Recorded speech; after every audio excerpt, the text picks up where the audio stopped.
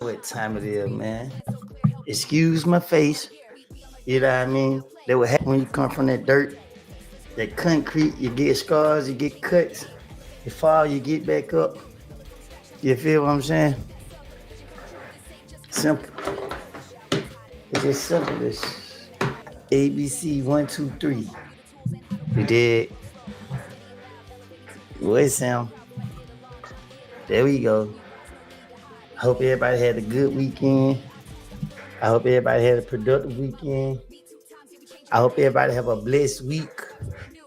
As you know, tomorrow is a good day to have a good day, to start a good week. Listen, y'all know what time it is. Y'all know what time it is. Y'all love over here. Positive energy only.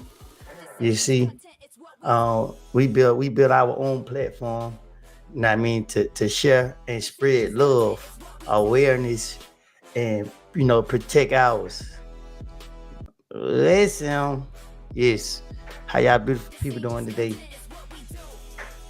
As you know, I went to church early. The sun was hot. It was draining.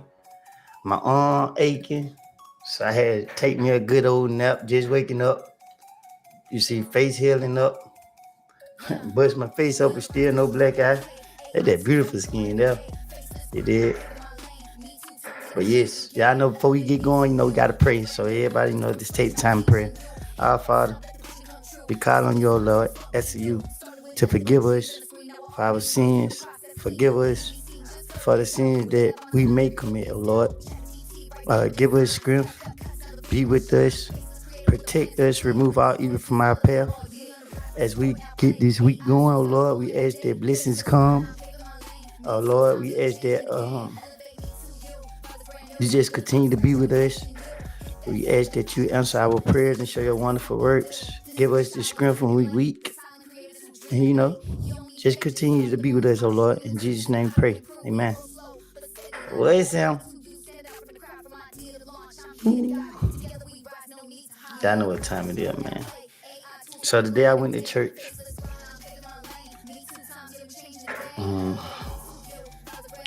Amazing service as always.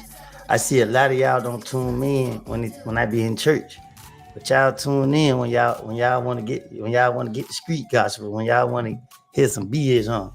Boy, y'all black people, boy, y'all nosy people, boy, I tell you that 500 people, it wasn't even 100 people on live when I was in church.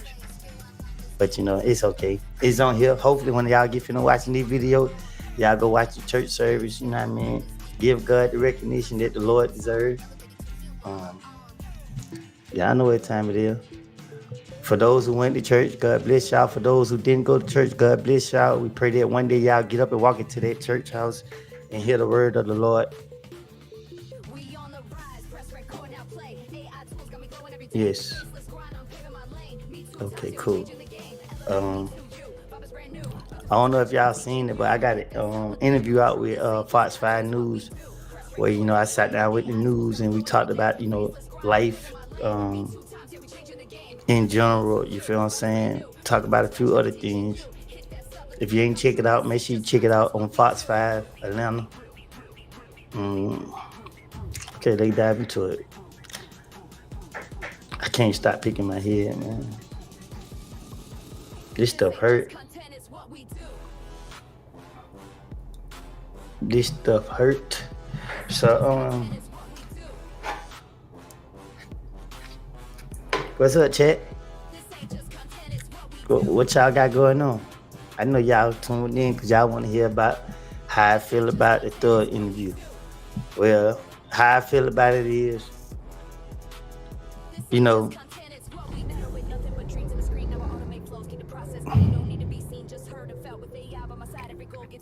it's just one step at a time. You feel me? How I feel about the interview, one step at a time. A lot of lies. You just self-accountability, my nigga. You know what I mean? The truth don't matter. So it's no need for me to defend myself. You feel what I'm saying? People forgive. You know what I mean? It's okay. I forgive.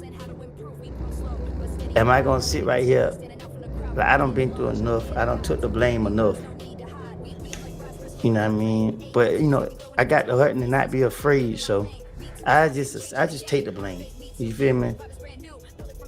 When you do so much bad, that shit sit on your conscience, and it just tear you apart. And it's the worst type of demon to deal with. The demon of your guilty conscience. You feel me? Like a lot of y'all sit on here and y'all just be looking at me as a fool or stupid or whatever y'all want to look at me. Y'all don't never hear me complain about that. I just be like, okay. Because how y'all view me doesn't matter to me. Only thing matters to me that others can do is how they treat me. Now, that's all that matters to me. How you treat me matters to me than how you view me. You can see me how you see me. You can feel towards me how you feel towards me. But it's how you treat me that I pay attention to. So, like I said, I don't take medicine. For those who, everybody confused, I don't take medicine. You feel me? I had a whole bunch of head injuries. So I got a difficult way with talking. You feel me? I get tongue tied. But if you pay me attention, what I say makes sense. I just may pronounce it wrong. Is there anything wrong with taking medicine? No. That's why they give people medicine to take. But I don't take any. Am I the cause of this? No. Accountability. I didn't tell nobody to go do anything illegal. I didn't participate in anything illegal at a certain point. But I'm not I ain't gonna do that. You know what I mean? We just gonna let be. Some things just don't, when something don't make sense in my head, I sit right there and I be asking about like, why this not making sense? Why is the nigga doing this? Why is the nigga doing that? But if I take that whole interview and break it down, yeah, I am, bro, because it's gonna be on my conscience. So let me explain something to y'all for one.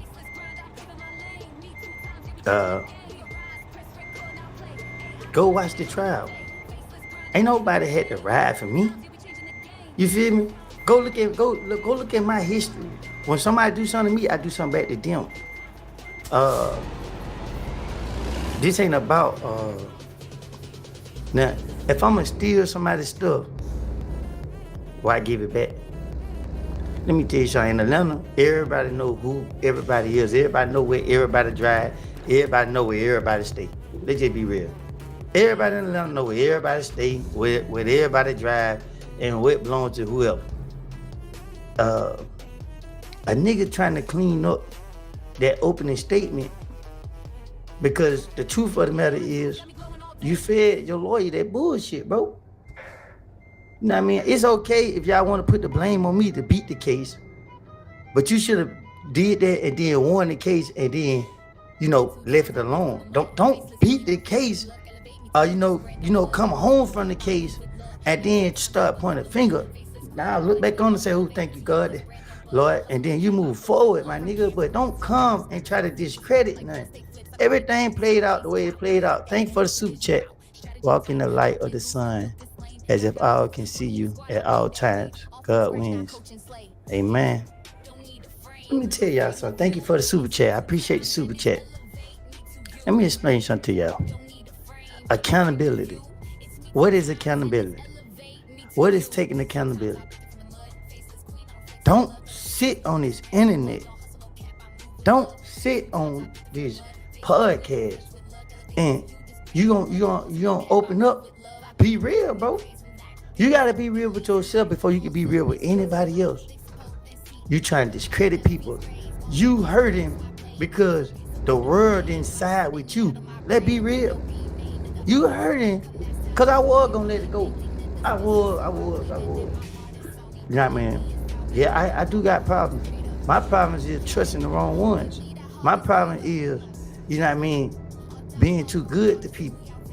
Because the truth of the matter was, if you paid attention to anything, a nigga said I was innocent, then a nigga said I was guilty, then a nigga said I ain't had nothing to do with nothing, then a nigga turned around and said I did it. So it's just like, you ain't even had to speak on none of that. You could have just left it alone, bro. You know what I'm saying? Like you could have avoided the whole conversation about what supposedly took place.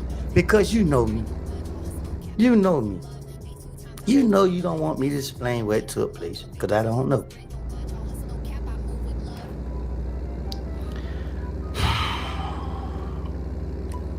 Love you with it. Be in peace. I can't be in peace. I can't be in peace because it's like this. A nigga mad because they see the world loving us. This whole thing is still jealousy, and y'all don't even understand this, bro. This whole thing is still jealousy, my nigga. Come out, apologize, and it is what it is, bro. But instead, you steady lying, and you steady getting caught in your lies. And then, nah, bro, that ain't how they work. I came out with the truth, my nigga. I got the truth out. And if people want to accept me for you know, me, then I ain't gonna lie to them. I ain't gonna lie to y'all to make y'all accept me. I ain't gonna lie to y'all to make y'all forgive me. If I did wrong, it's a reason I did wrong. It's up to you to try to understand what happened. So let me explain something to y'all. Y'all all talk about this halftime song. 2014, October, November. You know, Thug made the song. He made the song. We all, you know, when I first heard it, I'm like, how the hell did nigga make a song about me? But you know, I'm young. I didn't do it, so I didn't care as much as I should have. When I first heard it, Yak explained this, I was like, what the hell? Yak, like, but he just mentioned your name. Oh, that hard. So when Yak said it's hard, I'm like, but why would you put my name saying that? You feel me? But you know me, at the end of the day, I'm like, shit, it's not true, so I don't care. You know what I'm saying? So, you know, we went in there, we listened to the song, he completed the song. Why y'all think I'm not in the video? I'm not in the video for a reason. So, but if you go look at another video that he got, I'm in the video, and what I'm doing, I'm hiding. I'm hiding in plain sight. I ain't putting my face out there, you know what I mean? I ain't doing none of that. When we, anyway, long story short, going to all that. January, I'm the number one suspect in an investigation. People targeting me. They going to my family houses. Nobody gave me money to help me or my family. Nobody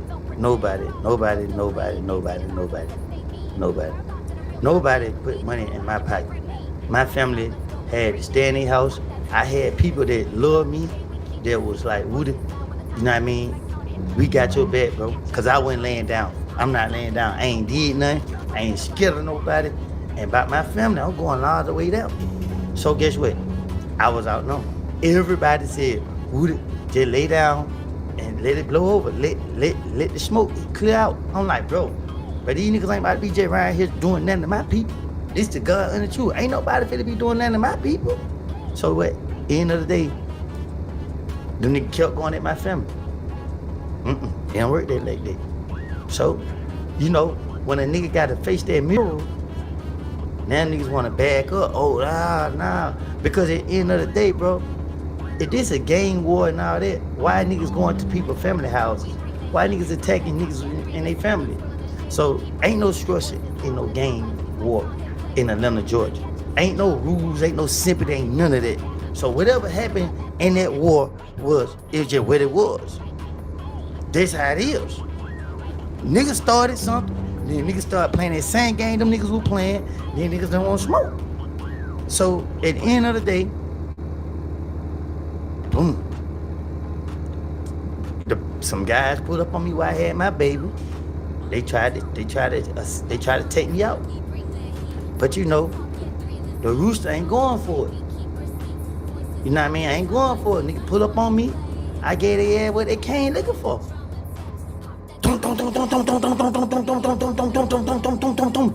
play with me.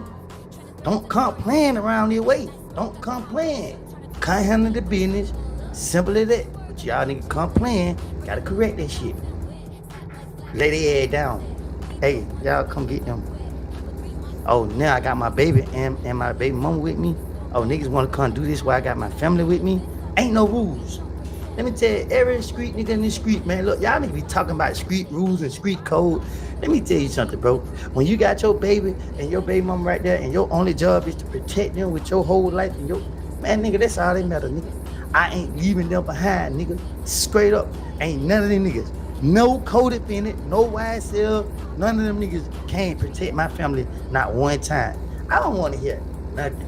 Straight up. When them niggas' family needed protected or somebody, nigga, they didn't have to call the rooster. The rooster was already there, waiting.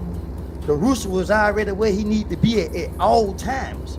Nobody had to, but when it came to me and my family, niggas that love me from other places that y'all wouldn't even believe said, hey, Woody, yeah, well, I'm outside your people's house. They don't know this hood. I'm like, oh, word? Rest in peace, bro. I ain't even gonna say his name. You feel what I'm saying?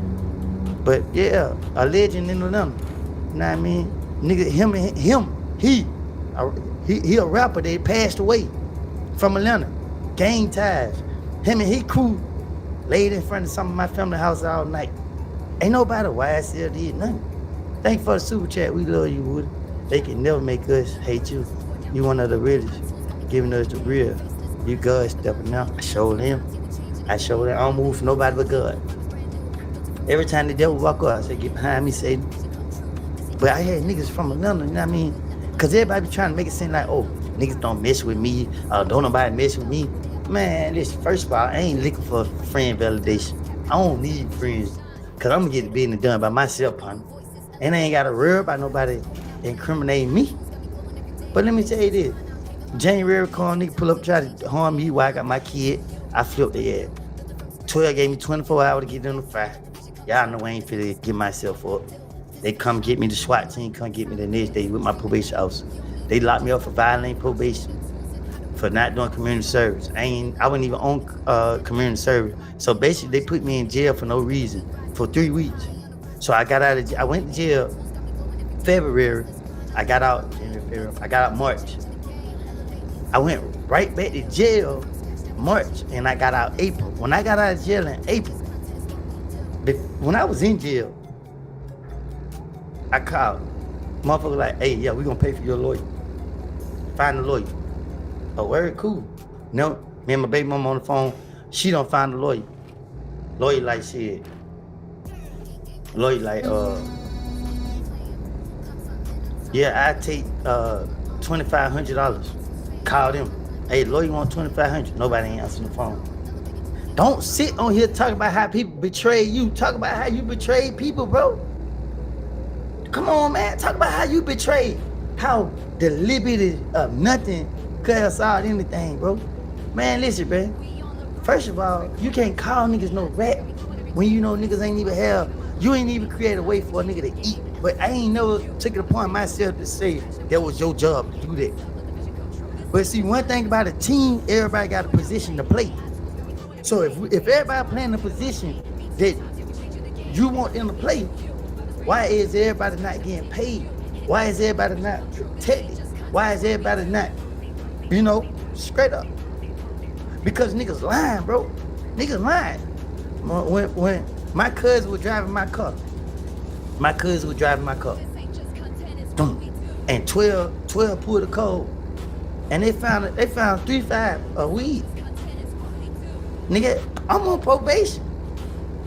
But my cousin can't afford to go to jail.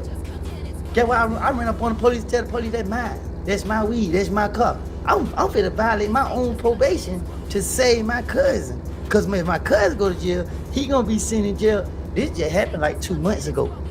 See, that just what comes, bro. These niggas be talking about they street and this and that. When police pull their car over and they got anything illegal in the car, they ready to let everybody go to jail.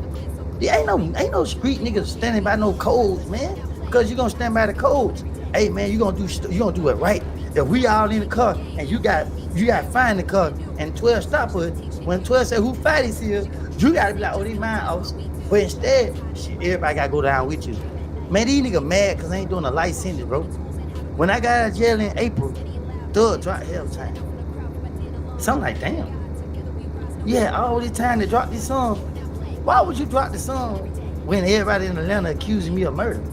Why would you put out music saying, I do this? So a nigga from his thug neighborhood who passed away pulled me to the side and he had a heartfelt talk with me.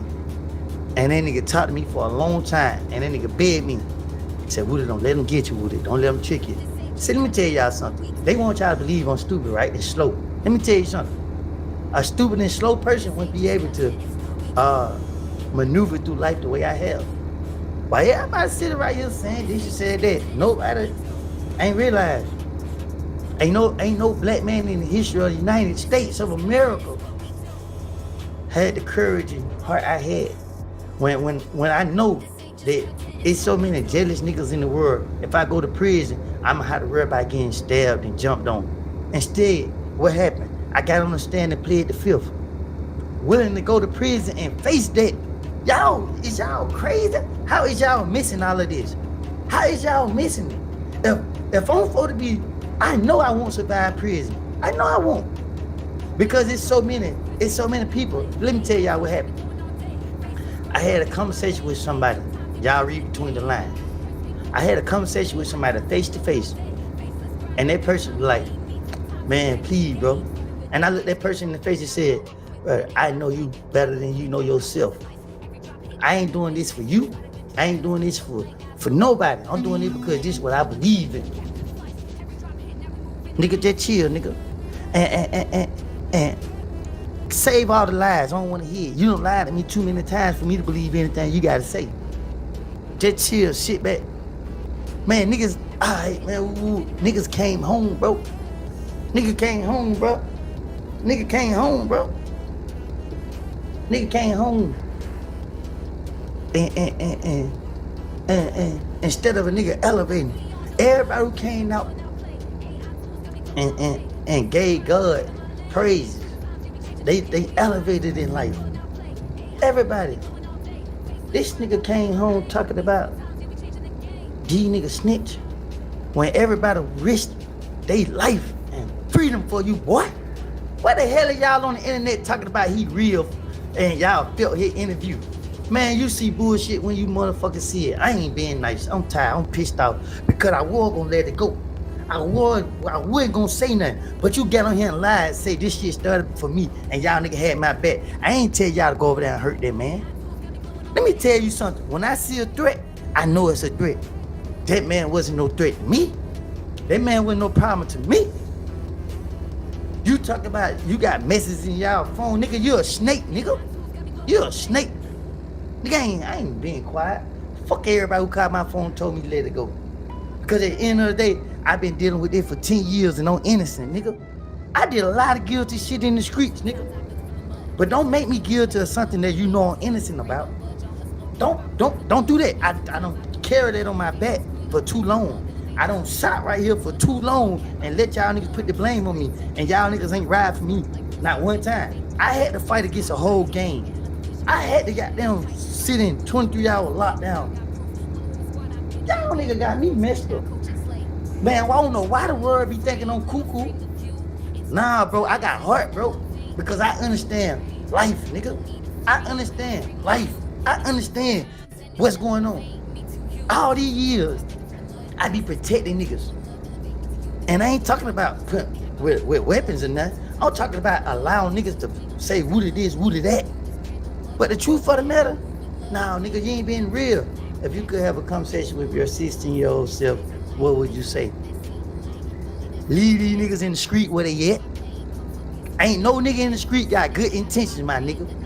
If you got a friend that's in the street and he ain't trying to come up with a game plan to get y'all out the street without causing y'all life or y'all freedom, get rid of him. If you got a friend that tell you no when you finna go do something stupid or anything that is gonna be harmful to your health, but get rid of them. Don't have niggas around you. They gonna be yes mans to you.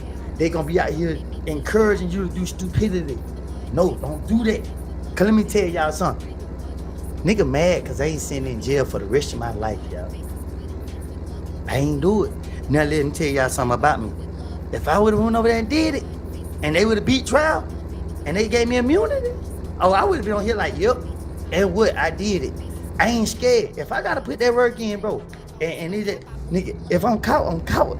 If y'all know about it, y'all should never know about it, oh, well, I did it. But if I ain't did it, don't get on the internet line saying I did it. Nah, don't do that to me. Because you know, when it happened, I fell out with y'all. I didn't make it public. No, bro. Right is right, wrong is wrong, bro. You feel what I'm saying? Like, ain't no coming back. I ain't condoning it. Especially to somebody who ain't never did no wrong to me. Now, it was different. If it was Shell Cal would have got his head knocked out, I would have been on here smiling. I would have been lying like hell to y'all. Yup, I did it. I don't care. But due to the fact it wasn't him, and it was somebody that, you know what I mean, I had respect for, I can't let y'all keep putting it on me. I don't care. If it was Shell Cal, well, I did it. Hell yeah, it is what it is. We spoke of that food. But truth for the matter, I have respect for Shawty, you know what I mean, for one reason. And it was just one reason only.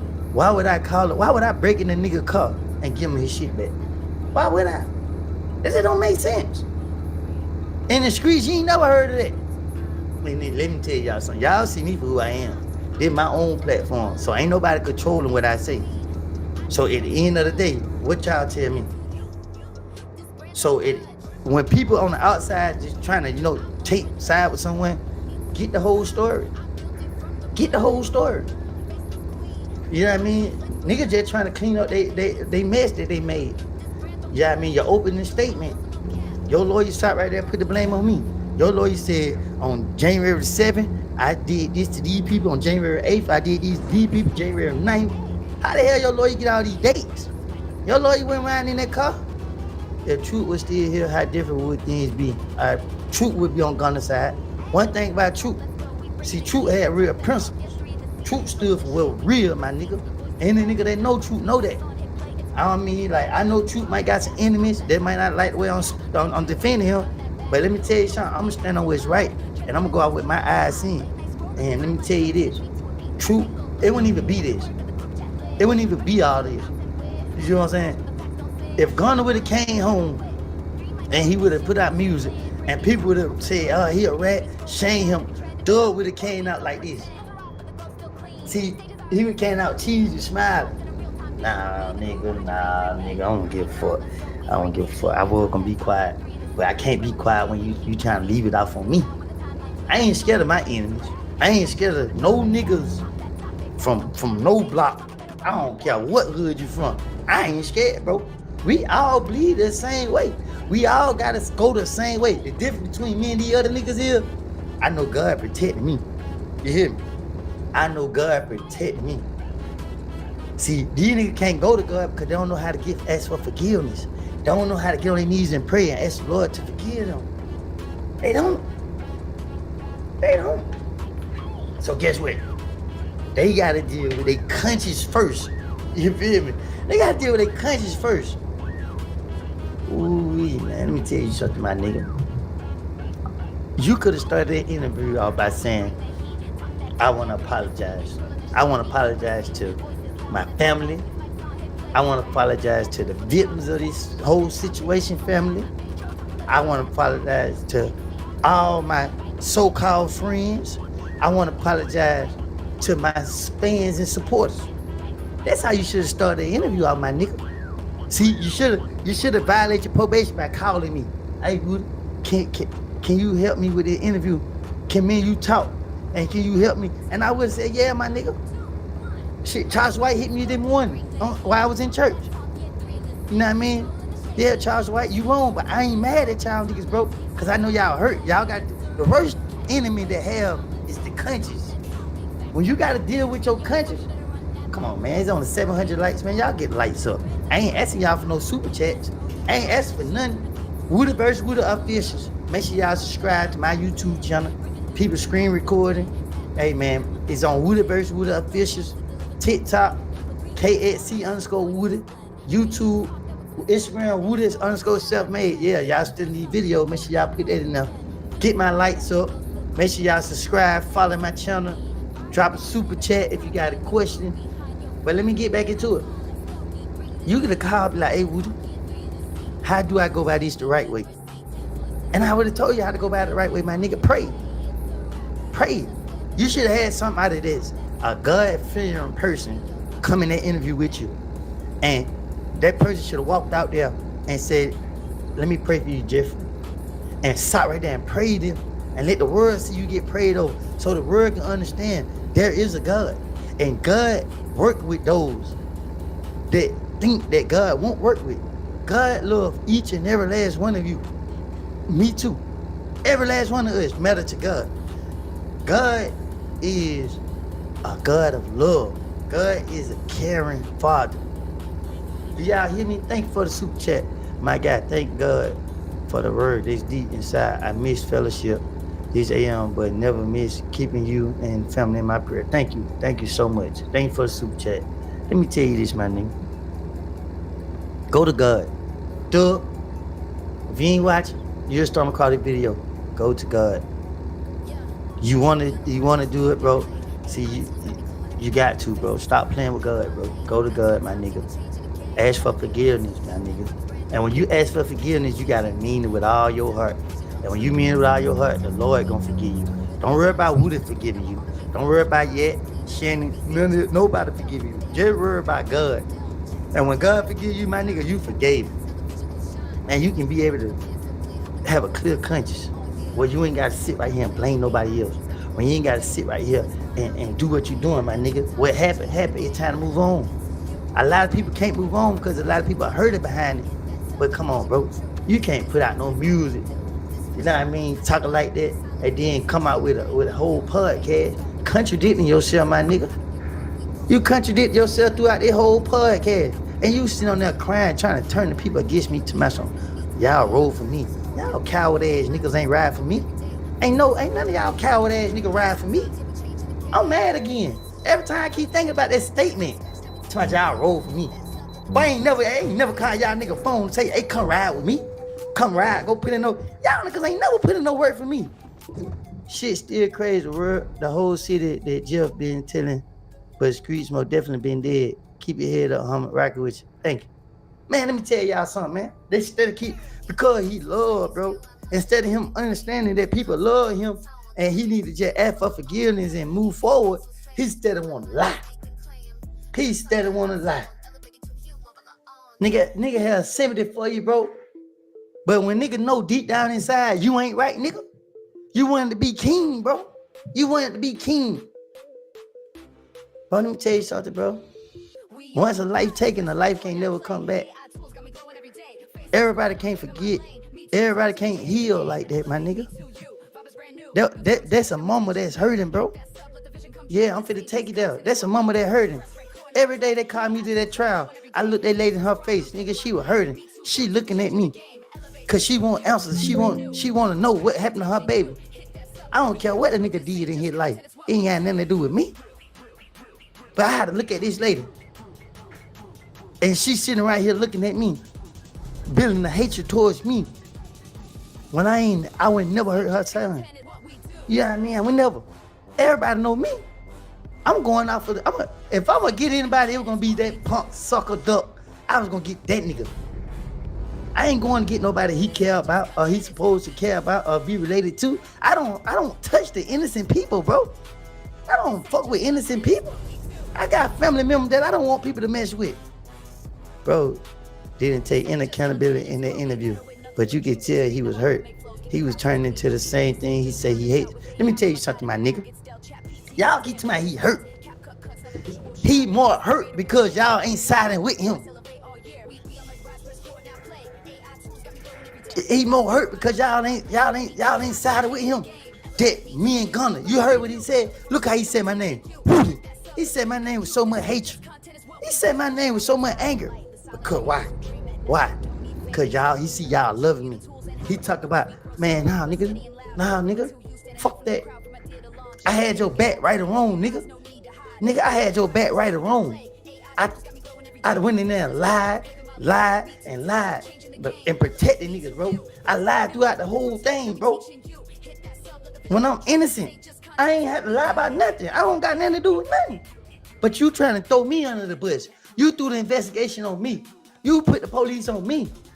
And you did it on purpose, my nigga. It just backfired, bro. It backfired.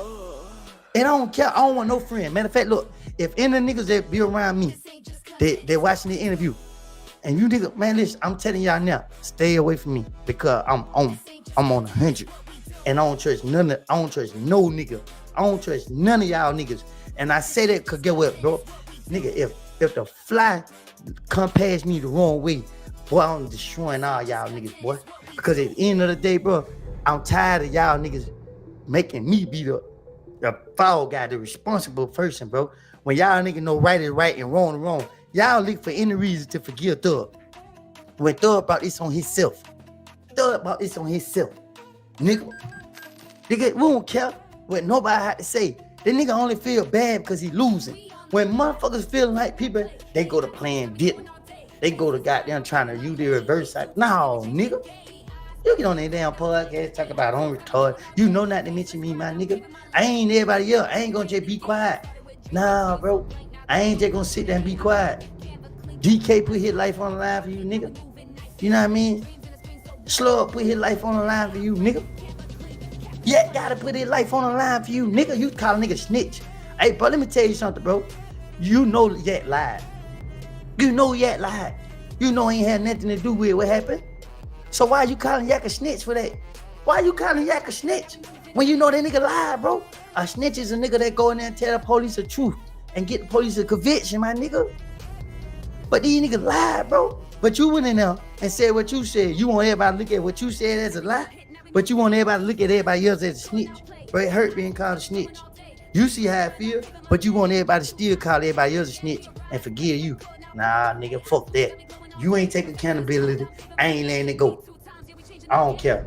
Y'all who want to forgive him, go forgive him. But let me tell you this. He ain't had no sympathy when he thought he was king.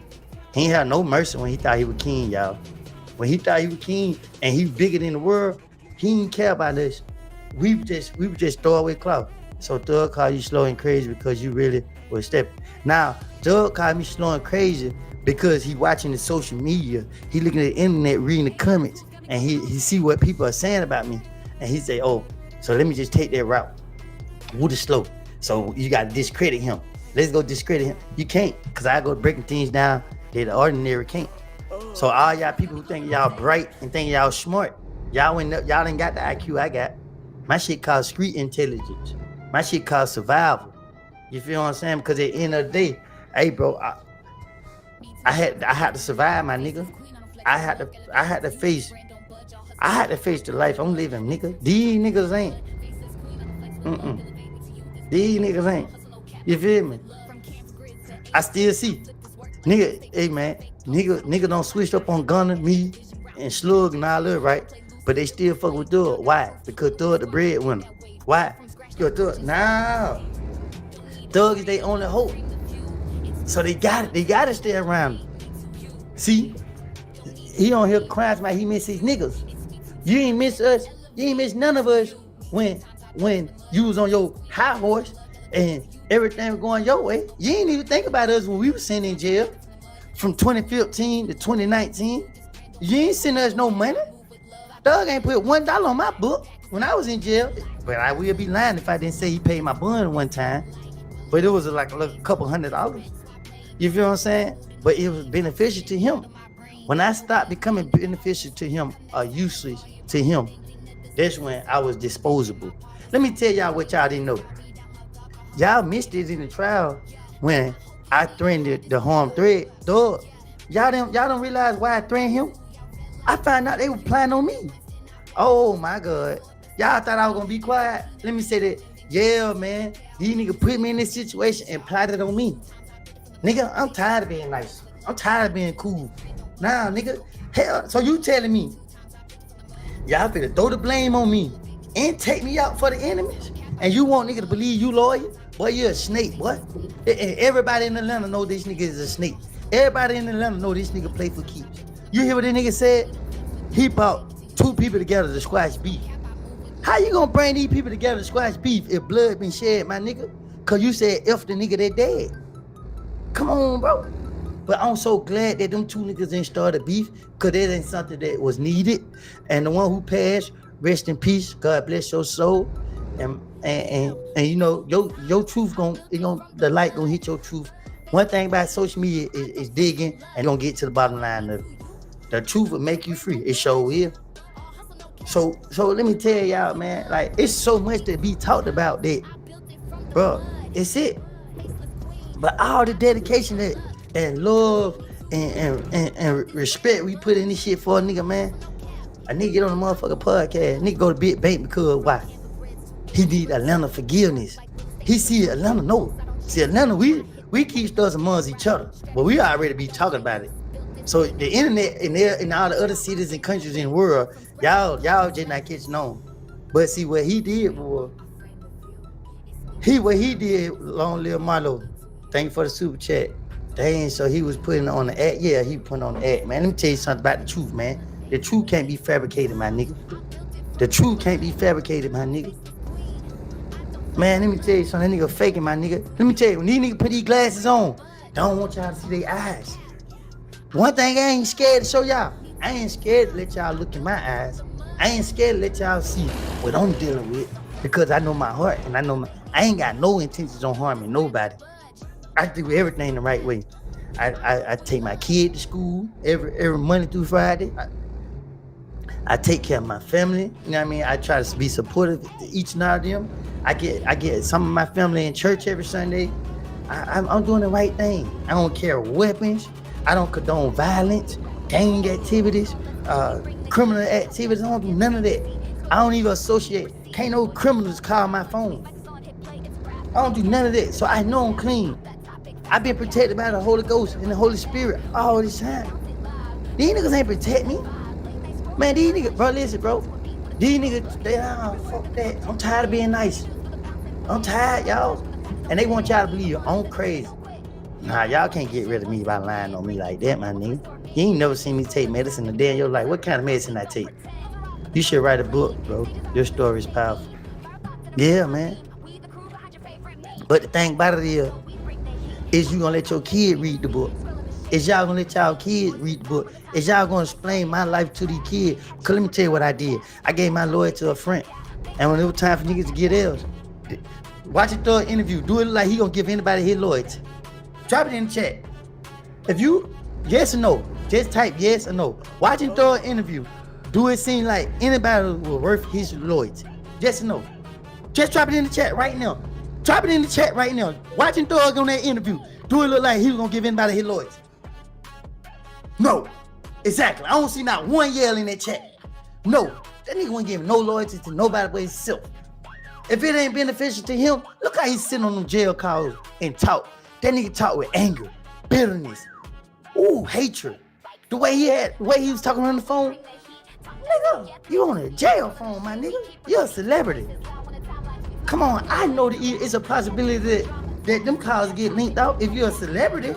People looking for anything. Body count, nigga, when 12 pull up on me now. Get what I said? They got their body count rolling, so I need to go and get me a viral clip out of their ass.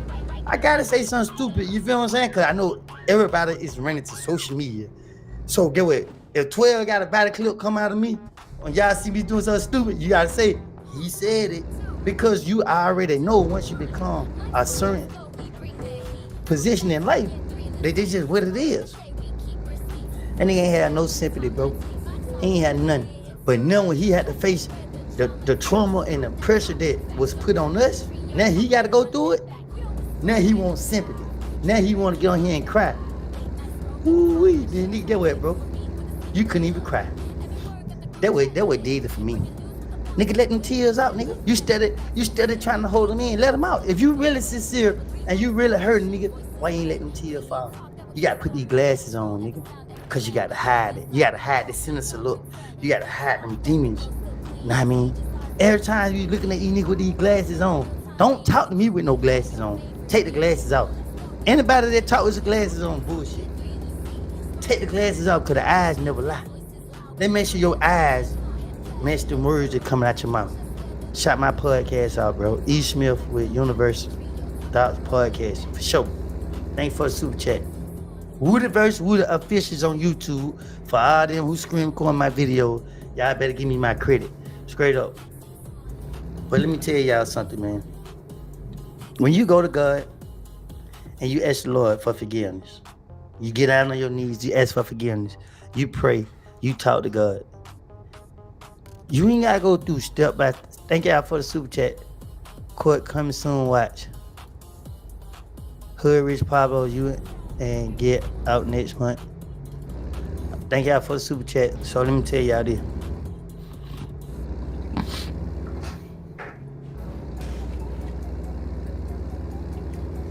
Thank y'all for the super chat. Thug came home. He came home and he made a song called Money on Money. And he said, all he said in that song, y'all know the verse. And now he coming out talking about he don't know what to do. But he don't create all this bull stuff. He don't start all these problems. And now you talking about you ready to sit down. You did your first interview with GQ. You got on that interview and you made the ass of yourself, my nigga. You calling me slow. You calling me stupid though. You calling me slow and stupid. I learned, bro. All them times I had to go sit in jail. I didn't say I had to go sit in jail because the Thug made me go sit in jail or because Thug put me in jail. I said I got caught for the crimes that I did. I had to pay for it. So in 2015, when the feds got me, I had to go do 5 years for a possession of a gun. 922 G1. So get what happened. I went inside in jail. I did 5 years with a public defender. Go look it up. If we're a team and everybody got a position and how you had a nigga back, how come it's no proof of that? How come it's nothing you got documented to show that you got any of us as a lawyer? Only person you got a lawyer was your brother, Umfum. It's your mama child. You supposed to do that. But who else have you got a lawyer for? I wait. You went to the jail and burned people, just regular people out, but you had a whole lot of niggas sent in jail for you. You ain't burned none of them out. You went to burn the regular people out. You ain't gonna went to the jail and burn the regular people out. Y'all didn't burn nobody out that y'all knew. For Future and Drake birthdays, y'all bought them nigga cars and road rushes and stuff. But the ones who put in their work for y'all ain't even buy us a Dodge Charger. But you go buy a rapper who got all these millions in his bank account.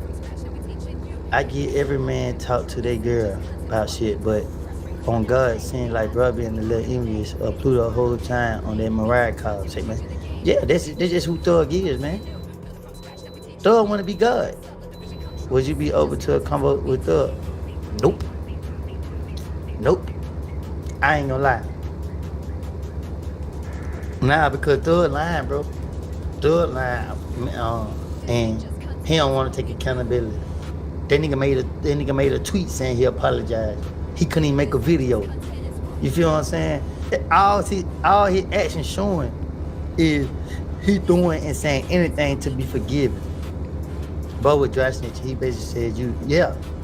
But the crazy that ain't dry snitch because I didn't do it. See, snitching is when you telling the truth. Peace is the lamb is truly wonderful. Snitching is telling the police the truth about what happened. So he want everybody to be snitches and rats.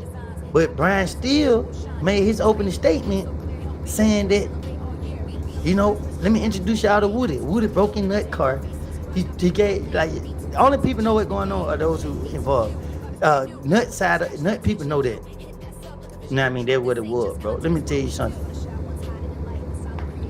When them niggas shot at me when I had my baby, I ain't know who shot at me. After 5 minutes of them niggas shooting at me, Thug made a phone call saying that he heard I just got shot at. My family don't even know I got shot at. How you know I got shot at? So I thought Thug didn't shot at me. God always got you. You're healing up good. Thank you for the super chat. Thank y'all for the super chat. He was never your friend the way he dodged. Yeah, he wasn't. Thug ain't nobody's friend. Thug ain't nobody's friend. He not. He's nobody's friend.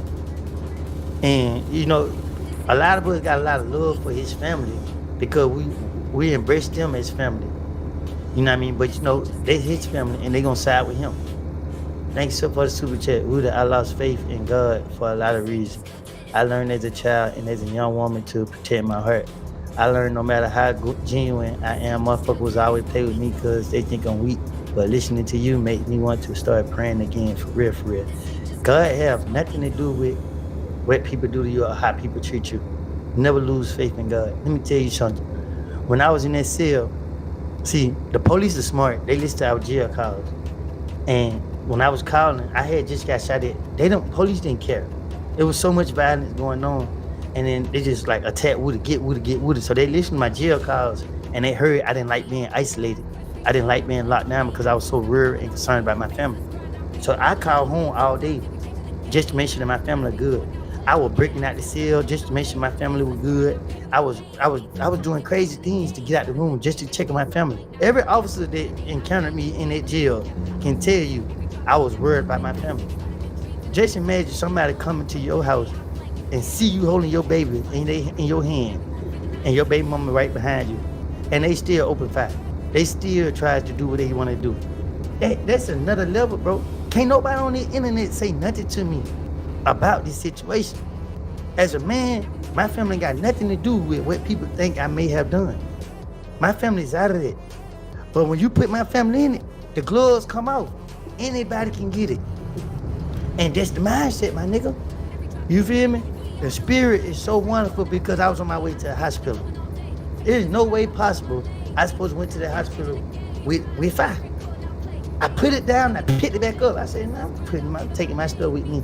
But if I would have never picked it back up and walked out the hospital, them guys they were gonna take me and my family away. They were gonna take me and my family away. Thug wasn't gonna do nothing. That nigga wasn't gonna pay for our funeral. He wasn't gonna come forward and say I ain't had nothing to do with nothing. He wasn't gonna do none of that. He wasn't gonna do none of that. He was gonna put the blame on me to set himself free.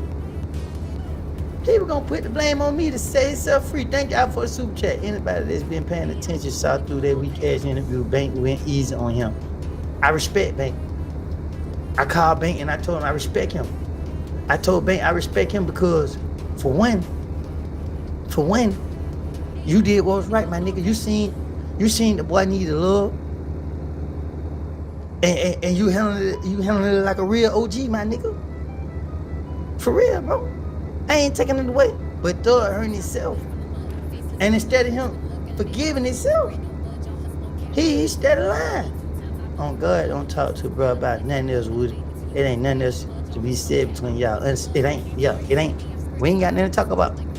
You feel me? Like, cause at the end of the day, I know why you only apologizing.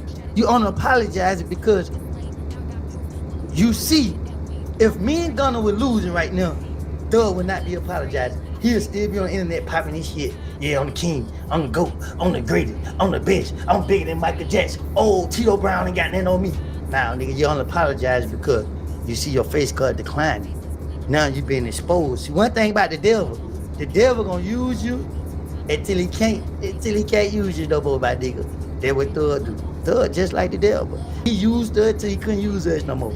But he used us so much and abused us so much that it backfired on him. Because God said, come to me, my church, and I shall protect you.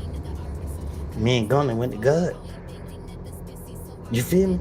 Other people went to God, but they played around. You can't go playing with God. God know when you playing. Yes, the Lord knows. Look how Thug was wiggling around. He either lying or need to go, right? Both. That's how you handle that. He was lying, he need to go wipe his ass. Straight up. Listen, the truth of the matter is,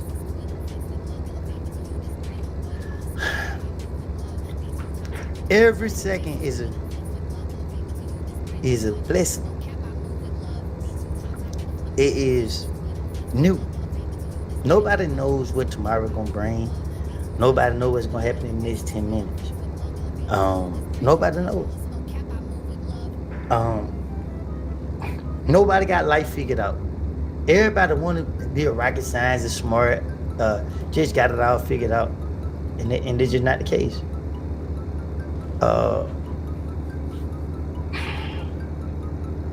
What you put out in the universe is what you receive. People say, why you wait so long to come out? Because I was never going to come out. I was never going to expose to it. I was never going to say anything about it. Because at the end of the day, I was going to let them doors stay closed. I overcame this situation. Thought he was about to scoot across the carpet like a dog. Nah. These phone calls coming out. Now guess what they doing? They about to expose him. That girl been good to him. She was at a court date. Let me tell y'all something. Every time I went to jail, whatever girl I was with left me. Ain't no girl hold me down. 6 months, she was gone before the police put the handcuffs on me. Click clap. Goddamn, Woody going to jail. She going with the next nigga. It ain't because they them type of girls that I'm attracted to. It because how I treated her. It because how I treated them. You feel what I'm saying? You can't do wrong to people and expect them to hold you down. That girl hold that nigga down. She was at the court, they get with. She looked at me. Do you think he know who's linking them cars? It don't matter who linking me. It probably be him linking me. You feel me? But let me tell you something. That girl was in the courtroom. When I looked at her, she looked at me. She didn't give me no negative energy. She didn't give me no bad vibes. I was like, went on the stand, walked out of the courtroom. She looked at me, I looked at her. I stood side of the highway till they put me back on the stand. She was supportive. She was respectful. She was caring. And I was just like, wow. Everybody else, not everybody else, but a lot of other people were down there trying to be nosy, laughing in everybody's face. Let me tell y'all what they ain't told y'all about me at that courthouse. I ain't talked to none of their ass. I ain't talked to nobody. Don't walk over here where I'm at. I sat in the hallway. I sat right here. His family sat right here. Whoever else family came sat right there. People walking by. I ain't talking to nobody. Don't talk to me. I ain't y'all friend. I ain't finna sit right here and fake it. Straight up. Don't bash him though. Just love the hate out of him. Think about it. I'm not bashing him.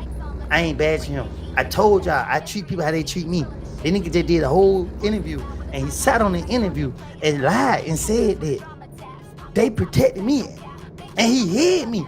Man, everybody know I ain't hide. From the first day, from the moment it happened, I was outside. People had to bag me because I ain't did nothing. Would I know someone who had the same trait as Stud? He tried to snake me in front of my kids and I almost took his life. Karma got him in the long run. He quit making music ever since. Yeah. He talk about DK taking that first plea though. Talk about deep. What you mean? Man, let me tell y'all something. If any one of y'all, it's 6,062 people watching. If any one of y'all was a part of the YSL indictment and y'all seen how thorough it was, y'all took the first plea to let y'all go home too. So when everybody seen her talk about they went, bro, let me tell you something, bro. Loyalty run both ways. It's not a one-way street. It's not on the boss. Y'all gotta understand it. Y'all gotta understand it, and y'all don't because y'all on the outside looking in, putting y'all 2 cents in before y'all get the full story. Everybody have a story, and listen, I'm waiting on anybody else to come out. If anybody else come out and try to bash me, I'm just gonna say fuck it. I'm tired at this point, and I'm just gonna drop all the jewels from point A to Z. Cause at the end of the day, like I told you, I turned down money to discuss this stuff. I turned down everybody when they call me up to talk about this stuff. I'm really innocent. I ain't got nothing to hide. Yep, some people got some bullets in them cause they deserve them. I ain't taking that away. Yep, am I happy about it? You goddamn right I'm happy about it because guess what? Your shit never came messing with me. Your shit never came messing with me. I ain't go mess with nobody. I didn't go looking for nobody. I didn't do this. When me and the nigga had a problem, you heard about me dumping on him. You ain't hear about me dumping on his peoples. You heard about me dumping on him. Simple. I look for those who mess with me. I ain't sugarcoated. I ain't living like that no more. I don't care. If somebody come over here try to harm me, I'ma pray that God protect me and mine. And that's just it. You just went on IG, accepted his apology 20 minutes. Now you on YouTube talking different. How is this cool? Y'all pray for that man. Just walk in the right. No. I did forgive him, but I can't forgive him because y'all don't understand what he doing. Y'all don't understand. He cast the blame on me. He putting the blame on me. So instead of him coming out letting it go, he lied and still saying all this happened because of me. And that's not the truth. So yeah, I can't let it go. Nope. And if you feel some type of way, get off my live. Get off my YouTube channel. Straight up. Cause guess what? I don't care.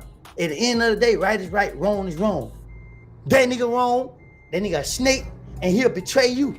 You what they say? The bird was trying to get the snake. So the snake hid in the belly of the pig, I think. And when the bird left, the snake told the pig told the snake, come on out my belly. The snake said, nah, I'm finna eat you. That's dog. Nigga, ain't no sympathy, bro. That nigga did shit to a lot of people, bro. What y'all talking about? He did shit to a lot of people. Man, you know what? I'm getting out loud because y'all, they piss me off. Straight up, I'm getting out loud.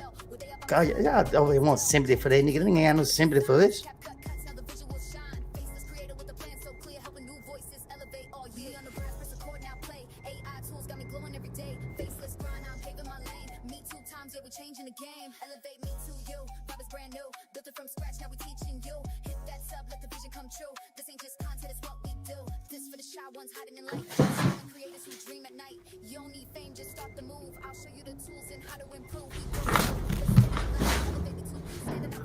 Yep. They gonna learn today. I can bet you that.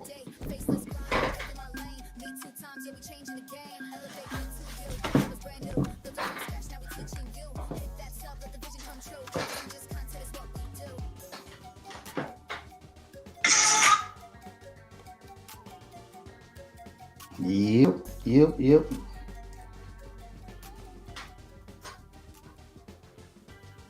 Nigga gonna wish he never mentioned my name. That's what he gonna wish. He gonna wish he never mentioned my name. Y'all got here quick, but y'all ain't get here quick enough. Y'all make sure y'all tell everybody to tap in, because this is my last time talking about it, because everybody calling my phone now. Everybody calling me now. So make sure y'all send it to your cousin. You send it to all the younger generation. Send it to all the people that ain't got a chance, you know what I mean, to see what life is about. Send it to them right now before I get started, because it's up. It is up. Straight up. Everybody calling. Y'all should have said something to them niggas before y'all start calling me, telling me don't get on the internet and do it. Oh, nah.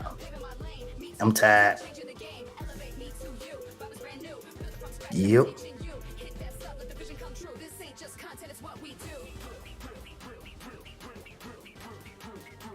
Yep. And you be having a lot of these people, you know what I mean, playing little crazy games. Playing these little crazy games. Yeah, all these people playing these little crazy games on the internet. Yeah, all these people playing these little crazy games on the internet. Like they don't know what's going on. Yeah, well, today, we about to get to the bottom line. We finna get to the bottom line. Hey, drop something in the chat. Let me know y'all can hear me good and clear. Drop something in the chat so I can know y'all can hear me good and clear.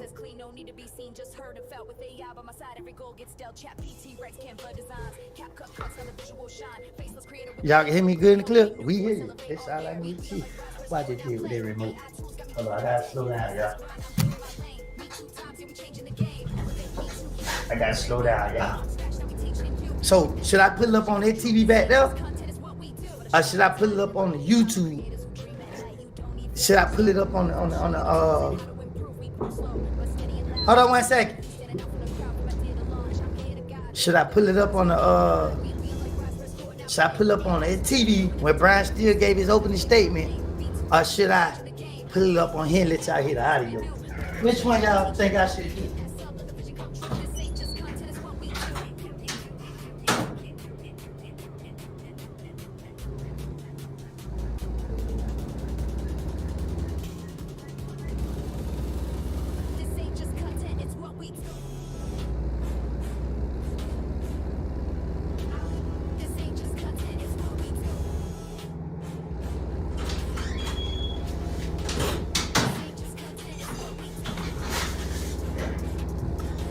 Y'all say either one.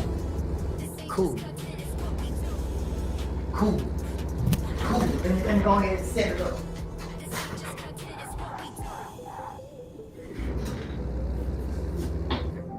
Let me go ahead and set it up then. What's wrong with these people, man? Y'all need want to get going. How do you go to YouTube on here?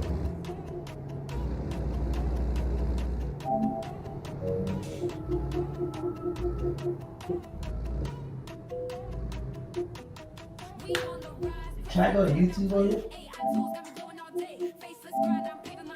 Yeah. See? Deal where you should have left me alone. Now people don't understand why a nigga like me out. Make sure y'all like my channel. Drop some money in the super chat. Ask me questions. I'm answering everything. I don't got nothing. Straight up.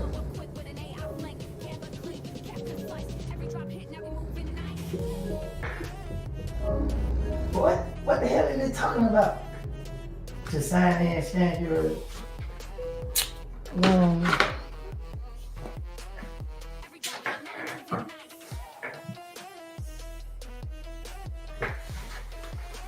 Yeah, man. Make sure y'all tell everybody to tune in right now while I get this going. Sign in.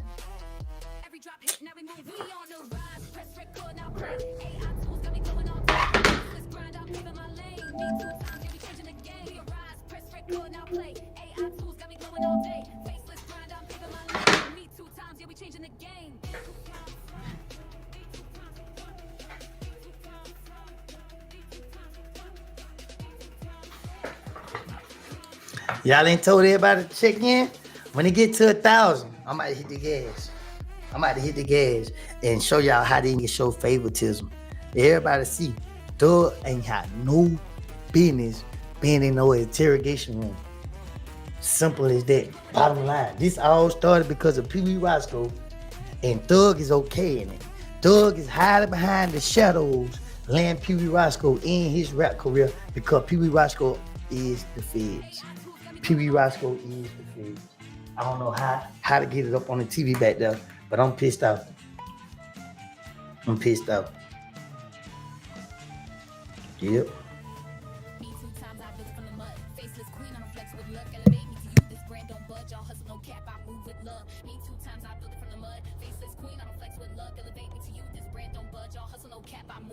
From Canva grids to AI scripts, I flip this work like real estate flips. I don't fake posts, I don't chase clout. I hit that edit like a vision route. Strategy tight, I don't play loose. Built this lane, now I got proof. One woman squad, I've been that wave. All from scratch, now coaching slave.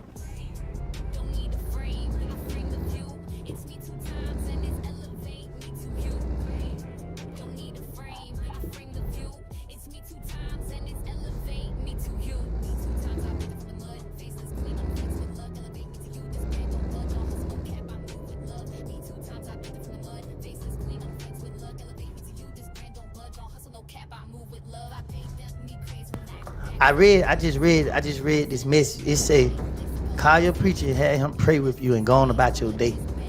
That message stood out of all of them. But the only thing that you got me though, they're going about your day part. Like when I'm on 10, like you gotta be careful how you talk to me. I would have just accepted your message. But when you said going about your day, you sound like one of his family members. Like now I let them do this to me. I let them get on the internet and talk about me. I let them sit right there and dog me out to the world. And on the, you know what I mean? Nah, man. Nah, hell nah. I'm finna go on about my day. My day, this is how my day finna go. This ain't for none of that. This is to get to the bottom line. I done went 2 years by keeping my mouth closed about all of this stuff. 2 years straight. I done went 2 years straight by leaving all this stuff alone. 2 years. And y'all niggas, right? I did write a book. My book was called Atlanta Stand. Nigga, the feds took my book. I wrote a book, nigga. I wrote it in jail, page by page. I had 126 pages, front and back. You know the white piece of paper?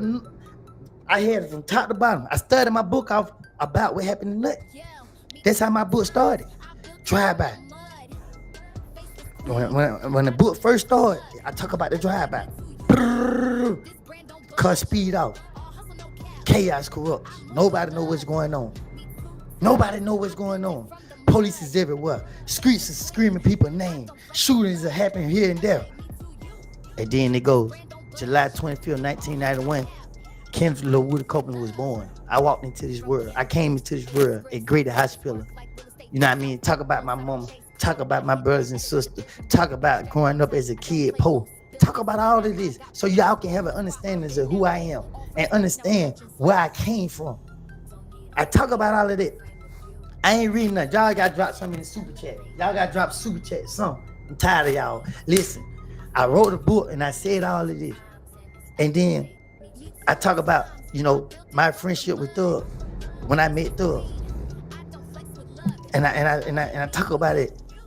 But if y'all knew the truth, what started all of this, what all this is about, Y'all to be like, I know you lying. I know you lying. Man, this is out of control. But listen, I wrote a book. The book was called Atlanta Stand, Life of an Atlanta Gang Member. And I wrote it. But my life, as I wrote the book, I kept saying, oh, I gotta put this in. I gotta put this in. But it was just so much that was going on. Then I started back saying, damn, this is my life. I didn't realize I did all this, or I've been through all of this, or whatever the case is. So what I do? I write it. I understand.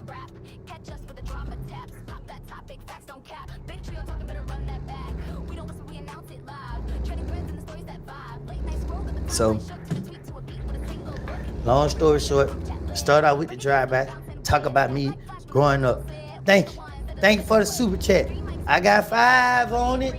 Yeah, I'm about to get started. Yeah, niggas want to get on the internet, talk like this. Yeah, you know what I'm saying? Man, listen, bro, we listen to the audio, bro. It been on the internet. Everybody was so distracted by the world. Listen, I don't even care. Make sure y'all like, subscribe, follow my channel. Let me pull it up over here. Because I'm just sitting here. Just, you know, moving and grooving. You feel me? Y'all niggas want to sit right here and play. Y'all want to sit right here and pretend. Y'all want to sit right here and be idolized. Yep. Let me go ahead and pull up this trial right quick, though. Let's talk about this trial. You feel what I'm saying? Out of everything nigga been through. Let's talk about it. Let's go dive in it. Now what is it? What is video just go? Home videos.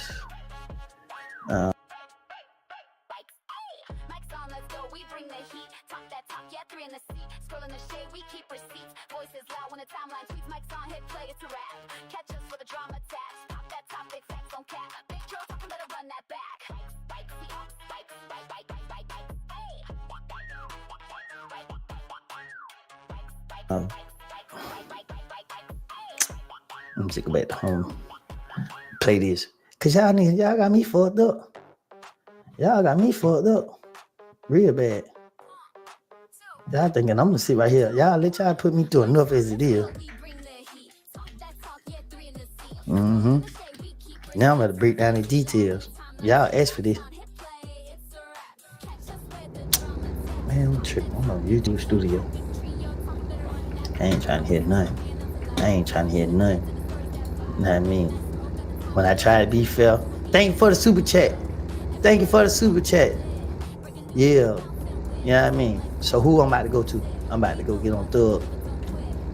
Let me go pull up here. Young Thug. Young. Oh, there you go right there. Young Thug opening statement with Brian Steele, the lawyer, and he paid all this money for. And got him a worse kill, got him a worse deal than Gunna Lawyer. Gunna Lawyer got him the best deal in the world. He ain't had to testify. Nothing he did or said. Bro, they set Gunna up from the start. Thank you for the super chat. From the start, get what they did. They had somebody sneaking and recorded Gunna from the back. Ain't nobody else get sneaking recorded. You feel what I'm saying? When nobody in the courtroom, so you already know that the prosecutor did this on purpose. Yeah, I defend Gunna because right is right and wrong is wrong. Yep. And then what I did to Thug, do I believe I was wrong? Nope, not at all. Nope, I did not betray Thug. I did not do nothing wrong to him. I don't care. Y'all can feel how y'all want to feel. This is my truth. Yeah, I mean, I know what y'all don't know. DraftKings pick 6. Play it right. That multiply. Go.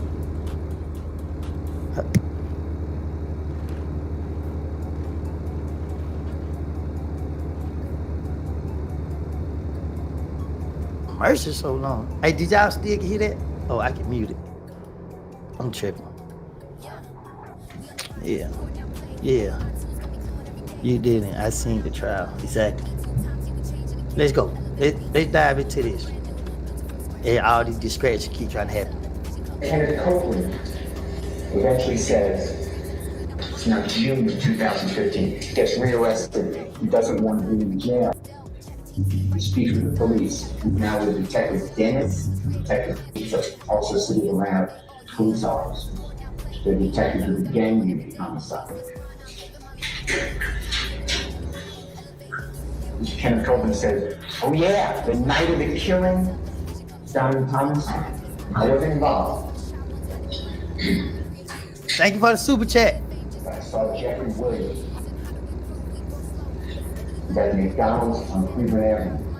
I saw him with all these other people. Can y'all hear it? Give me a thumbs up if y'all can hear it. At 8 o'clock at night,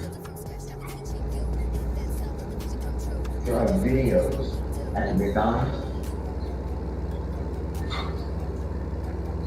They don't have any video. They never bother getting into it. When you try. Trying to put it up on the TV so y'all can watch it. And phone records can show that they're not GPS. This is not like you would try to this area if you call it. He's 911 or something. Okay. It's arranged. Maybe a mile and a half, maybe more. And tells you which tower you're hitting off of. Kenneth Copeland tells the police, I followed Jeffrey Williams' car to his house about 8 o'clock. That's not good. Thank you for the super chat. You track Kenneth Copeland's phone record. He doesn't go near Jeffrey Williams. He doesn't see Jeffrey that night. He doesn't follow Jeffrey home. He doesn't go to Jeffrey's home until after 10. This is called a lie. Kenneth Copeland was told by the police, we want the phone.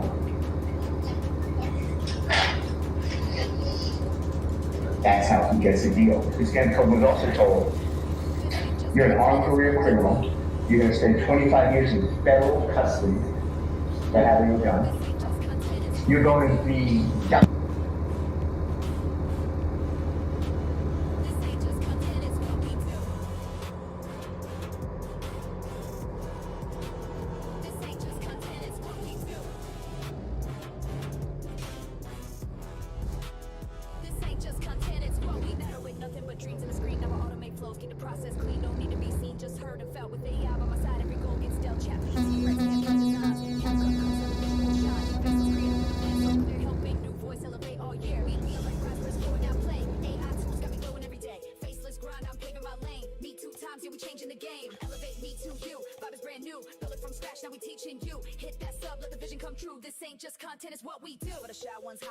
the silent creators who dream at night. You don't need fame, just start the move. I'll show you the tools and how to improve. We grow slow, but steady and loud. Elevate me to you, standing out from the crowd. From idea to launch, I'm here to guide. Together we rise, no need to hide. We on like rise, press forward, now play. AI tools got me glowing every day. Faceless grind, I'm paving my lane. Me 2 times, yeah, we changing the game. Elevate me to you, vibe is brand new. Build it from scratch, now we teaching you. Hit that sub, let the vision come true. This ain't just content, it's what we do.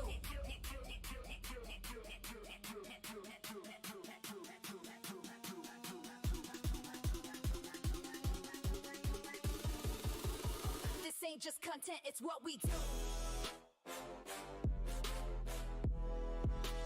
This ain't just content, it's what we do. Go down to Miami shortly after the shooting. Jeffrey was performing. Let me remind you. Now I'm gonna let it keep playing. Jeffrey wanted them to be safe, not get hurt, until people calm down. Jeffrey then sent them back to Atlanta.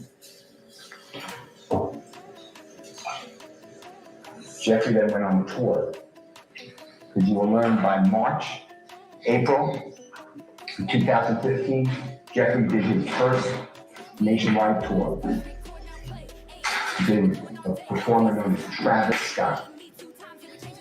In the summer of 2015, Jeffrey then toured Europe for me there. And going to fashion show. Jeffrey Williams is not involved. On the next overt act, you will see these are the people. This is overt act number 17 and 18 and 19 and 20. And this is charging murder and then attempted murder for shooting the second person who was shot that night, and then the third person is the Sanders who was shot that night. and then participation in criminal street gang activity, you may notice that the overt act doesn't even include Jeff. No one charges Jeff. Listen, man, this is an opening statement. This is a street nigga putting the blame on me. This is a street nigga putting the blame. This is a street attorney putting the blame on me. I'm still alive. I ain't even left this world. I'm still alive. This was the purpose. This was a motive from the beginning to make me be the fall guy. This was a nigga purpose from the beginning for me to be the fall guy. But let me tell you, when God got you, God got you. All these times I've been quiet. I ain't said nothing. I ain't redeemed. Like, I ain't did nothing. I let everybody call me what they call me. Nigga, I was like, people like, Woody, why you okay with it? I win. Being labeled a snitch gave me a way for the gang members to stay away from me, the drug dealers to stay away from me, the robbers. It gave all the criminals. Nobody can never elevate in life when they surrounded by criminals, when they surrounded by simple-minded people. Well, my life, I've been going through in and out of jail my whole entire life because I was stuck in that mindset. I was stuck around those people. I was stuck in my environment. I was stuck in it. But the moment I got out of that, I started to see more to life. I didn't want to do this to Thug.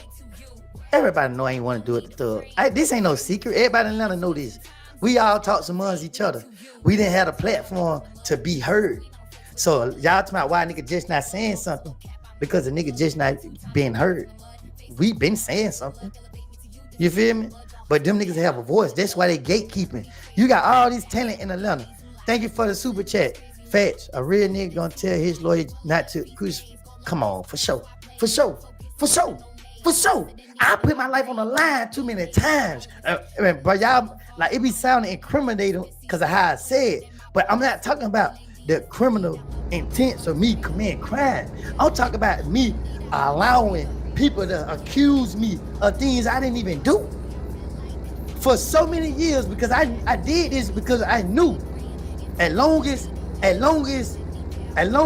people watching me and thinking it's me who doing it, whoever possibly did it can survive and continue to get away. So as long, cause I know I ain't did nothing. Why y'all think I walk around and talk shit? Cause I ain't did nothing. But the people who did do something, they want to come out and call niggas a snitch. How you gonna come out and call niggas a snitch when the nigga ain't did nothing? I ain't did nothing. I didn't ask for none of this. I didn't ask to hang with people. You feel me? I can give y'all the details of how I became around certain people. People call my phone. I didn't go calling nobody's phone. People came to my neighborhood looking for me to hang with them. I was hiding behind cars. I don't hang in no studio. I don't like being in the house. It feel like jail. I've been in jail that many times. And that's how bad I don't like jail. It's not a secret. I don't know what street nigga like jail. It's just people thinking that you do stuff to go to jail. Not me. I never did nothing to go to jail. I did things to survive. And what that was, I shut my mouth. When everybody thought it was me doing all the talking, I was one being quiet. It just see like that. Because everybody looking at this interrogation. Damn, just think about it. The facts are the facts. Everybody was watching me, thinking it's nothing third. But when it's all said and done, you got out of jail with a fresh start.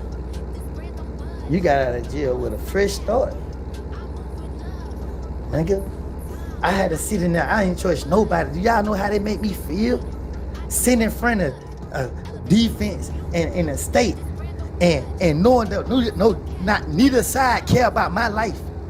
Not nobody care about what happened to me. For years, I had to deal with this on my conscience.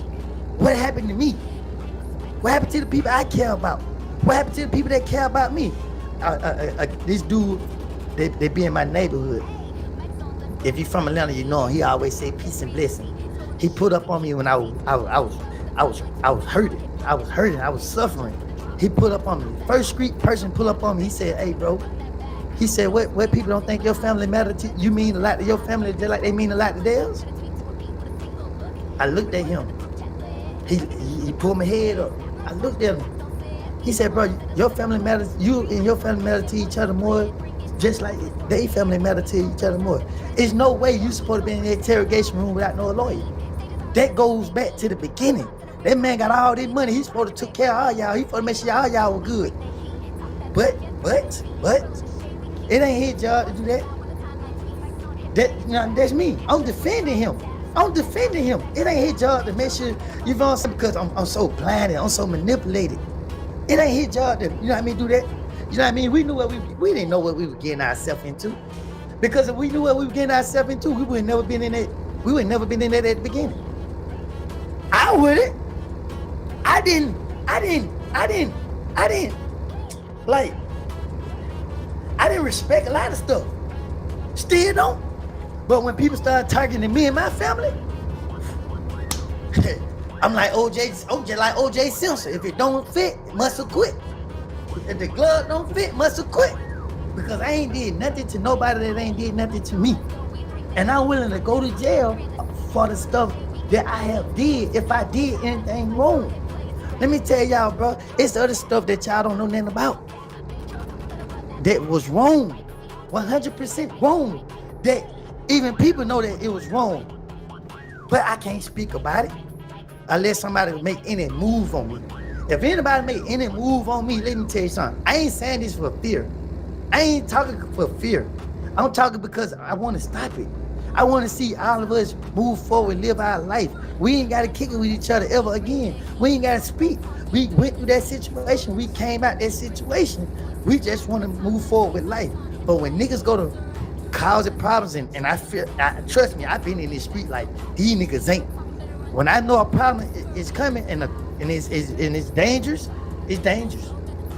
And I'm going here to protect myself again. The police not gonna protect me. The streets not gonna protect me. God gonna protect me, and I'm gonna protect me. My family can't protect me. Because what I'm trying to tell you is, information is the most important thing in life. Information is the most important thing in life. They want us to believe money is. Information is. Information is the key. Information is the key.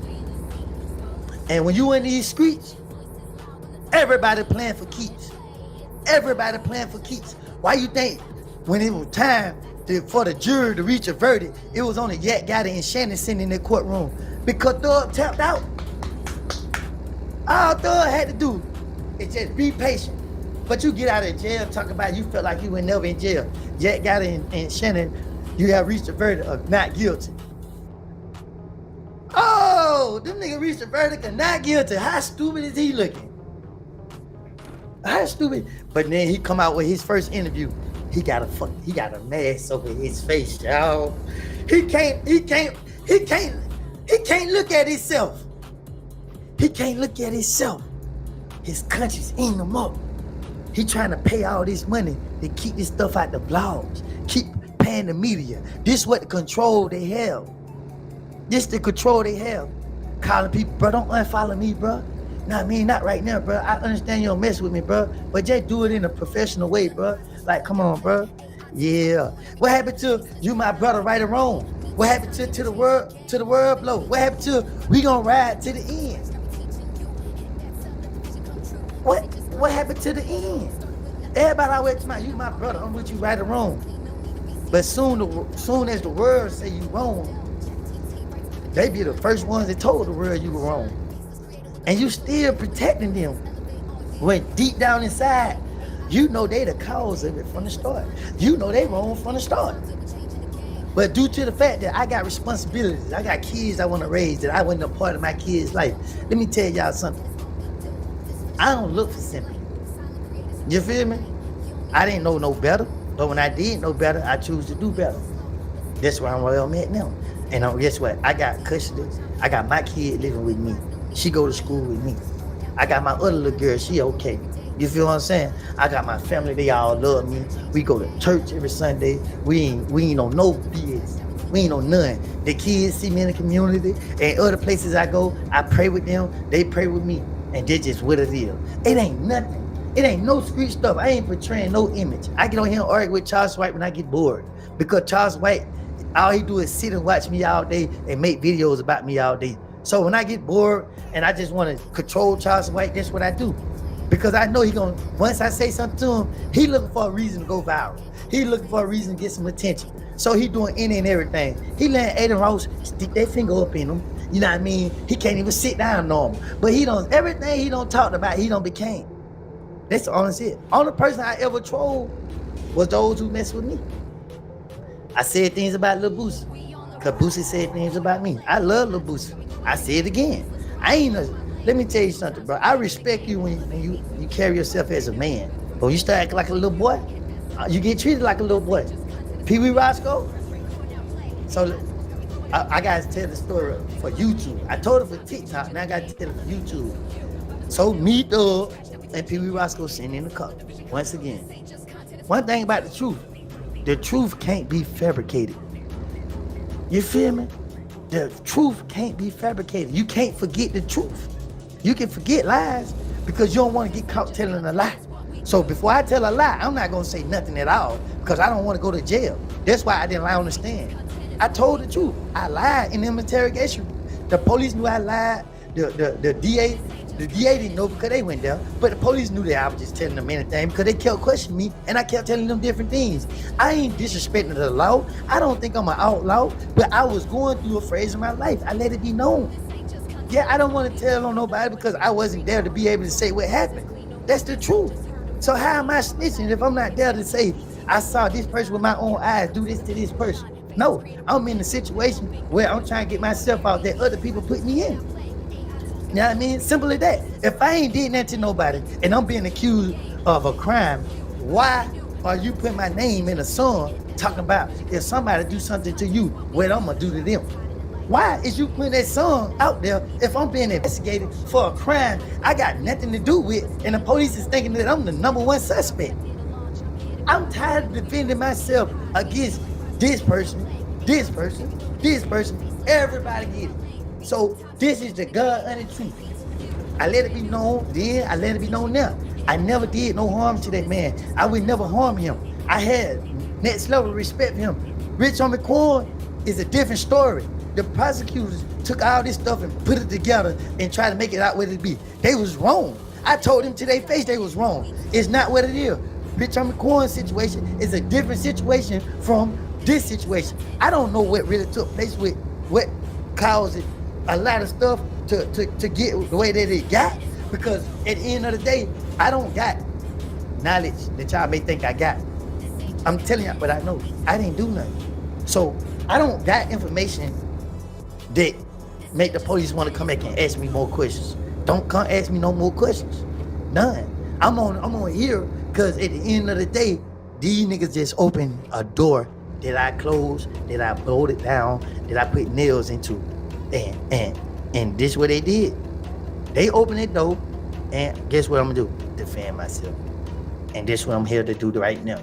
The opening statement is Kenneth Copeland is the person that did this crime. You're a street nigga, bro. You're a street nigga. I'm still alive. T.I. said it out of his mouth. A lot of people say it out their mouth. If the man is deceased, he did it. I'm still in the flesh. So a lot of y'all probably say, well, you put the blame on him first. So he had to put, no, I didn't put the blame on him first. You better go back and look at my interrogations. You better look at my interrogation. I didn't know what was going on. All I know was I didn't do it. And the police thinking don't do it. I'm trying to get the police off of me. So at the end of the day, we sitting in the car, me, Thug, Roscoe, in the driver. Thug got somewhere to go. And you know, Thug ain't had to do nothing for me. That's what I'm thinking. I'm like, shoot, he can have anybody to kick it with. He don't got to give him here. He kick it with me. So I got his back. As we sitting in the car chilling, this Mercedes Benz pull up. When the Mercedes Benz pull up, this tall thing get out the car. Let me be more detailed about it. This tall thing get out the car. And when the tall thing get out the car, he grab a bag out of the back seat. So when the tall thing grabbing the bag out of the back seat, Doug go there like, Woody. You know what I mean? I'm in my phone, I look at what's up. But I'm looking around trying to see what's going on. Like, you feel what I'm saying? You hit me too many times, so I'm thinking that I'm slipping. Anyway, he grabbed Roscoe like this. Hey, Roscoe. You know what I mean? Ooh. Roscoe like, yeah, she got a check. You know what I mean? But I'm telling you, they ain't loaded. You know what I mean? I know her personally, you hear me? Ooh. So Roscoe, and Roscoe talking like this. If you know Roscoe, you know he trying to, you know what I mean? Hey, you know what I mean? I'm telling you, son. I'm telling you, they ain't loaded. They ain't got a big check, real check. You know what I mean? I'm telling you, I already had son. I can put you on. So when he say I can put you on, see, I'm trying to be careful how I talk, you know what I'm saying? But when he trying to say I can put you on, that's when Thug busts out laughing. But I'm looking like I don't know what's going on. I'm lost. Cause Thug tapping me, and then the thing that I'm looking at look like a woman. I'm not gonna lie, I look like, you feel me? It was just tall, you feel me? Like, but we in a car. The thing was outside in another car. So we looking, but Thug already knew. I don't know how he knew, but when he said that, he put Roscoe on blast. I ain't saying it like Thug was on there. I'm just saying like, when Roscoe said I can put you on, Thug like, nigga, what? Nigga, Thug, that's what he bust out laughing like, that's a whole man. You got me. And when Thug said it, I'm like, I ain't never heard this type of stuff a day in my life. Let me tell y'all something. I didn't never hang outside my neighborhood. I hung in my neighborhood all the time. When I went outside my neighborhood, that was to steal and go right back to my neighborhood. So when I heard this, I'm like, Roscoe said, Mother got a check, slime, check. You know what I mean? Had a hole down there when I had, you know what I mean? I was like,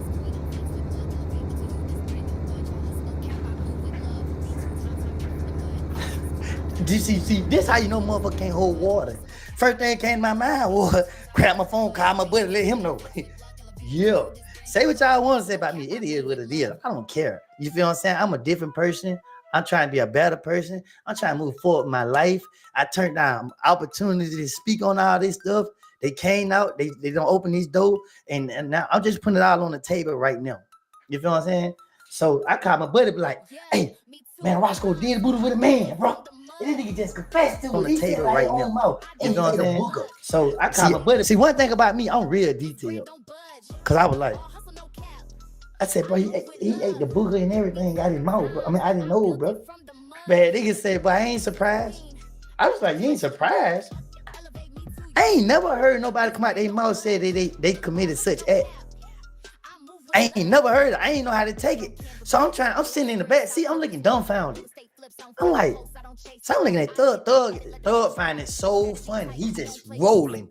He laughing at Roscoe so hard.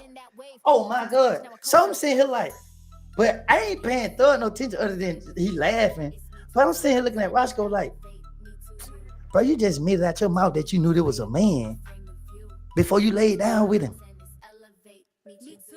And you were talking with so much confidence that I said, oh, he probably still digging that back in. You feel me? So people saying that, oh, why you just not saying something? Oh no. Any person that was locked up with me, they'll tell you I don't told them this story. Any person that I'd have had this conversation with can tell you, Woody told me this 2015, 2014, 2016, 2017, 2018. Oh, I don't told this to the world that I've been exposed to. Now y'all just getting exposed to me. Y'all not hearing it. Yeah. I mean, son, I'm telling you, they ain't loaded. They ain't got a real check. Now you gonna lie to myself. You pushed up on the game at Lennox Mall. You ain't pushed up on the game. You ain't, nigga, you asked for a picture after some more. Man, nigga, stop trying to take credit. You ain't even do the Lil Wayne stuff, boy. You know what I mean? You just took the fall. And guess what? Just like me, you was being used. You know what I mean? And you couldn't do nothing because you ain't got heart. I got heart to stand up for myself. You ain't. So you took 10 years to go prison to keep Birdman and Thug name. Really? So they gonna keep you around because now they gotta pay you. Not Birdman. You know what I mean? I can't speak on Birdman because Birdman ain't speak on me. And I don't know nothing about what Birdman got. I know Birdman was smart enough to keep himself out of all of this. And that's what he did. He kept himself out of it. You know what I mean? And I got much respect for Birdman, and I got a lot of love for Thug. Pee Wee Roscoe, I'm gonna push you down. When I see you in the street, I'm gonna use my 2 hands and push you down. And I'm gonna tell you, don't get up until I walk out. Just because you know that you was just as stupid as I was. Your car, when everybody knows this your car, you couldn't tell. They did you, they pushed you in the corner like me. So you couldn't tell. Me, on the other hand, why I just had a little girl. Her name is Zara, the most precious gift God ever gave me. Her name is Zaria, y'all. My baby came into this world June 17, 2014. And I look at her and watch her fight for her life every second of the day at that hospital. And when she came into this world, she gave me every purpose to live. She gave me every purpose to be here to protect her. And I had some gang members pull up on me while I had my baby in my hand and try to take my life behind some stuff I had nothing to do with. So y'all gonna understand my pain. Y'all gonna feel where I'm coming from. And y'all gonna see, I ain't talk about it. My actions spoke loud. The whole time I've been out of jail, I didn't bring none of this stuff up. I defended Thug. I defended Gunna. I defended all them niggas. And I still defended Gunna because Gunna didn't sit down and talk to the police. We all did. That nigga Roscoe said the only real one on the case was Thug. Duke didn't tell. Duke ain't got no interrogation. Why y'all doing Duke like that? Duke been having Thug back since Thug had a back. Why y'all doing this to a lot of people, man? Slime like Shawty didn't tell on nobody. Like y'all on here mentioning the nigga, yeah, Woody did. You damn right I did. I'm gonna save myself. I lied like a motherfucker. And I did it then, and let it be known now. I said it. I'm not gonna get on the what's that? I told the truth on the stand.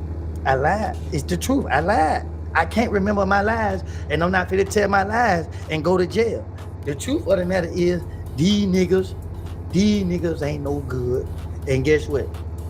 I let my loyalty lead me in a position that I had no business being in. And now I have cleaned my life up. I have got my mind together. Oh, my whole purpose on this live, let y'all know. I don't want no smoke. And I ain't ducking none either. Don't bring that my way. Don't bring that to my community. Don't bring that around these kids. The moment any innocent person get hurt or behind this stuff, I'm telling you now, you're gonna regret it. Y'all niggas, Pee Wee Roscoe and Thug came out of jail with that bull stuff.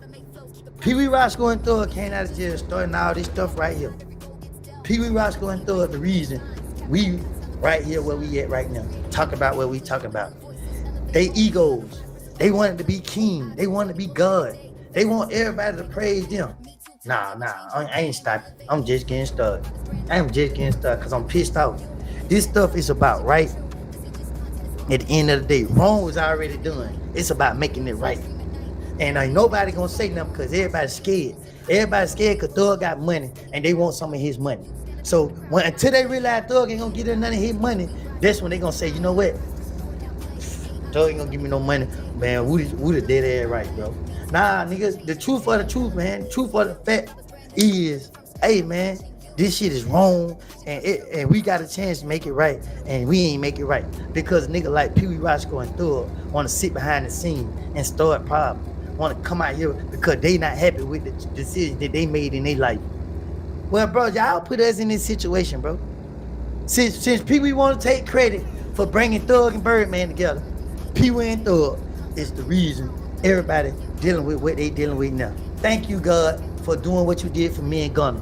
Thank you, God, for delivering us from the root of all evil, God. Thank you, God, for letting Gunna be so successful that his enemies can't even get nowhere near to that boy. God, continue to protect Gunna and keep Gunna away from all of this stuff. And Lord, please give me the strength that if they keep messing with Gunna, that I don't go get myself in no shit. Father God, but listen, Lord forgive me, because I'm there. And these niggas been on here playing. Know what I mean? Nigga, you Thug and Pee Wee Roscoe turn everybody against. This interrogation been on the internet for 2 hours. This opening statement been out there for 2 years. All this stuff been on there. All this stuff been on the internet. But people ain't paying no attention. Why? Because they love Thug. They love his personality. They love him. They didn't see his bad. They didn't see what he was manipulating people into. They didn't see none of this stuff because the ones who being manipulated ain't speak up. Because we loving somebody that don't love us. We allow somebody who don't care nothing about us. Man, listen, let me tell you something. And it ain't a secret. It ain't a secret. Like, real talk. I got people that I care about. On the real definition of, I'm gonna lay my life down for the people that matters to me. I don't show it to people. I don't prove it to the world. If you matter to me, I'm gonna ride with you to the end. Even when you did wrong to me. Even when everybody did me wrong. Nobody didn't pressure me to be honest and to come forward and let it be known that I lied. I could have got on this stand and lied on them people and convicted them people. But I told the truth because I'm a changed person, because I want to see growth. Kids walk up to me in the streets and be like, Woody, can you pray with us? These kids don't know me. You know what I mean? The internet try to portray me to be a bad person. The internet try to make it seem like I just be out here taking people's life and hurting people. No, I don't. Anytime you ever heard me do something to somebody, it's because they did something to me. I defended myself. I can't let nobody hurt no man, no, bro. And guess what, y'all? I'm gonna tell y'all about one person. I'm gonna show y'all this picture. I'm gonna tell y'all about one person. And some people I already know. Before I show his picture, they already know who I'm finna show. This person mean the world to me. This person mean so much to me. Even in death, he still mean so much to me. His name is Kenneth Lamar Hurst. His name is Kenny Boo. Kenny Boo ain't never hurt nobody. Kenny Boo ain't never took that from nobody. Kenny Boo ain't never condoning none of the violence that took place. He ain't never. Bitch, I been hurt of this shit here.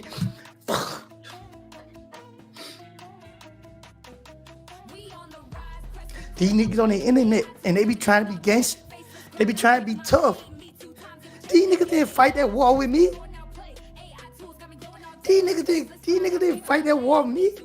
Niggas, somebody go get hurt. Somebody go get hurt.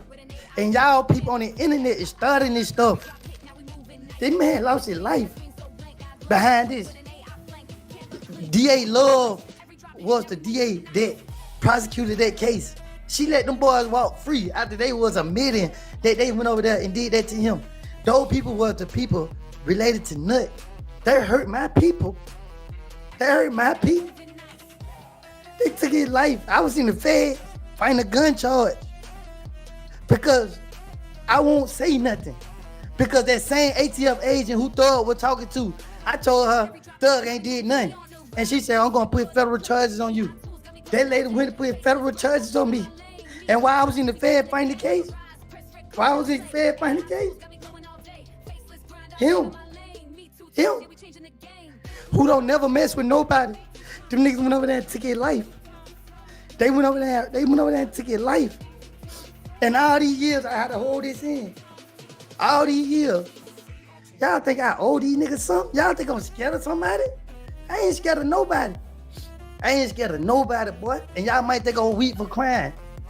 Nah, nigga, it hurt. Because I know a lot of kids watching this. I know a lot of kids gonna get caught up in this. But I didn't say nothing. I let it be because I said I gotta be a good example to these kids. I took all the problems. I took everything. I took all the snitch allegations. I took everything. I went to war with these niggas for years. I got beat up in jail, not by one person. I got jumped on and I stood my ground. Nigga, I popped it off. Every time somebody came to do something to me, I made sure I put myself in a situation where I could defend. Straight lost his life. Straight lost his life. I never even tried to figure out what happened to my brother. Because I know the moment I got involved in that, I was gonna go say forget my kids again. I never tried to find out what happened to Threat. Rich Homie Coin, the same stuff that I'm dealing with. Rich Homie Coin wasn't strong enough to face it. He took that stuff and ended his own life. Ain't nobody sacrifice him. The pressure real. The pressure real, bro. The pressure is real, bro. Y'all don't know that because y'all ain't never been through nothing trying to defend people and then getting put in situations that other people putting y'all in when y'all don't want no problems. Everybody know Rich Homie Coin didn't want to be caught up in this street life, but the gang came and forced that on him. The gang came and forced that on him. The gang did that. The gangs. These gangs come and intimidate us and make us feel like, oh, we gotta comply. We gotta get down. Because nigga, I stood up on my own. Nigga, I didn't drop my flag till I got into a state prison where all the gang members was. And I watch how they try to manipulate me and how they try to treat me to stand up for the rest of my life. You think I'm ashamed of what I've been through? No, nigga. Because every time it was up to me to do my part, I did my part. When it was up to other niggas to do their part, they never do their part. They never did their part. They never will do their part. But they want to get on the internet and portray an image of they did it. Or they did, or they this. No, man, I'm tired of holding this stuff in, bro. 10 years of this. Nothing ain't no angel. He did things to people. He did stuff in the community. He didn't deserve that treatment. He did it. Nobody deserved it. But once you do that to somebody, it can't never be fixed. So when everybody went through this, I had to look at Nut Mama every day. And people didn't understand what I would face when I was looking at that lady. Because that lady in her heart, she done let the DA tell her that I know what's going on. So this lady look like I'm the key to giving her the answers to what happened to her baby. And I can't even do that because why? I got my own babies I want to raise. And I got my own family that I want to protect and be there for. But I can't. So y'all wonder what put me in that position? These niggas did. And when people sit on the internet and talk stupid and bad, y'all gotta remember this. Y'all part of it now. Y'all are part of it because y'all condoning it. Y'all influencing it. Y'all doing this. There's a lot of people mad at me probably for making this video. But a lot of people saying, Woody, get it out. You know what I mean? And I said a lot of people mad because they know I'm telling the truth and they don't want the truth to be out there. They don't want the truth to be heard. I'm telling y'all, bro. This shit is about nonsense from the beginning, and it's about nonsense right now. And these kids are looking up to this stuff, and these kids they are not living to see 21 years old. People told me I wouldn't live to see 21 years old. I'm 34. Why y'all think I can't remember my age? Because all I remember is they told me I won't make it out my 20s. I won't make it out my 20s. So when people like, how old you is, I keep thinking I won't make it out my 20s. So that's why I got to think, 34. Everything I do is a reason behind it. It's the stuff that I didn't bring this on my stuff. Being in the streets was never a part of it. When you asked me as a kid what I wanted to be, I wanted to be somebody great in life. It never had nothing to do with being a gangster in the streets. That's what my environment put me in. That's what my association with the people that I had to go to school with put me in. Because I was what I saw. When I seen people skipping class, I skipped class. When I seen I was a part of that's why my kids ain't gonna hang with people that I know ain't going about life the right way. That's why when I know people who I'm associated with doing criminal activity, I'm getting myself away from them. Y'all can do what y'all do it over there. Don't do it with me. Don't do it around me. Don't make me a part of it. Because I know how the justice system works. They are mad. So they don't got Pee Wee Roscoe on the payroll. Pee Wee Roscoe, the only one that stayed on the run, got caught and got out of jail 90 days later. And then now all of a sudden, he all over Instagram live talking about who all told, knowing that this shit here gonna make niggas mad. Ain't nobody that a part of that indictment scary. Let me say that again. Ain't nobody that was a part of the indictment scary. Ain't none of them niggas scary. Ain't none of them niggas scary. See, they trying to downplay it. Oh, these niggas, they G-A-Y. Oh, they R-A-T. Nah, they ain't scary. Make sure you put that first. So a lot of niggas ain't speak up because a lot of niggas just want to move forward with their life. A lot of niggas got another chance in life. But let everybody come forward and tell their side about how this person is, that person is. Nigga, I got all type of stuff in my phone from all type of people that back me up. If I'm a messed up person, why is your family members, reaching out to me? Why is, this and why is that? If I'm a bad person, why is Nut comfortable with pulling up on me? Why, if I'm a bad person, why is all these people okay with trusting me? If Brian Steele said I had money of Jeffrey Williams, if I'm a bad person, why is Jeffrey Williams okay with me having his money? So when y'all sitting right here, when y'all sit right here and pay attention to all the facts, that's why I go around Atlanta. I don't mess with nobody. I don't disrespect nobody. I don't deal with no gang members. I don't do none of this stuff because God gave me another chance to move forward in my life. These niggas don't open their door up. I'm only speaking out because somebody gonna get hurt. And it ain't gonna be me. And it ain't gonna be nobody I love again. They not. You know what I mean? I'm telling everybody that's involved, y'all need to get on y'all knees and y'all need to pray. Y'all need to get out that boy way. Cause he wanna take everybody down with him. And he at his breaking point. He went strong. Niggas say that it's strong. You ain't gonna know you strong until it's time to be strong and you survive the weakest moments. Even right now, niggas say, oh, I'm being weak because I'm speaking out. This still me being strong because I'm still protecting the nigga. And I'm still protecting the niggas. So at the end of the day, man, don't be manipulated by the rules that we set amongst each other, about the lies that we tell each other, about the manipulation that we do to each other. Out these niggas' mouth, if you sit down and talk to the police, you the law. Stay away from a nigga that will tell. But the truth of the matter is, every time somebody got to get in the interrogation room, they got something to tell. Am I lying?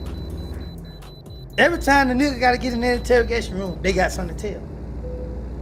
The difference is, if I'm the person that's going out here doing things, why am I? It's a difference between the person that's going to do things they're telling and the person that having things done that's telling. You know what I mean? That's just crazy. Woody that good guy. He just got caught up in the streets, but he really using his voice on his platform. He really care about the folks he loved and the youth. I'm praying for him. Thank you so much. The thing about it is, I didn't even get caught up. I got pulled into it. I got caught up if I was like knowing what's going on. I was trying to stop things from happening. When I did hear things, when I was aware of things, I was like, oh no. Hey, such and such, hey, be careful. Hey, you need to go talk to this person. Hey, I was putting my life on the line by going meet with rivals and not now, because people take this. This had nothing to do with the trial or nothing. This was me, man. Because you know what I mean. At the end of the day, like I'm trying to move forward, bro. You feel what I'm saying? I'm starting to come back to the reality. I mean, I'm starting not to even be mad no more. Like, I just had to vent. And the best way to vent was right here. Because niggas taking my silence for a joke. Niggas thinking because I ain't exposing them, that they can't be exposed because they thinking that they Teflon. Keep your head up, brother, and speak your truth. God bless. Thank you so much. Thank y'all for the super chat. The thing about it is, bro, when you don't got nothing to lose, you don't care. You just okay with being a fool. When I had my little girl in 2014, My mama had told me before I had a child that I couldn't have kids. So my little girl gave me a reason to live. And for when she gave me a reason to live, she gave me a reason to carry. I didn't be selfish and say, you know what, forget everybody. I'm just gonna be all about myself. I didn't do that. I said, you know what, God, deliver me through this, guide me through this process, and protect me and those I care about. I prayed and I prayed, and I kept going to jail. And I just like, dang, why I keep going to jail? But that was God's way of removing me from it and opening my eyes to it. Why you think my eyes are open? Why you think I'm in this position that I'm in? Proud of you for choosing different, bro. Keep the positive going. Don't let them drag you back. You got it. Thank you for the super chat. Thank you. Bro, it's at a point, bro. The world watching. Pee Wee Roscoe already done got on here and did a lot of damage. He mentioned a lot of people's names. He got a lot of people mad. He got a lot. It's a war. It's a war. Ain't nobody made a move yet because everybody know the police watching. Everybody know the police is watching. Everybody know. But let me tell you something. Them niggas in crash out mode because they know they the most dirtiest ones. They in crash out mode. Doug and Pee Wee in crash out mode. They ready to crash out.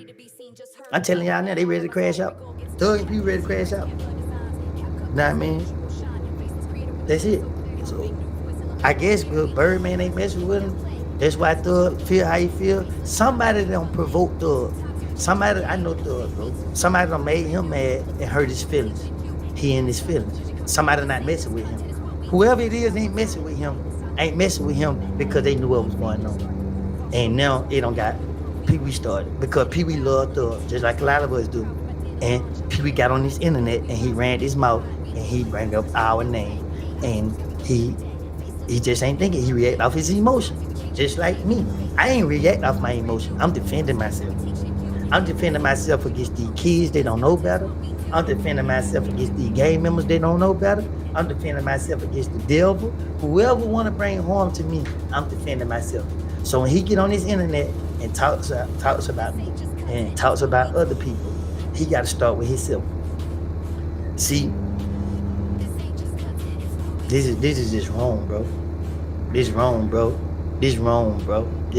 at an all-time high.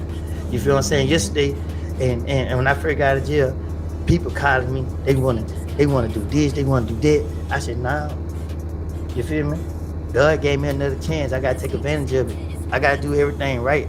I gotta do what God want me to do. I did what I wanted to do. What I wanted to do didn't get me where I needed to be, and I failed. Now I gotta do what God want me to do. But I can't do what God want me to do if I don't let this out. If I don't get this out the way. Now that I'm getting this out the way, I can go ahead and finish doing what God want to do. Because let me tell you something, no weapon formed against me shall prosper. Someone told me that every day. I didn't understand why I just kept hearing it from this person. I didn't understand. I'm like, and then that person programmed it in my head. So I just ended up saying it to myself, no weapon formed against me shall prosper. I didn't even know I didn't know how powerful it was just to say that. And then I started looking at it. Like I started being in a situation where weapons were formed against me. And I was managing to survive it. I'm like, whoa. And then I started meeting new people down in my life and they started saying the same thing. I'm like, what the world does this stuff mean? I literally got on Google to see what this stuff mean. Now I see what this stuff mean. I'm like, oh. Because I used to walk around all the time reading Psalms 23. The Lord is my shepherd, I shall not want. He led me through so I know the verse by heart. That's how much I said. But let me tell y'all something. I love these kids. These kids are innocent. They young. They the next generation. I ain't faking. I was a child. I didn't get to live my childhood. Why? Because I was too busy trying to please other people, make people happy, impress people, do what to make people smile. But damn, I needed somebody to make me smile. And what I got? Rat. Damn, nigga. But then nigga, what I say? Shit, your favorite rapper, a rat too. Y'all drop nigga names in the chat, and I tell you they're a rat. I tell you that rap. Y'all still gonna look up to them. Y'all still gonna love them because of why? They got clout. They got fame. Man, let me tell you something, man. This ain't about being a rat. In the street, where they say self-preservation, where they say, this is what it is. Every man for themselves. You got people that doing life sentence in prison. They call me and be like, hey, Woody, I just want to let you know, bro. Them niggas out there, they ain't got to tell you, but I'm going to tell you. I wish you my co-defendant. Hey, Woody, let me tell you something, my nigga. Charles, you walked in that courtroom and you stood on what was right, bro. And what was right was the truth, bro. You went in there and told the God honest truth, bro, that you didn't know what was going on and you lied to get yourself out of the situation. It's the God honest truth, what I did. It doesn't matter about none of the stuff y'all trying to make. Look what happened. The outcome was them boys didn't have to happen to them. If anybody got a plea, it's because they took a plea. The ones who didn't take a plea was found not guilty because they didn't do anything. The facts are the facts. I lied. If they try to say I started the case, well, cool. I ended the case too because I went in there and told the truth that I lied. I let the world know that I lied. I let the world know, like, okay, cool. I got put up in a situation, and just like any other person, if any nigga go in the interrogation room, the first thing is in his mind is to go in there and lie. The police know this. That's why they try to intimidate us. You know what I mean? They're gonna intimidate us. They want us to lie. That's what made me a snitch. I'm a snitch because the police wanted me to lie, and I went in there and lied. I accept it. But you're not gonna say that to my face because in my heart, I'm not a snitch. I'm a snitch just to keep all the fake friends away from me. I'm a snitch to keep all the fake friends away from me. Stay where y'all at. That's why I'm a snitch. But the ones who really love me, they with me. They with me. So y'all need to understand why y'all call people snitches and this and that and third. It ain't you that's facing those allegations. It ain't you that's sitting in that jail cell. It ain't you that's dealing with it. That boy Gunna got out of jail and said free Jeffrey. Gunna got out of jail and started a campaign to free Jeffrey and willing to give his hard-earned woman. That man Gunna came out of jail showing love, and this nigga came out of jail showing hate. You damn right he gonna win because he's the son of God, boy. I ain't never listened to Gunna music. You know what I mean? It's just, I'm not a stylish person. I'm not about dressing. I ain't caring for these girls. You feel what I'm saying? I like money. I like what I like riding four-wheelers. I like having fun. All this stuff new to me. You see, no matter how much money I get, I'm still gonna dress like a bomb. You feel what I'm saying? Cause I was raised on different. I wasn't fashion ain't never been for no street nigga, man. First of all, but this ain't it. My thing is, bro. When you put good into the universe, you're gonna receive good. When you put bad into the universe, you're gonna receive bad. Met you at Legal Pit in South Carolina, had the best time, bro. Keep enjoying life. Thank you. And we did. I tell everybody, South Carolina showed, every time I go to a different state, but they showing out. They showing me they love me more. I went to Houston, fell in love with Houston. I went to South Carolina. Oh my God, the people were the best in South Carolina. It's different states I go to, they just amaze me because it's like, they stand with me. They see the battles that I face. People around me act like they never see the battles that I had to face. People around me act like they don't know what I deal with. And I be like, bro, y'all around me, y'all see me. How y'all not knowing what it is I had to battle against? How y'all not know this? But you got a whole stranger that this their first time ever seeing me in person, understand everything I went through. Oh, y'all don't want to understand. Y'all want to ignore it. Oh, okay. Cool. Say no more. Listen, yesterday, my phone ringing all day. Hey, Woody, we gonna pay you whatever. Come over here on our platform. Come over here on our platform. Come over, get what I say. Send that friend in. I'm coming. Send that friend in. Send the deposit. I'm coming. Matter of fact, let me call, because guess what I got? I got another booking right now. You know what I mean? Got another booking right now. Where that nigga at? That nigga texted me last night. Oh, Rollo texted me too. Yeah. Hot shit, pop shit. Rollo free. Rollo doing good for his community. Roscoe, he mad because he got to swallow another nigga. You know what I mean? He got to hold another nigga. You know what I mean? Because guess what? He ain't, man, who the hell at Roscoe, man? You know what I mean? Only Roscoe I ever heard of with Dash, nigga. You know what I mean? A single nigga. Ooh, he know not to get me started. My PR approved me to travel. You know what I mean?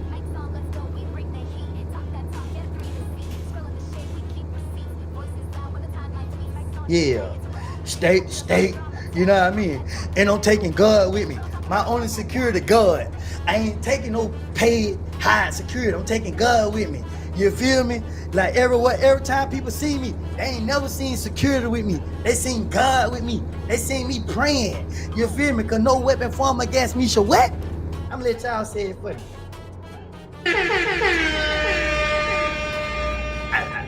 No weapon formed against me shall what?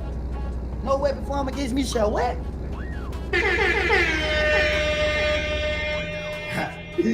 No weapon formed against me shall what?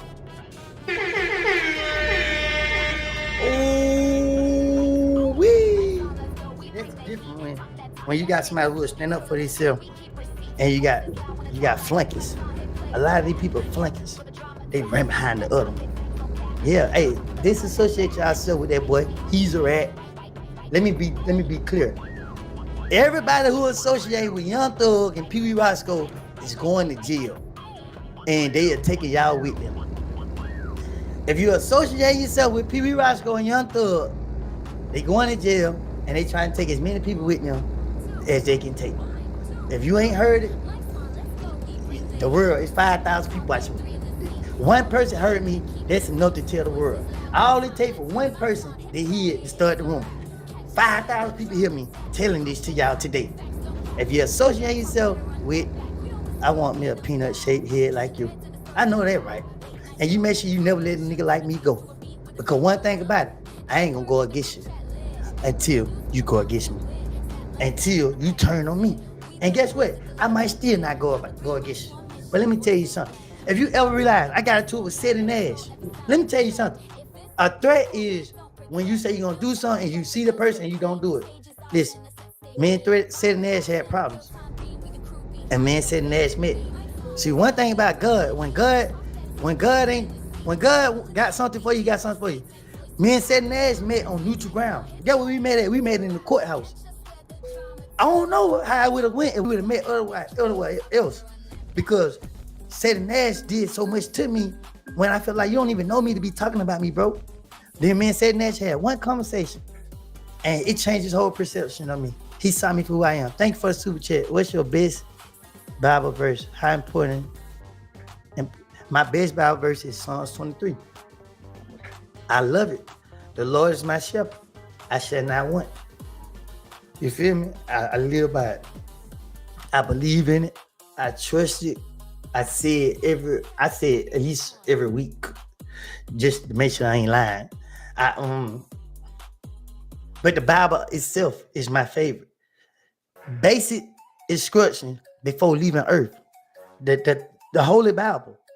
He only left you basic instruction before leaving earth. The name of the Bible, why I'm in love with God so much. Yeah, that's the only person I'm in love with. God and the people I love. Your story is valuable. And you will hear the message. Stay strong. You are covered by the blood. I can't read that good, y'all. Praying for you. Yeah, ain't gonna. Thank you. Cause guess what? Man, yeah, ain't gonna need it. You know what I mean? Yeah, ain't gonna need it. And Duke need it. Yeah, Slime Night Shouter need it. And Obama need it. DK need it. Slug need it. You know what I mean? Quay need it. The other Quay need it. Nord need it. Lil D need it. Lil D need it. Monton need it. More. Umfont need it. We all need it. You feel me? We all need a prayer. Prayers work. And we all is a victim to manipulation. We are victims to manipulation. Manipulation. That's what we victims to. Nigga, we ain't blaming the white man. We blaming manipulation. We've been manipulated. Because we ain't got no OGs. We ain't got no father figures in the community. They tell us, nah, don't do that, bro. Because this what they gonna do. Ain't nobody tell me, hey, don't hang with these people because what they do falls on you. Ain't nobody told me that. And listen, if I ain't did it, I don't want to be accused of doing it. If I did it, then it is what it is. But if I ain't do it, I don't want to be accused of doing it. But just because the simple fact is I'm claiming friends with people, I'm a party to a crime, and people out here trying to hurt me, y'all ain't even trying to hurt the people that did it. Hell no. Because now I'm sitting in jail for defending me or trying to defend me, and people still trying to hurt my family while I'm sitting in jail. Y'all got me messed up. People trying to hurt my family while I'm in jail. So they trying to hurt me while I'm in jail and hurt my family. Oh, hell nah. Well, let me tell y'all something. I ain't did nothing now. I ain't say this back then. I ain't said it. I said to my family, I did not put y'all in this situation. Y'all just got to trust and believe me. My family looking at me like, Woody, you always in something. And guess what? I can't even convince my family that I'm innocent. So I got to let my family believe I'm guilty until it's be a day God revealed the truth. And today is the day that God reveals the truth. Because guess what? I ain't run by the nigga, or female, police, nothing, because I ain't did no wrong to nobody. You think I'm running about the police? I ain't did nothing. When the police pulled me over, I stopped. They be like, this nigga here, because the police think I did wrong. They thinking, nah, I never did no wrong. That's why my confidence is what it is. Would please expose the fiend boy Roscoe was with it, Skyver. I got the picture in my phone. So I'm new to this fame stuff, right? I'm new to this fame stuff, but I ain't 100% sure. So since I exposed them, I started getting the evidence. People said, well, at least we know we got a crash damage. Who's gonna speak on it? Woody. So they gonna send it over to me for me to speak on it. And guess what? I sure am. Listen. I sure am. Hold on, the camera tripping. Hold on, let me fix it. Screenshot it, y'all. So let me tell you something. I got a picture. I think I left. Hold up. Yeah, I must have left the picture in my text message because I went for to have that thing in my phone, and then just so happy I lose my phone. Somebody pick up my phone and say, Woody, why you got that person in your phone? I can't explain to the people because the people gonna go out what's in my phone. You know what I mean? And then you got niggas like this running his mouth. Nigga ain't even this nigga tell y'all how police he is, and then he get on here and say anything so that he can go viral or get some attention so he can go do some interviews. Charles White can't tell y'all nothing about this war. Stop paying him attention when it comes to this, because that's how he make his money. He a poor nigga that like to see other niggas down, that act like he's for the community. I'm gonna push him to the ground. P.B. Roscoe, you, and don't get up until I walk out. These are not threats. I'm not saying I'm gonna hurt anybody. I'm not saying I'm gonna, harm anybody. I'm saying that these type of people are kicking and punching and pushing us. These type of people are the reason we're dealing with, but then they want to act like they innocent. Oh, hello, super chat. Bless you and your family. Roscoe, Lord forgive me. Roscoe the gripper taker is a clout chaser. He needs to stir up BS to keep his name out there. Yep, and he the reason Thug career where it's at. Because everybody else already knew about the interrogation video. They've been on the internet for 2 years. Ain't nobody gonna speak on it because we love Thug. We want to see Thug win. Thug one of the first niggas in Atlanta that we knew personally, that we seen come from nothing, that we wanted to win. We all rooted for Thug. Even the ones he hurted was slit rooting for him. Think about this, bro. Imagine this. And then you come out and you come out, and instead of you saying, thank you, Lord, I'm finna be a good positive role model to the youth. This nigga come out to my free queso and he talking about gunna rat and he need to do gospel, like he ain't got no 2-hour interrogation video. Then he talking about first of all, when he first came out, the nigga was covered up. He didn't even want to look, he didn't even want to see him. So when I seen that, I called the nigga on the phone. I ain't gonna lie to y'all, I'm messy too, but you know what I mean? It is what it is. I called the nigga on the phone. I said, you don't see your boy got an interview out? You see how he covered up? The nigga can't even stand to look at himself. The nigga wouldn't even cut the sideburns of his hair. He just let hair stick up everywhere. I said, look at him. He come out with a thin ass tank top on. I said, look at my boy, man. He's just going through it over there. I say, Lord, give Thug strength, Lord. Father God, whatever it is Thug dealing with, heal his heart, Father God. And I pray y'all don't turn against him. Because I ain't trying to turn y'all against him. You feel me? I still love Thug. I still love him. I'm always gonna love him. I just pray that he don't make me, you know what I mean, have to go against him. You feel what I'm saying? But what was the main manipulation technique that he was using? His clout, his fame. I don't care who asked me. You drop a super chat in here, I'm answering you. He used his fame to manipulate. But see, it didn't work on me because I didn't take payments from him.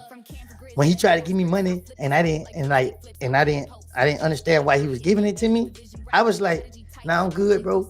He like, bro, you gotta stop doing what you're doing. Thug is a good person. I never take that from him. But you know, some people just got ways in them. Thug can be a good person. And I don't want to put him in I try not to put him in the bad light because I really can. You feel what I'm saying? But it depends on how you react to this. He know to be quiet. Just like, Roscoe knew to be quiet. Don't mention Woody. You feel what I'm saying? Boosie is known to be a notorious gangster. Boosie mentioned Woody. Woody respond back. Boosie is a rat. You feel me? I love Lil Boosie. But Boosie said out his own mouth, I got a lot of my ways from listening to Lil Boosie. Welcome to the mind, old man. Yeah, street nigga. I get in the car. Ain't got no mind. Boosie had me sight out. And guess what happened, y'all? I did what Boosie rapped about. And I was so motivated by Boosie. And then when Boosie said, any nigga that sit down and talk to the law to get themselves out of the situation is a rat. Guess what? I said, yeah, Boosie right. So when the police caught Boosie and his security gun, guess what? Boosie said, that's my security gun. Oh my God. Thank y'all for the super chats. Hold on, forget to it. So he said, that's my security gun. Boosie, you're 40-something years old, my nigga. The streets gonna be here forever. Get out the streets, leave them alone. Now you gotta fill a case. You gotta go do time. We gotta pray over you. We gotta pray that you can go through that. First of all, we gotta pray you get 2 years, at least at the max. Pray you come out of it scot-free. Don't want you in prison. Don't want nobody in prison. I don't know nothing about Future. You feel me? I can't tell you nothing. I seen Future maybe 2-3 times. What's up, Future? We said, what's up, nephew? That was it. That's before all this snitching shit came out. I met Future, so don't put Future name in none of this. Future ain't got nothing to do with this. I ain't taking up for him. I just ain't Future ain't known to be on none of this this bullshit that we on. Future is known to be about his paper, and if you can see, Future don't have nothing but hope problems. Cause that's what he do. He gonna run through them. He gonna, give Future credit when they do. Who you think told the most out of all y'all? I don't care. I don't care who told the most. I know one thing, Doug had all the money. He had no business having no interrogation, I know that. So is Rollo right? About what? Is Rollo right about what? You know what I mean? At the end of y'all talking about red lemon. Niggas tell everywhere. Cause that's what niggas are. Niggas are easy to manipulate. And I talk about black people. Yeah, stop comparing us to anybody else. We the easy people to manipulate. We the easy people to use. You feel what I'm saying? We the easiest people to do this too. Because why? We ain't have no father figure. So we raised with our mom. It's okay, women. We know when it come down to it, our black women are the strongest women in the world.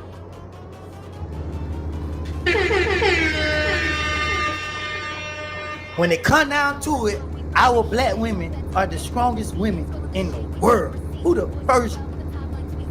What? Man, let me tell you something, man. I was raised by a woman, nigga. You feel me? A woman taught me everything I know. Y'all by herself. My daddy died. You feel me? My daddy died. Nigga, he didn't have a chance to be a part of my life. He died from cancer. He died. But I was raised by a strong black woman. And when she died, another stronger black woman raised me, my grandma. And when Nut died, my grandma told me, Woody, come here. She said, you don't run to hide from nobody. I said, Grandma, I got no intentions on running and hiding.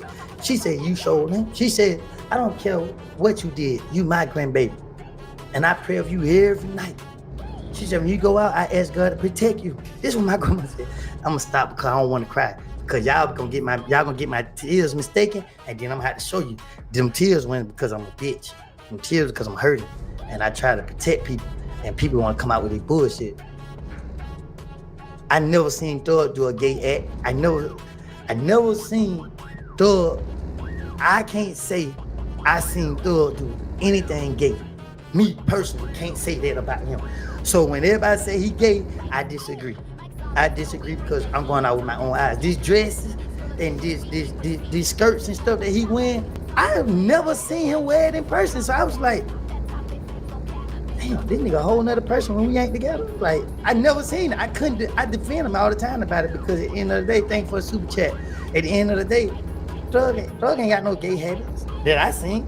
When I seen him and Rich Homie on the internet, I'm like, but then I seen what it was doing. It was drawing millions of people attention. He gave people stuff to talk about, and when people talked about it, people came to investigate to see who he is, and that's what made him big as he became.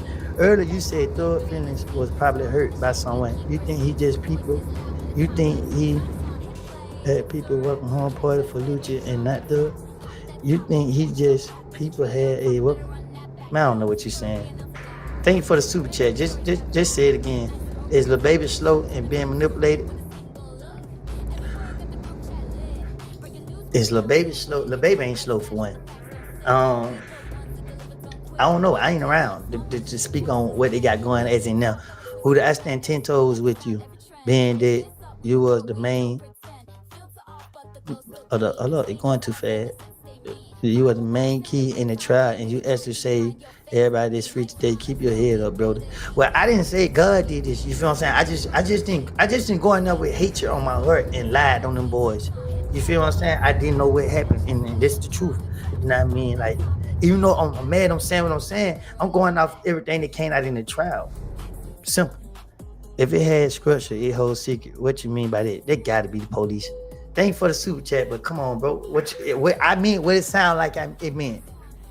If it has structures, it holds secrets. So that means if a gang, to be more, you drop the super chat, I'm gonna give you your money worth. It means exactly what it sounds like it means. If it's a gang, that means it has some type of structures. And that means it holds secrets. That's what I was getting at. They didn't have nothing to do with YSL. They have something to do with, one thing about me, once you get me going, it's up with everybody. It's up with everybody. Simple. Thank you for the super chat. Thank you for the super chat. You know what I mean? Simple. You are forever my nephew. They can't make me hate you. Keep praising God. Love you, Woody. Love you back. And you know what? I'm not gonna do nothing that I won't approve of somebody that do to me. Ain't none of them niggas, if they got dirt on me, or if I did some messed up stuff, they can come on here and expose me. Me and you got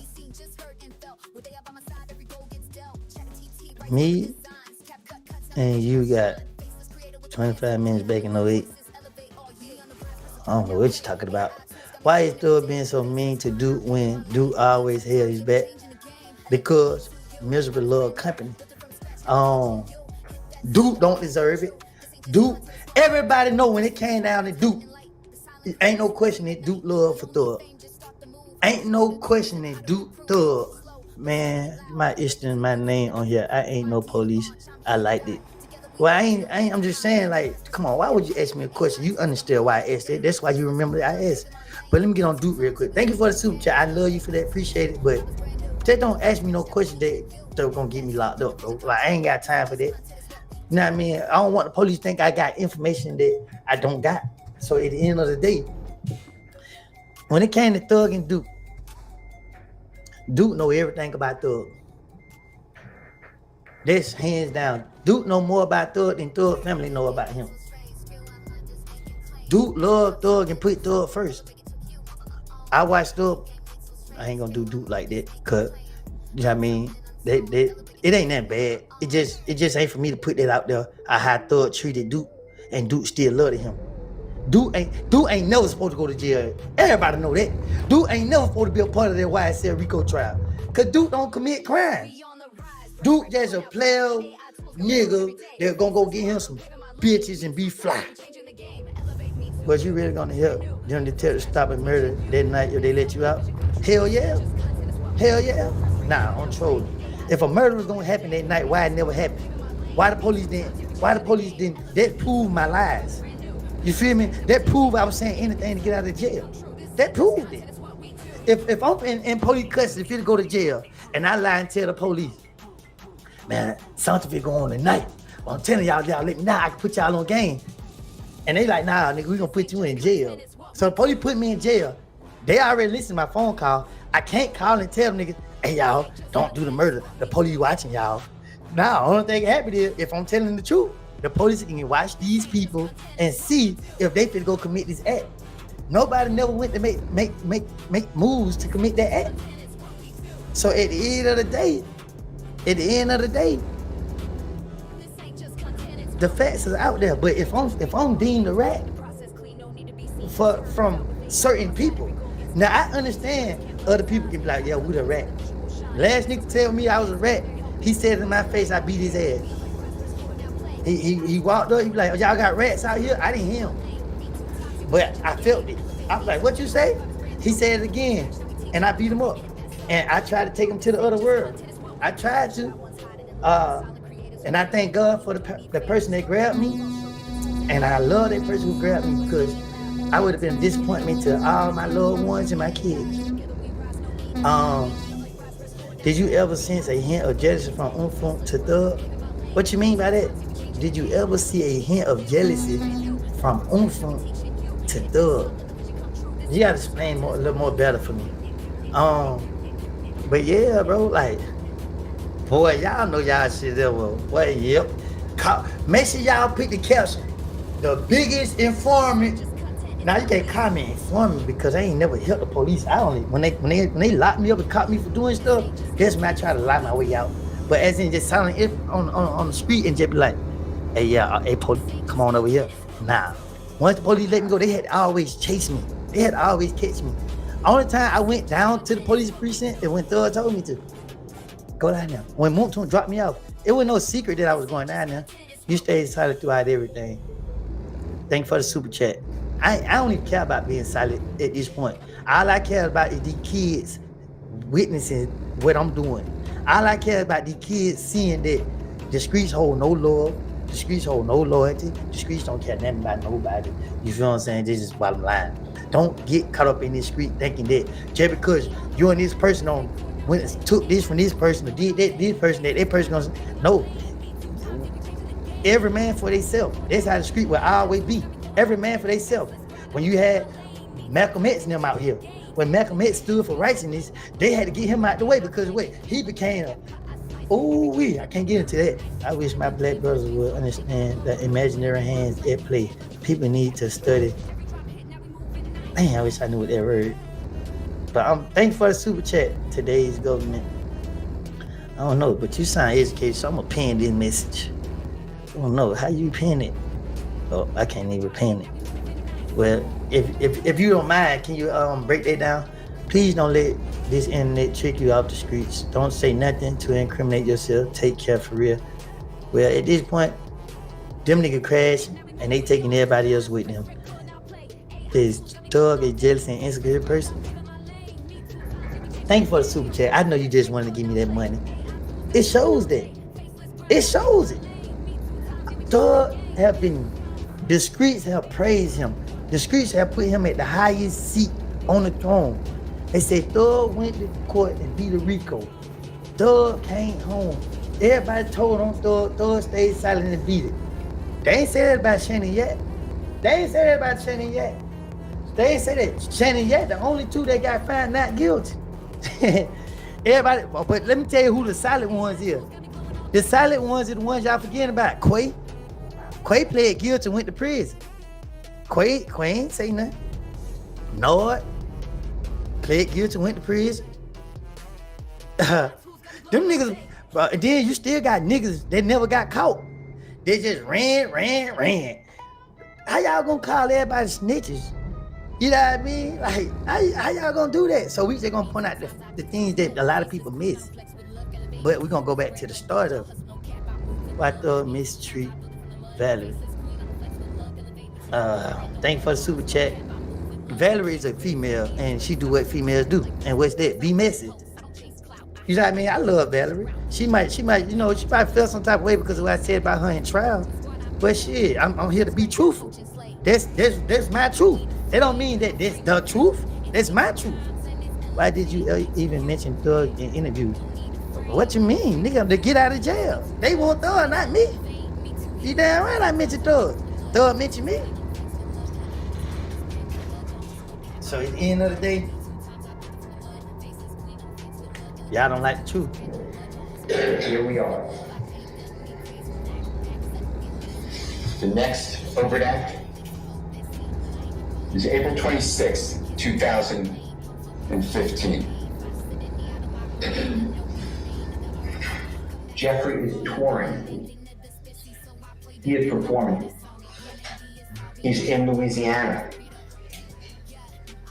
Lil Wayne is idol.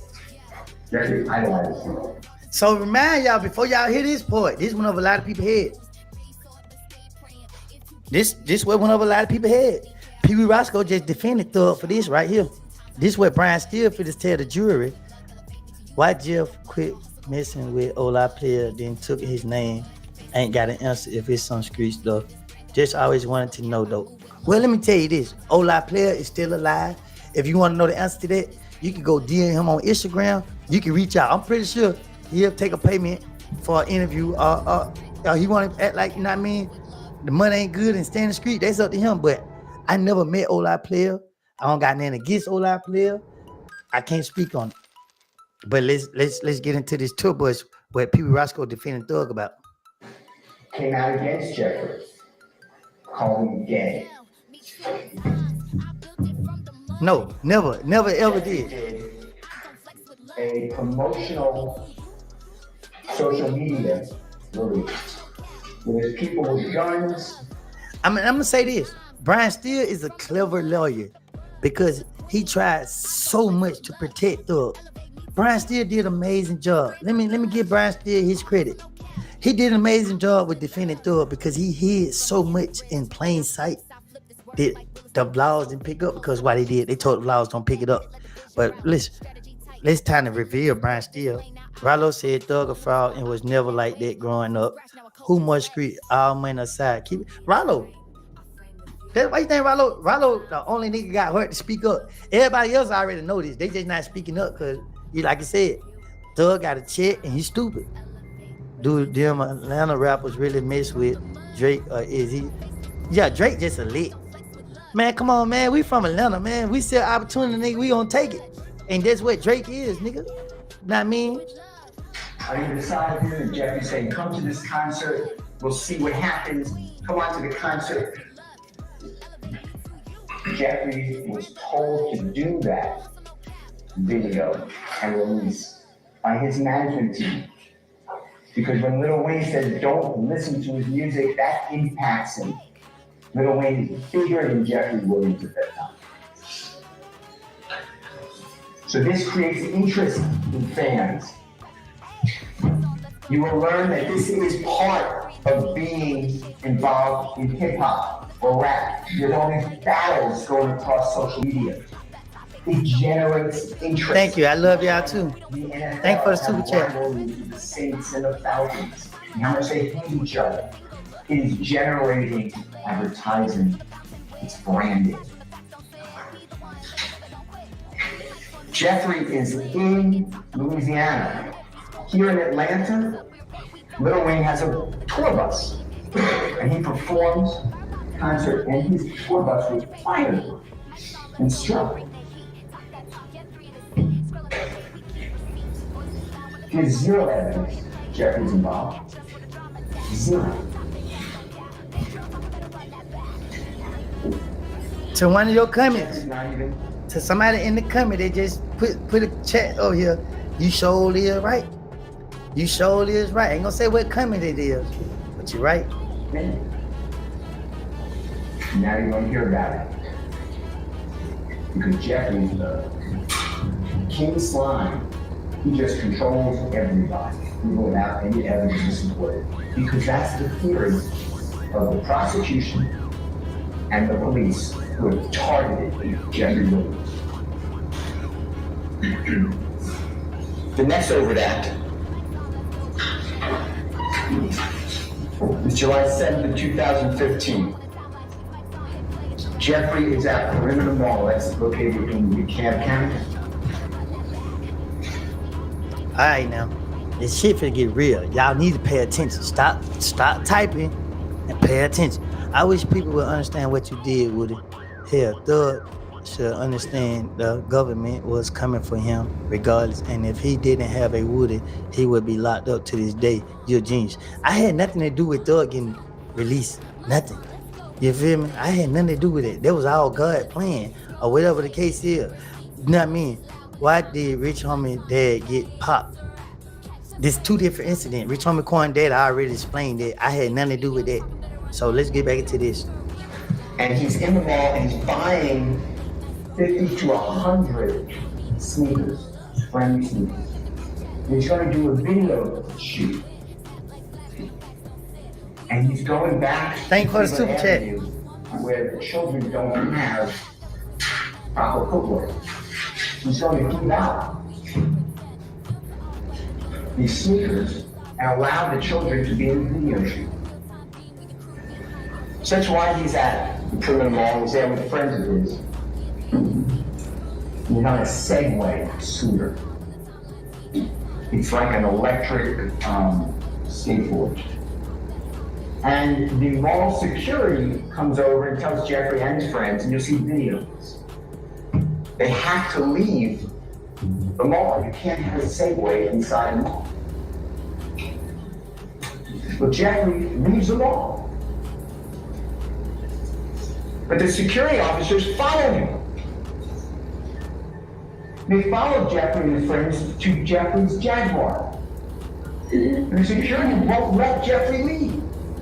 Won't let his friends leave. They're standing around the Jaguar. They can't shut the door to the Jaguar. They can't pull out.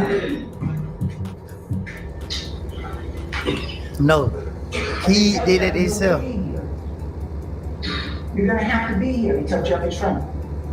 We're gonna get a criminal trespass warrant. That's the God honest truth. This all this stuff been out there, the truth been out there, but people downplayed it. But Thug came out his business because one person hurt his feelings. That one person hurt his feelings, and now he's just like. Allegedly, someone inside the car said, "I'm gonna go home, get a gun, and come back and shoot you in the face." That's the allegation. The security guards then supposedly step back, the car drives away. Nobody is shot. Nobody's in it. I'm speaking out now because Pee Wee Roscoe got on the live and he said what Woody did was wrong. So what I did was wrong. What Woody did was wrong. After all this stuff you said yesterday, what Woody did was wrong. Woody a rat. But you saying Thug ain't a rat. That's why I'm speaking out. That's why I'm speaking out. You defending the nigga that told on you. And Pee Wee, you implicated Birdman. Jeffrey gets arrested on that. The DeKalb County prosecutors dismissed that case and he's not even indicted. Now you have it here. The next overt act dealing with crime is September 24th of 2017. Jeffrey's with Sergio Kitchens. Sergio Kitchens is an unbelievably well-known musical performer. His performing name is Gunna. And he and Jeffrey both are under YSL. That's Jeffrey's record label. He signed Sergio Kitchens for Gunna. There's a third person in that car. His name is Cedric Jones.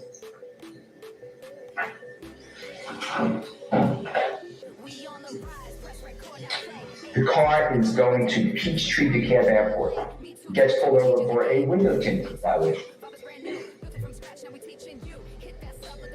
The officer gets Jeffrey out of the car and handcuffs, Sergio Kitchens out of the car and handcuffs, Cedric Jones out of the car. Really search the car. Before I let y'all hear what he finna say next, right? This is Young Thug lawyer Brian Steele opening statement during the YSL trial. It's all over YouTube. You can go look it up. You can pull it up. You can watch the whole thing. Before you speak on me, I advise you to go watch this. I advise you to go watch the whole opening statement of what happened. I want you to watch what the prosecutor said about me and watch what the defense said about me. Not just Brian Steele, Matt Short, Dog Weinstein. And watch when they put me on the stand. Watch the question that they asked me. Watch how they treated me. Because Brian Steele and them knew this. Brian Steele treated me like a person. I read the comments after I read it. Man, I'm about to stand Lil Gotti. You know what I mean? Lil Gotti trying to, man, don't thank you for the super chat. Don't bring Lil Gotti name up. You know what I mean? He want to be keyed so bad. And it won't work for him. It got him going crazy. Boy he's smoking a cigarette with the camera on the pack. Don't bring Lil Gotti name up, period. You niggas ain't never did nothing. I just come up on Cleveland Avenue when Slug called me. I would pull up on Cleveland Avenue. I pull up over there. Hey, who want to come over here to beat up? Who want to come over here to knock out? All right then. Don't get me started. You know what I mean? Come on, man. Them niggas know not to play. Nigga. When Slug called me, nigga, I pulled up, nigga. They my nigga. Hit my nigga. Straight up. Listen to this nigga Brian Steele. They find in the car supposed methamphetamine, supposed hydrocodone, marijuana, and a stolen firearm. Stop it right there. Nigga got all this money riding around with a stolen. Come on, man. Nigga be geeked up. Jeffrey was on his way to perform at the Jimmy Fallon show that night.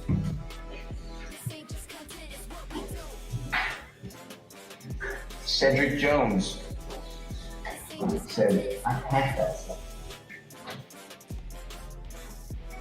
Somehow that is now I was in jail. And perpetuating. And first of all, for one, Lil Wayne was somebody I looked up to. I would never try to hurt him. And for two, I was in jail. Simple as that. So when Roscoe mentioned my name, I'm in jail. Why would the police be talking to me about you doing this? I'm in jail, nigga. Nigga, they know if I say anything, it's bullshit. Do you think his feelings are hurt because Lucha got a welcome home party and Thug didn't, or because Gunna is in shape and Thug titties are out? Ah! You is crazy. No. Lucha earned the treatment he got when he came home. Because Lucha left that BS in jail. As in right now. As long as Lucha leave that BS in jail, Lucha gonna be okay. But if Lucha allow this situation to get him a big head like Thug did, then Lucha will start having issues too. But Lucha is doing great. We gonna continue to wish him success. He ain't got no problem with me. I don't got no problem with him. You know what I mean? That's a good thing for the both of us.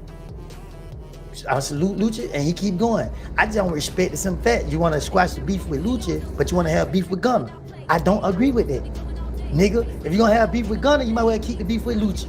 Because it's bullshit at the end of the day. Like, people done lost their life with the Lucha situation than they did with, I ain't gonna lie to you, bro. There's some people on Cleveland Avenue that hurt me.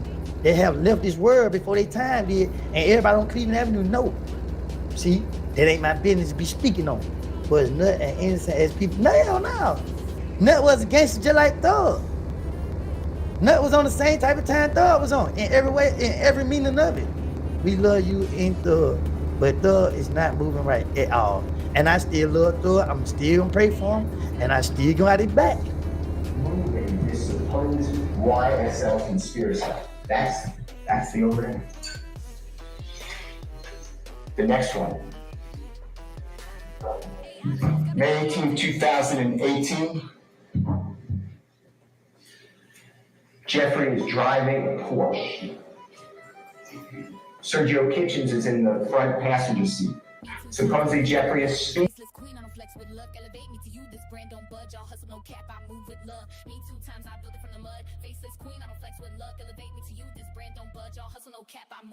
From Canva grids to AI scripts, I flip this work like real estate flips. I don't fake posts, I don't chase clout. I hit that edit, let the vision route. Strategy tight, I don't play loose. Built this lane, now I got proof. Wonder Woman squad, I've been that wave. All from scratch, now coach and slay.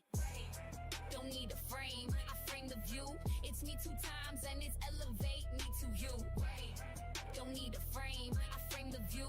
It's me 2 times and it's elevate me to you. Me 2 times, I built it from the mud. Faceless queen, I don't flex with luck. Elevate me to you, this brand don't budge. Y'all hustle, no cap, I move with love. Me 2 times, I built it from the mud. Faceless queen, I don't flex with luck. Elevate me to you, this brand don't budge. Y'all hustle, no cap, I move with love. I paid them, me crazy life. Black is up, feelings in life. Floats in this crazy life. They support What's up with it, King?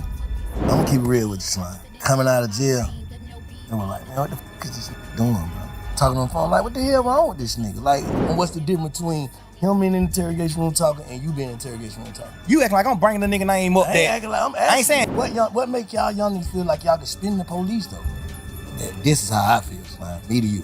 I talked to Gunner when he first got out of jail. You don't like the word hurt. I see how you looked that day. What the f can he say? Why you did that? What can you say? As a man, you think Key to respect you for what you did, bro? You to my RIP Key, bro. You know Key ain't gonna respect you for what you did to me, bro. You know that. You know Key ain't gonna respect that. You know ain't no real man gonna respect that. You did that, bro. You see that?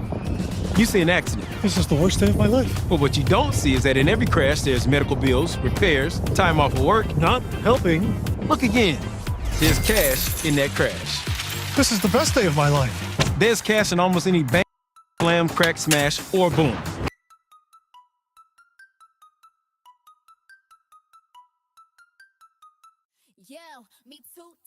Victims or men with like really touching feelings, or like, you know what I'm saying? I wasn't raised by those type of men. I wasn't raised by the dwellers. I was raised by men that always said, keep going, no matter what, go forward. Cause you gotta understand, my mom got 11 kids. My daddy, he couldn't sit and be in his feelings about certain things because he still got 11 people to feed. Plus my mom, plus him, plus his other kids. My daddy got 15 people he gotta worry about every day. So he ain't have a chance to sit back and just focus on his feelings and feel certain things. I wasn't raised like that. I was raised by a man who just was like, go forward, because that's what matters. What matters is not sitting and just being stuck in the moment and dwelling on certain things. Like, that ain't what life is about. When you living as a king, it's about going forward. I think I did that so much to the point where I forget to speak about certain things. I be forgetting to speak about Lil Jeff. What's your earliest memory? That's great. I ain't never had nobody that question. What's your earliest memory? Like, if you could think of your earliest memory, like, it's the first thing I remember as far as back I can remember. You know what I'm saying? My earliest memory was Jonesboro South, my hood, the hood I'm from, the projects I'm from, Jonesboro South. My brother, Free Umfum, my brother, he burned the house down, playing with matches. Cause you know when you're in the projects, you got that big ass long metal heater connected to the wall that come in, the little snake looking heater. He playing with matches on that and it burnt down the whole building. He ain't even burned down just our apartment, it burnt down the whole building. That's my first memory, like real life. You know, coming up, like, what's the first time you knew, like, that's your first, what type of memory would you say that is? Good or bad, or in between? Bro, we were raised so different. You too, bro. Men like you raised me. Even if it's from a distance. Yeah. I always looked up to real street dudes, real guys who's from the street and this and that. I always looked up to this. So men like, I don't even look at that like it's bad. I look at that like a fun memory. Like, damn, that's how fucked up we are, bro. That's how we raised. Like, this nigga burnt down the house. I don't even look at it like it's bad. Yeah. I looked up to him for that. Like, damn, but this nigga know how to set a fire. But this nigga know how to set a fire. At 5 years old, he know how to set a fire. I'm asking him, how the hell you set? How you do it? Like, that's just, I'm telling you, that's just how we were raised, bro. That's just how they did. That's how we was raised for real. So I know you got some crazy memories. I was just saying, when I asked you the question, I was just trying to think of mine. My first one, but I can't. But I would say, what's your first happy moment? In life? Yeah. My first happy moment was when my mama moved out the projects to a house. When my mama moved into our first house instead of apartments, I was like, damn, bro, we got a house. The house was smaller than the apartment. My mama had got a 4-bedroom house. The apartment was 5-bedroom. Just saying, not feeling so confined no more, like around a bunch of people. Now we got rid of some grass. Like, but I got grass, I got a yard, I got neighbors, like houses. Like, I'm waking up, get on the school bus in front of my house, instead of the project. It was right across the street from the project though. But so it's just like, you know, but that was like one of my first happy moments and that I remember like as a kid. What's your first saddest moment? I used to go with this girl named Santana in Pool Creek. That's when we moved out of Jonesboro South. I moved out of Jonesboro South when I was like 3-4 years old. We moved to Pool Creek, which is right around the corner from Jonesboro South. And I started going with this girl that stayed like 2 apartments down from me. Her name is Santana. I was going with her like, we probably like 5-6 years old, like kids. I was going with her and we were sitting on a bench. And I think I was talking to another girl and she got in and she hit me with a stick, with a sword, with a real log. Scarred me right here and right here. Hit me with a log. It made you sad? Yeah, because it was like, dang, she broke up with me. I'm like, dang, I lost my girlfriend. Oh, yeah. What's the first time you feel like you felt betrayed? Like as a kid coming up or whatever? My first betrayal was like, cause I'm a kid, so I wasn't introduced to the world or like niggas or friends. You know, you confined to just your household and the apartments you live in. So my first betrayal was probably like my other family members, like me hearing my auntie say, you know, she don't want my mom kids at her house cause we just too deep. Like we got roaches in our house. Our clothes got roaches, so we might come to her house and some roaches might come out of ours. Now she got roaches in our house. And I understand it. You know, no harsh feelings, but you know, that type of shit, the nigga that I am, that's the type I was dealing with in life as a kid. I was dealing with that. Like, my mom got so many children to the point where her sisters and brothers like, man, hell no. We don't even want to deal with y'all. No, sir. Too many of y'all there. They wouldn't even know no bullshit. Just like, she like, man, I got a 3-bedroom apartment. I'm goddamn raising my kids a certain way. Y'all over here, y'all grown in hell. Y'all doing what y'all want to do. And like, hell nah, we don't want that shit over here. I want my kids to grow up, you know, a different way. So I get it, you know what I'm saying? But that's the type of shit I was dealing with. Like, that was my first, like, betrayal. Just like hearing my auntie say she didn't want us at our house. We carry roaches. Damn. Hey, shit, we had roaches like. Of course. Hey, my auntie them did too, but they was so small, so she was able to exterminate them. She was able to get rid of the certain. She just got a little bit. Yeah, she had roaches just because she lived in the project. She was clean as a motherfucker. She ain't had them 3 kids. All them was respectful, cool people, cool kids, all that. So she can contain like what's going on in her house. We just so deep. It's just like, y'all finna come over here. We broke a head. We got this smaller amount of food stamps than your mama. My mama got a lot of food stamps because she got a lot of kids. Her mama like, man, we got $300 a month worth of food stamps. Y'all come over here, y'all eat all the goddamn food because y'all just deep. Y'all ain't even trying to do no shit. Y'all eat all the food. Now my family don't, you know, just like that type. You know, until recently, like, and a lot of people who watching, they probably been watching me, they see like, I ain't different. I feel like I'm different. I know I'm different now. Like at first I was trying to trick myself into being different and it ended up working. You get what I'm saying? So, and I started realizing certain like, damn, man, this how you felt about this, or this what shaped you, or this what made you start to think like this, and this what made you, you know what I'm saying? Like, so how do you think Lil Jeff impacted Young Thug? A few things. It was a few reasons. A few things like from me being Lil Jeff impacted Young Thug. Like some of the shit that I just spoke on.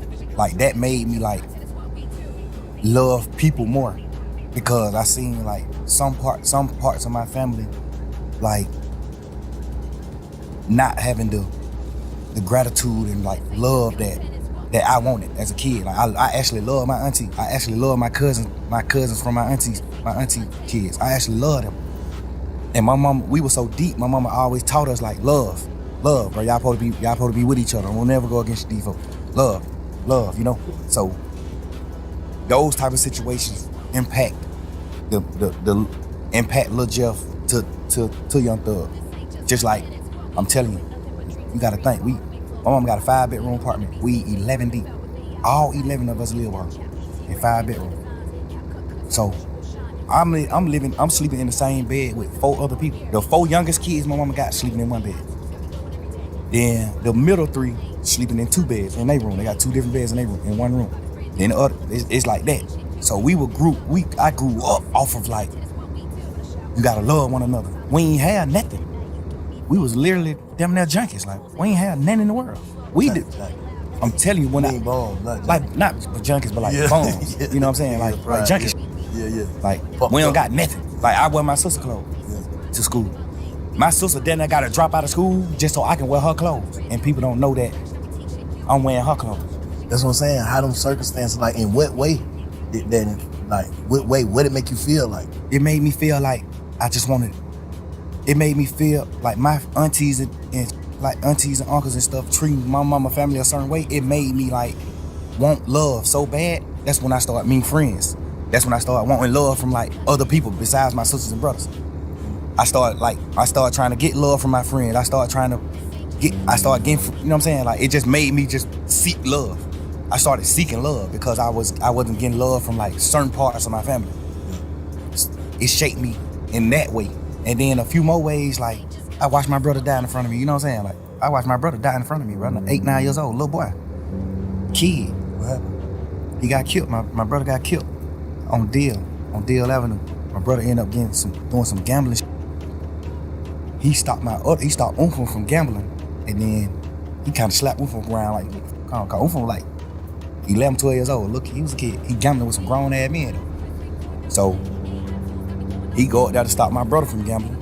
Then he started gambling. He ended up winning all the money. So when he leave, one of his friends goddamn call him and tell him like, bro, don't come back up here. These niggas they gonna take the money back from you if you come back. Cause my brother was like, shit, I'm finna go home right here. I'll be right back. Y'all niggas don't stop gambling. I'll be right back. So he walked down the street to the house and his friend called him like, man, don't come back up here. These niggas goddamn whoa. Which some people will look at like, nah, that's real niggas. But he knew my brother. He was my brother best friend. He knew my brother. Gangster, he's standing on that. Off top, you tell my brother some niggas finna do something to him, don't come back. He going right back. Cause the thing about it, he wasn't even coming back. He had won all the money. He won like 9,000. It was little kid shit. He won like 9,000.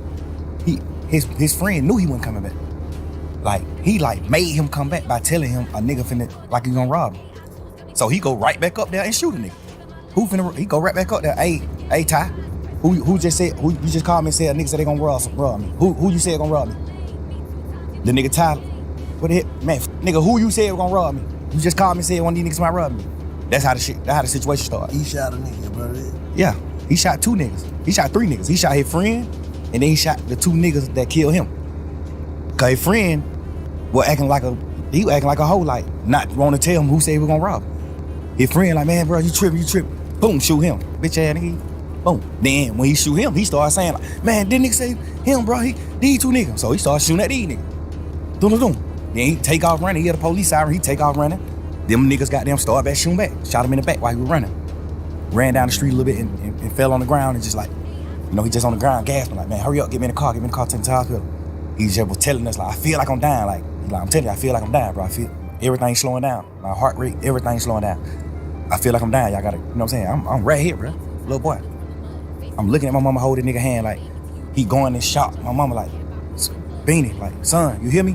You hear me? And he just like choking up blood, but he like, you can see he trying to say something, like he let her know like, I hear you. He trying to say something, but he can't talk. So my mama like, you hear me? Squeeze my hand. I'm holding one of his hand, my mama holding the other hand. She like, if you hear me, squeeze my hand, son. Squeeze my hand, don't go, son. He squeezing our hand. I'm like, all right, he still, you know what I'm saying? Like, I'm looking at this shit as a kid, bro. Like, so from that day forward, I always said, I'm gonna do something to the nigga that killed my brother. That just shaped my life. That made me cause I played football. I looked up to Michael Vick. I played football. I wanted to rap. I looked up to Lil Wayne. I looked up to Michael Vick. I looked up to Hot Boys. That just shaped me from all that. From that point on, I looked up to like steppers. I looked up to niggas from my hood, from Jonesboro South, that handle their business. That shit just made me a whole different person, that one situation. I was never like 9 years old, I was a kid. So from that point on, how like looking back on like, it changed. Like, what changed in you? Me, from that day, what changed in me was the way I viewed like niggas that wasn't from where I'm from. Cause that's what it boiled down to. Like, a Jonesboro South nigga got killed by a Deal Avenue nigga. So that just started making me be like, man, you ain't from John vs. Out, nigga. You know what's happening. Now we living that type of life. So that's what I'm saying. Like the situations I was in shaped me in so many ways. It ain't shaped me one way. Cause it was so many different situations, different scenarios to the point where it shaped me so many different ways. Like me not getting love, the proper love from my entire family made me seek love from niggas and women.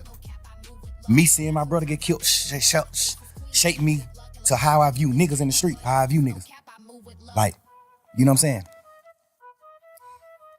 It's me playing foot, my dad and like moving me away. Like I ain't never rode the school bus, but my dad took me to school every day. I had a real father.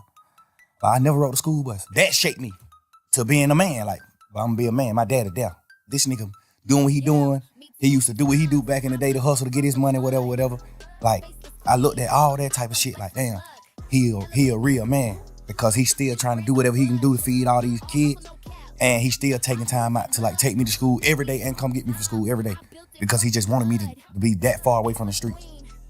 You know what I'm saying? Like, that shaped me in a different way. To being the dad that I am to my kids. That shaped me in a different way. You know, just so many different scenarios just shaped me. Like I look at my mama cry every year on my brother's birthday, bro. That nigga died 3 days before my birthday. His funeral was on my birthday. I remember my 10th birthday, a funeral.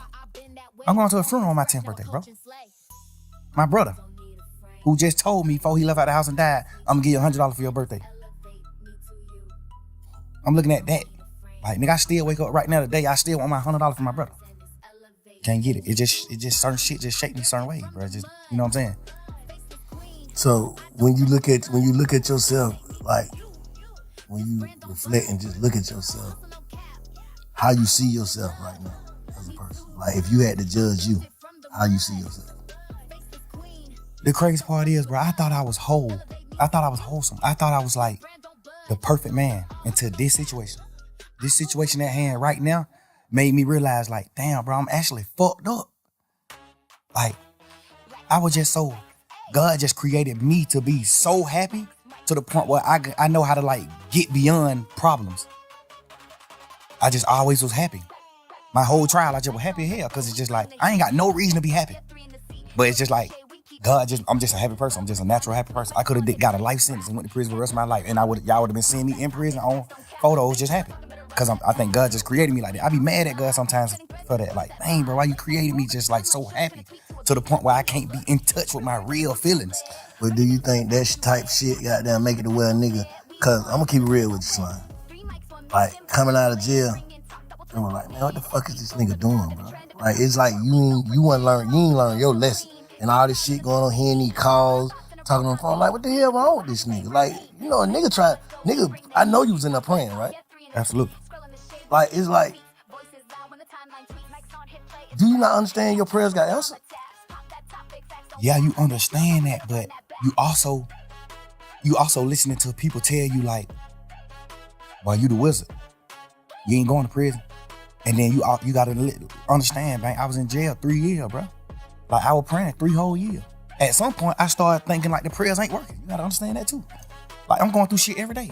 I'm looking at my best friend, them do what they do. I'm looking at this. I'm looking at certain shit. And it's making me feel how I'm feeling. Like, I ain't never been the nigga to pillow talk. I ain't never been the nigga to talk about nobody else in my life on the phone with nobody else. I've never been that type of nigga. These last few days, I've been sitting around like, what the fuck was I thinking? Like, what I was doing? I appreciate you saying that. I think I was just so fucked up and I just felt like it was just over. Like, I'm just sitting in jail 24 hours on 23 and 1. I'm in a cell 23 hours. Like, at this point, I'm just like, man, I don't give a fuck. Life, it ain't what I'm thinking it is. Like, I'm just talking. At this point, I'm just talking. At this point, I'm just holding conversations with my girl. But the crazy part is, all these conversations that I had on the phone, I also had with the same niggas who I was talking about on the phones.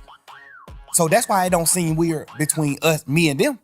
Because I done held these same conversations with Wham. I done held these same conversations with Savage. How I feel about him. How I feel about Wham. How I feel about this. How I feel about every situation. We talk like men. We brothers. We talk. They tell me how they feel about certain things. So we all aligned. We won. We what we is. But you got to understand, like, my standpoint. I'm locked up. Nigga, I'm on the phone talking to my girl every day. This is the only person I'm talking to on the phone. This is the only person that I can talk to. Like, I can't even talk to my family because they just like, how they is, it ain't good for my case. They can be on the phone, they don't understand certain things. So if I be on the phone with them, they might say the wrong thing on the phone. So now I can't talk to them. Now I can't talk to bank. I don't want the police to get on Bank. Now I can't talk to Wham. I don't want the police to get on him. I don't want the police to get on Savage. I don't want the police to get on Pluto. It's just so much shit in my mind to the point where I'm just like, I'm confining myself. I mean, not confined. I'm like trapping myself to just communicate with one person. And then I might go to court and just get body slammed by the motherfucking judge, bro. And then I just got to come back to the jail. Now I'm on the phone with somebody that I love, whoever it is I'm on the phone with. And they like, man, goddamn, or goddamn, they say, this nigga right here been up pulling up on bro. This nigga pull up. Of course, I'm just like, bro, I just got body slammed by the jail. I'm just feeling how I'm feeling, bro. I'm just saying what I'm saying. Like, I ain't even tripping on that. I'm just saying what I'm saying. And I done told all these niggas these same things. But looking back on it, how you feel? You just said, goddamn, like, damn, you feel like you was tripping. I feel like I was tripping, but I feel like, cause I ain't never did shit like that. I ain't never pillow talk with no girl ever in life. I ain't never in my life held no conversation with no girl about no another nigga ever until jail. And I've been trying to figure out like, why the hell was I even doing that? And then I just had to like think back to when I was in jail. Cause I did a long time in jail. So I know how to think right back to when I was in jail right now.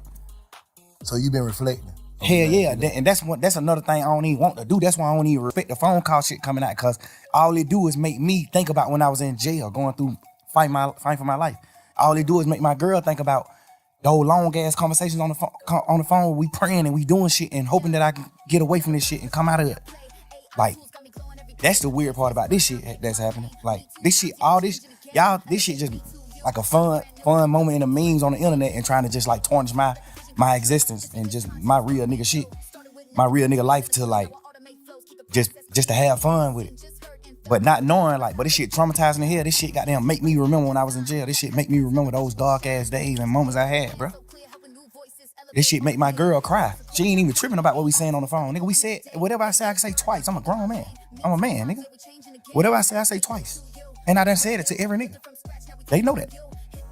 So I ain't tripping on that part. I'm tripping on just like the world not knowing that. I'm tripping on the world just, oh, but look at this. Oh, hey, y'all, here go another phone call. Here go. It's just like, bro, y'all ain't understanding what's going on. Let me say this. If you knowing that you told these people and you was on the side, how would you look at that? If you was from the sideline, just listening to Slime on the phone, on the jail phone, talking to Savage, talking to your girl, just about like everything, how would you look at that? If you didn't know, like you said, you done told these same people this, how would you look at it? It depends. If I was on the sideline and I never been in that situation, like no jail shit or fight for my life, I probably would look at it how people looking at it that ain't never been through shit. Okay. They probably looking at it like, man, you some bullshit. Why the hell you talking about? But if I was a nigga that had experienced certain shit, I would look at it another way. Mm-hmm.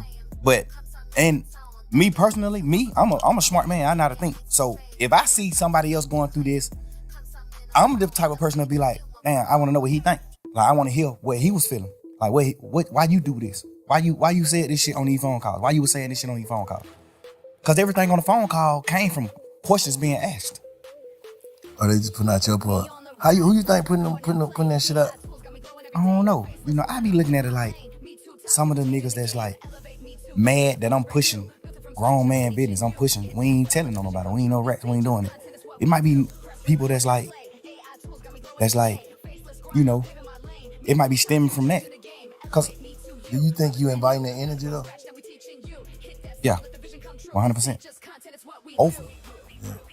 Overly. But me just knowing how this world is, even if I wasn't inviting the energy, it still happened. It still would happen. They just say that. I know it. Cause you gotta think, before the world even seen an interrogation video of me or anything, jail calls I had already got leaked. Jail call got leaked when I was in jail. Interrogation shit was already out too, though, man. Right. I'm just saying, all this shit was happening while I was in jail.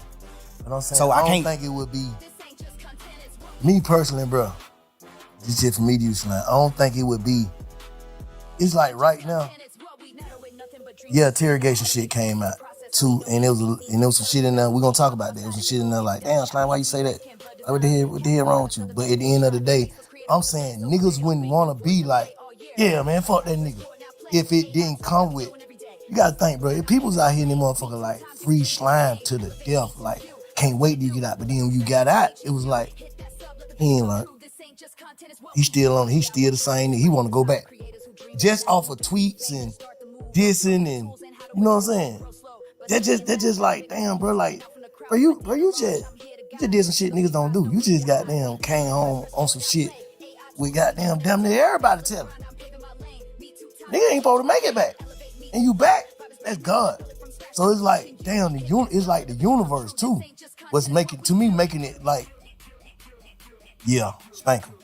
I think, personally, no matter what I came out of jail and did, it still would have came out one day. Me personally. I understand what you're saying. Because it still came out when the whole world looked at me as a real nigga. My jail phone call got leaked. They weren't pushing no narrative then though. You know, fuck the narrative. I'm just saying coming out, no matter what. I feel like no matter what, it still would have came out. I know it would have. You know what I'm saying? I feel like it still would have, no matter what, bro. No matter what I would have got out of jail and did, it still would have came out. Just because it was public record.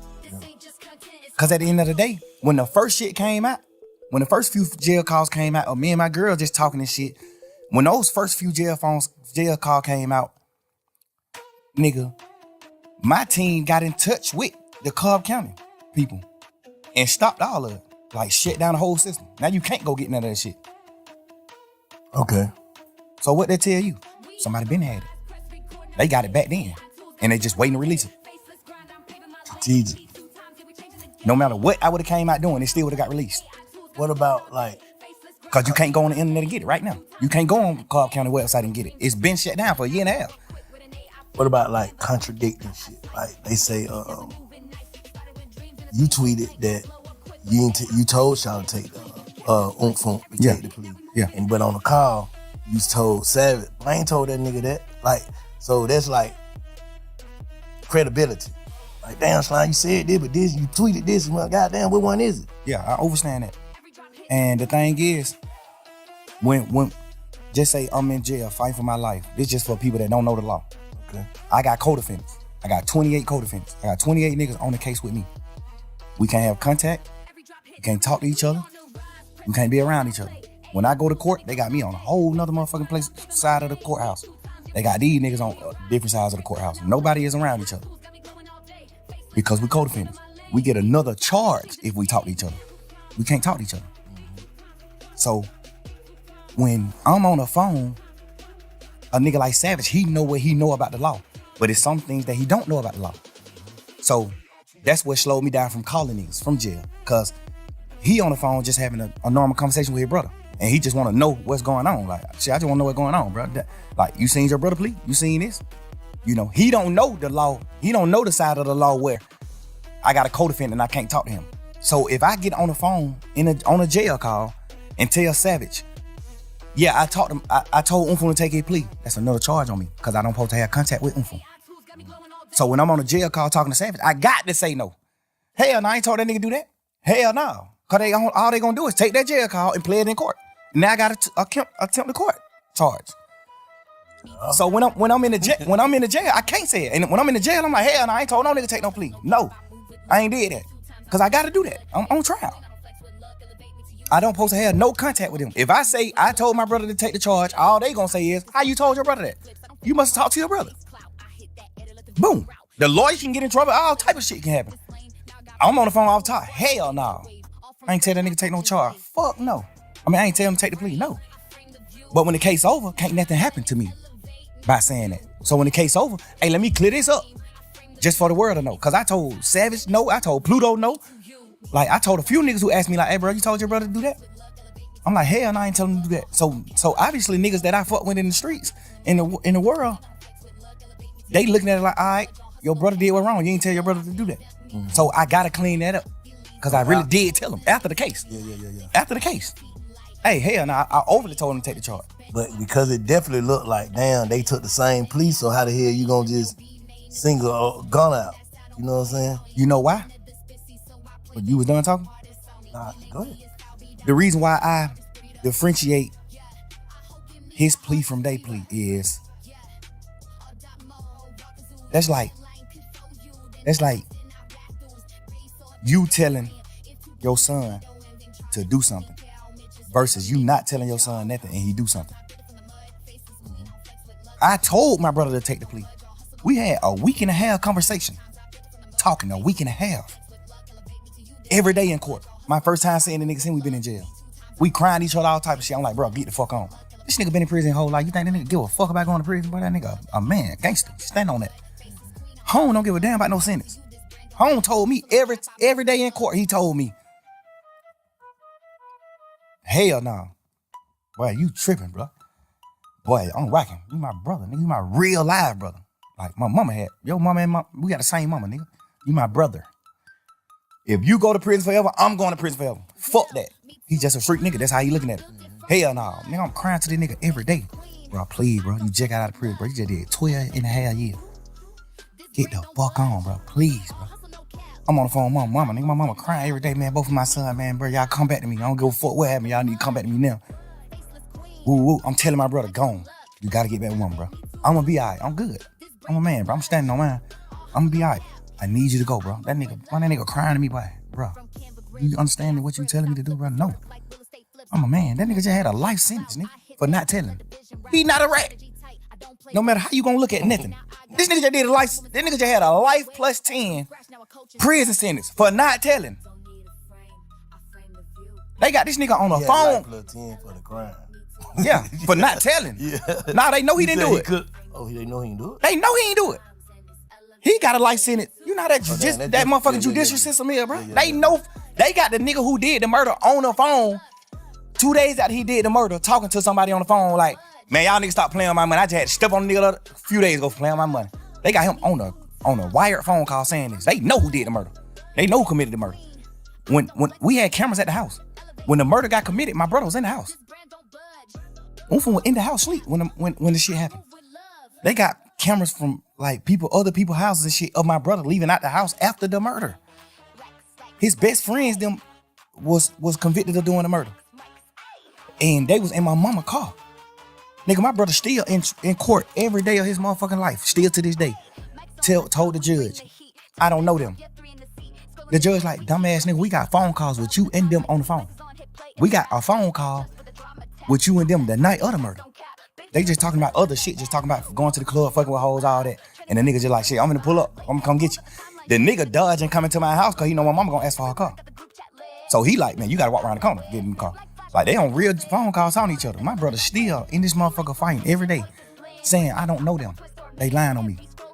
The judge just sought it to him just because of that. Like, oh, you playing game. They offer that nigga immunity.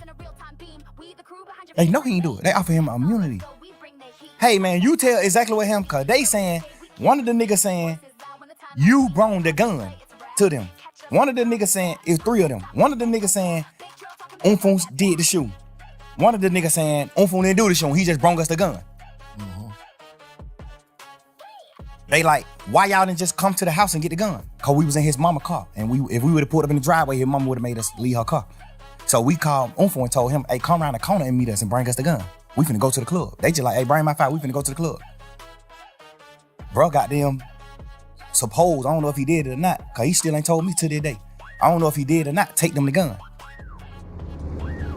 But when he take them the gun, they ride off and going, like they finna go to the club and do what they doing, but they end up, well, that's what the court say. I don't know the case.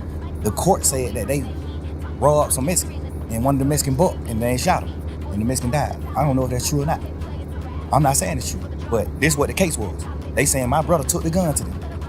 And then one of them killed the Mexican, which we don't know if that's true or not. Cool. Goddamn. They got one of the Mexicans that didn't get shot. One of them got killed and one of them they let run away.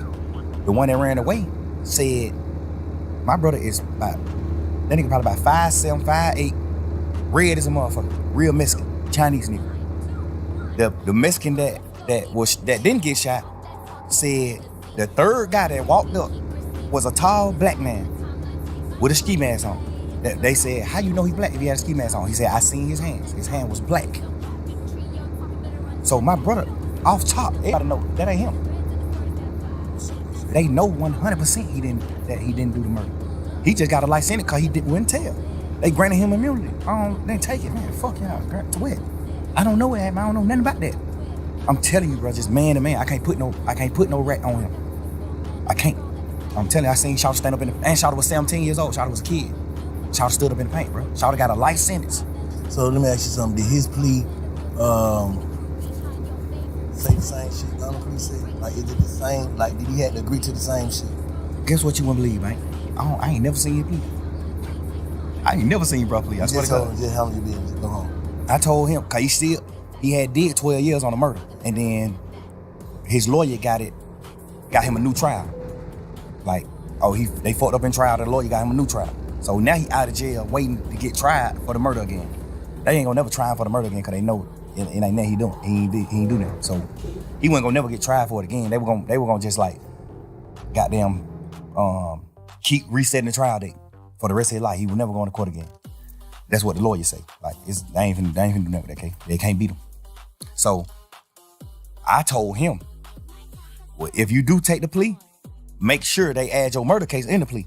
Make sure they dismiss your murder case in the plea, because you still got to do a new trial. You saying they did that?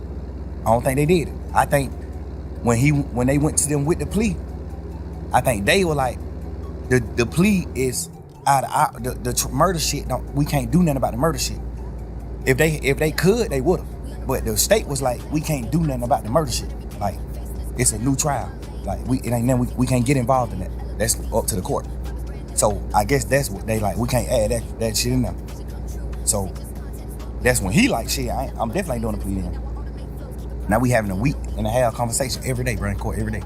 I'm sitting in the cell crying like, bro, leave. Gotta go, bro. My dude don't. These folk out of their mind. These folk can't function. Go on. One of us need to go. Right now, I don't need you right here with me. You just did 12 and a half. I don't need you right here with me, bro. This shit finna be 3-4 year process. I don't need you doing that, bro. So who did what's right in that case? Everybody who on the case did what's right, except the niggas who took the pleas in the beginning of the case. Except them. The niggas who took the pleas in the case, that's who did what's wrong. They took the plea and agreed that YSL was a gang. They saying that we got a RICO, and YSL is a criminal street gang. All of us on this trial, all 28 of us saying YSL is not a criminal street gang, because by the book of gangs, the law that solidify you as a gang, we don't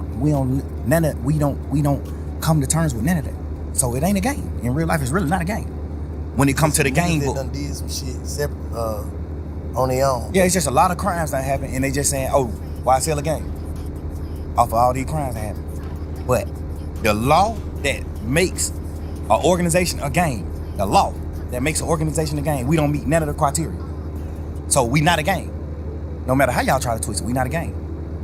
You see what I'm saying? We got every lawyer in this motherfucker saying we not a gang.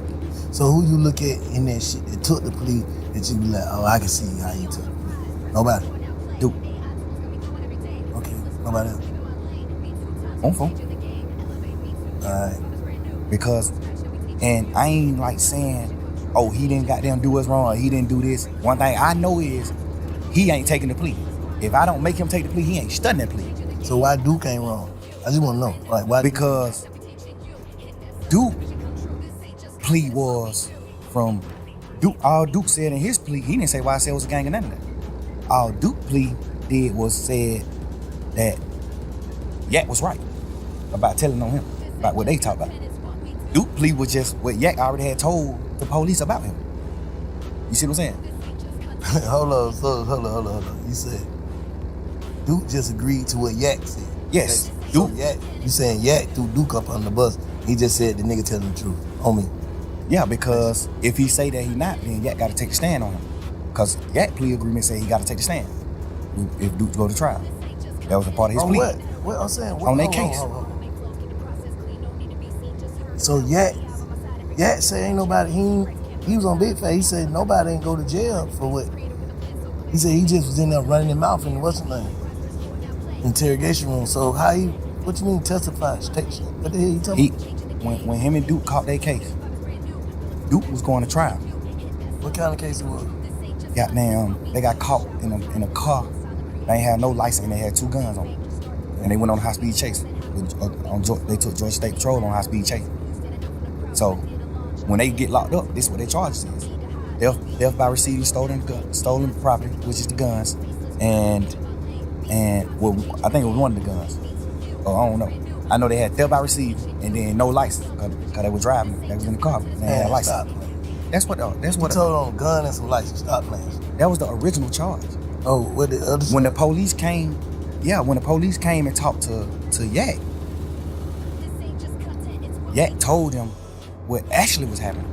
What was happening? Like, he told them Duke got jumped on at Magic City by some ops, by the opposite, and he came to Magic City to get Duke, and they were going to retaliate, go commit murder, go possibly commit murder. They were going to retaliate against the people that just jumped on Duke. That's what Yak told him. Hold on. So, let's slow down. They get locked. They on the way to the op hood. This what I don't know. 'Cause I went down. This what the police is saying. They got caught with some guns and no license, and he turned that into what? He told them what really was happening. 'Cause the police just like, why? These two, they ride past the state patrol. It's two young niggas with hoodies and ski masks and all that old shit ride past state patrol. State patrol get behind them. They go on a high-speed chase. They go on a high-speed chase. They wreck the car. They get out the car, run. Well, one of them get out the car and run. One of them stay in the car. That automatically make it fishy to me. Who stayed in the car? I think Yak stayed in the car. He went to people who ran who stayed in the car. Yak stayed in the car. That's what I heard. Okay. Yak stayed in the car. Duke, when they crash, Duke get out and run. Okay. And toss one of the guns. Got away. Nah, he got caught. He ended up getting caught. Okay. Yak goddamn. Some people told me that Yak ran too. But some people told me that Yak didn't run. Yak stayed in the car. So if me and you go on a high-speed chase, right, and we both know what we doing, we know what we going to do. If the state is right, we know what we going to do. The police get behind us, we go on a high-speed chase, crash the car. We get out the car and we running, man. If I get out this car and run and Bank stay in this car, the only thing on my mind is Bank finna tell on me. Or Bank finna, even if you ain't finna tell on me, I'm finna think in my mind, Bank finna tell the police it's him. Cause what you stand in the car for? He must know, he must got out, basically. Like, he must got out. He must know something I don't know. We supposed to run. Basically, what you saying? Like, if you don't run when the police is chasing you, you the one driving. You take them on a high-speed chase. If you don't get out and run and you get out and let Duke run, you got something you finna tell the police. Not even if you finna tell the police, hey, I don't know, officer, I'm a Uber. We was just riding, this nigga, I don't know what the hell he got going on. He just hopped out and ran. You finna say something? Like, I don't understand why you not finna run. Which is not bad. And that ain't really bad to me. Cause if you can spin 12, you can spin them. If me and you go on a high-speed chase and I hop out and run and you don't, all you can say is shit. Man, I know that young nigga from the hood, I don't even really know his name. Man, that young nigga told me to drop him off at the girl house, man. I was on the way home, I was finna drop this nigga off at the girl house, man. When goddamn y'all got behind me, but I know I can't go to jail, but the young nigga got a gun, but I know I can't go to jail. So I just went on a high-speed chase. Like, you know, it's ways you can flip it and then make it good. Like, all right, cool, I understand why you sat in the car. If you can flip it, you can flip it. So I ain't gonna say he sat in the car cause he was gonna tell, but I'm gonna say it's weird that you sat in the car. Like, so what? All right, fast forward. If you sat in the car. All right, fast forward to what the facts. You say he Duke got jumped on at Magic City. Okay. Call Yak. This supposedly, I don't know. Allegedly. Yeah. Duke got jumped on at Magic by some officers. He called Yak. Yak come get him from Magic. Him and Yak get in the car and on the way to the ops hood. They on the way to the ops hood to retaliate, to go handle their business. Like, niggas just jumped on him, he finna go handle their business. They ride past the police next to the ops hood. They on the ops street when they ride past the police. The police get behind them and turn the lights on. They go on a high-speed chase, they crash. They get out and run, they get caught. They in jail for driving no license and firearm in the car. This the charges. The police come question Duke. Duke don't tell Duke, like, man, suck my dick. No. The police go question Yak. Cause I think Yak was in some more trouble too. So the police go question Yak. So I guess that's his way of being like, shit, but I gotta try to get myself out of trouble. I'm in deep trouble. Like, even though Duke got this little bit of case, I got the same little bit of case, but I got more shit. I'm on probation. I just got out of jail. Yak got a deeper rap sheet. So but I thought he said he took the charge though. I thought Yak took the charge. He said goddamn, ain't nobody go to jail but him. Like, he don't want to do the time and Duke. Him and Duke went to jail, bro. No, I'm saying like convicted. Basically, like Duke got some probation. Duke got convicted. He got probation. 6-month probation. I think he got a year probation. So Shawty went to the Fed though, so he had to take the gun charge. Huh? Nah, he went to the Fed because that was like his 5th, 6th time getting caught with guns. So your 5th, 6th time getting caught with guns, now the Fed's involved. Now the Fed like, hey man, then they keep getting caught with guns. Now the Fed snatch you. Now the Feds give you the gun charge. So you can't take the gun charge. The Fed gave you the charge. The feds gave you the charge. You didn't take you running around saying you took the gun charge for Duke. Now you didn't. In your interview, you said the gun was my gun, but I gave it to Duke. Everybody know in a court of law, if you say, hey, this is my brick, but I gave this motherfucker to a bank, whoever is in possession of this brick, that's who brick it is. That's a fact. Whoever in possession of this gun, that's who gun it is. I don't give a fuck. You can tell the police 1,000,000 times this your gun. Duke get caught with this gun, this motherfucker is Duke gun. I promise you that. That's how that go. The feds snatched him. And when the feds snatched him, his charge in the feds was the gun charge. It's because he had more than one, but like... No. Yeah, the feds just own him. Like, we own him. He keep getting caught with a gun. He done beat murder charge, all type of shit. He done beat murder charge, all that. So the fed already own him. He get caught with a... take the stand? Why? I'm saying... Oh, so Duke didn't go to trial. That's why he... No. The thing about it is, I don't know if this true or not, but Yak told Duke, man, just take the little probation shit. And I feel like he told Duke that because he didn't want his interview to come out. Because if Duke go to trial, you got to take the stand. It's a part of your plea. So you tell Duke, man, take the probation shit. Ain't nothing but a year probation. Take that shit, man. You tripping. Go on forward with your life, man. So Duke take the probation thinking like, shit, my brother took the charge. I'm take the probation for even being around it. They just charging Duke. So they give Duke a year probation. Duke take the probation. Word in the street is Yak told Duke to take the probation. I don't know how true that is or not, but a lot of people that said Yak told Duke to take that probation. A lot of people, reliable sources, said that Yak told Duke to take the probation. I feel like he told Duke to take the probation because if he didn't, he was gonna have to take the stand on it. And he didn't want to take the stand because he already got in jail. So you saying he would have took the stand if the Fed would have picked it up, basically? Yes. If Duke, no, it don't matter if the Fed pick it up or not. If Duke go to trial, if Duke don't take the plea, Yak gotta get on the stand and Duke trial. That's what his plea.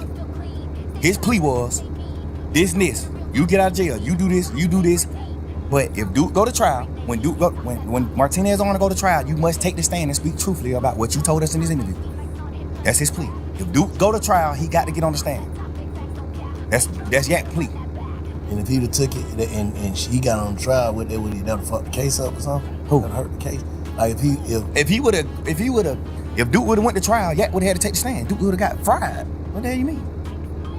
In the goddamn interrogation, Yak told exactly what happened. Yak told, hey, man, I ain't even finna play with y'all in here, man. I'm just tell y'all the truth. That's what happened. That's what he say in the interview. In the interrogation, man, I ain't even come to play with y'all for. I don't even, man. Whatever I can do to goddamn try to make this shit light on me, bro. Like, they like, man, what's going on? Goddamn, woo. Obviously, the DA's already wondering, like, why the hell y'all nigga on the high-speed chase right here next to the officer? They don't know that Duke got jumped on at the club, though. It's on the wraps. It's low. We keeping it low. Just street shit, keep that low, go on. Goddamn.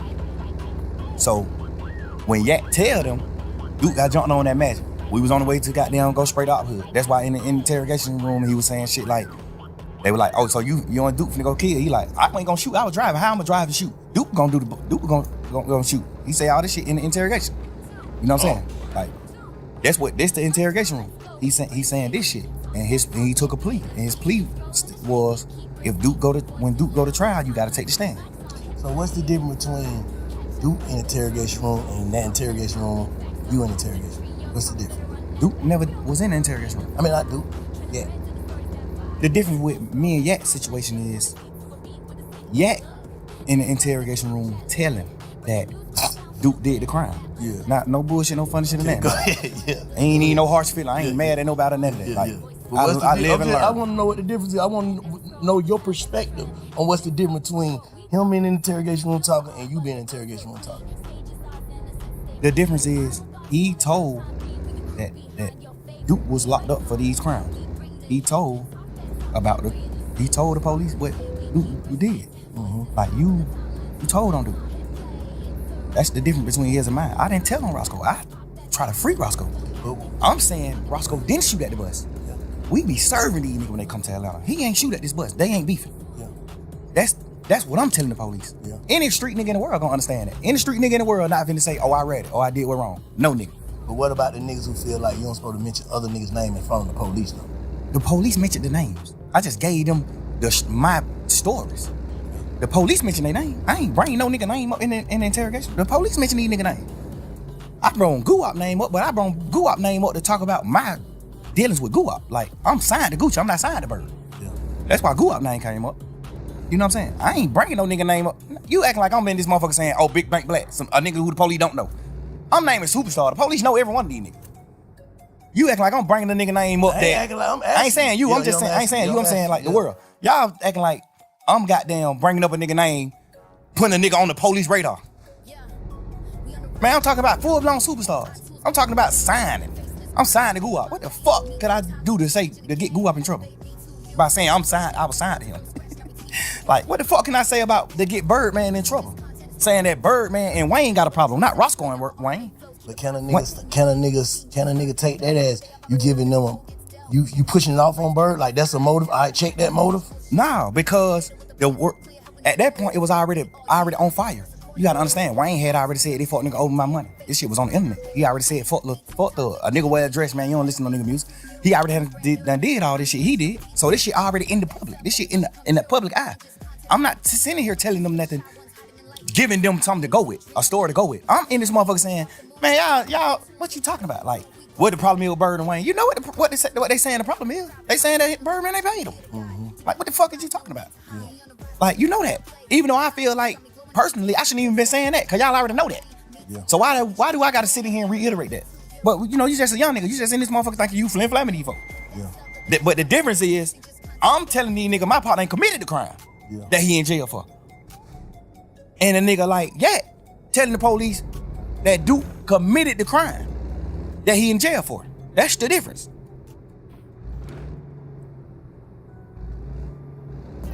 Me asking you, do you understand the difference?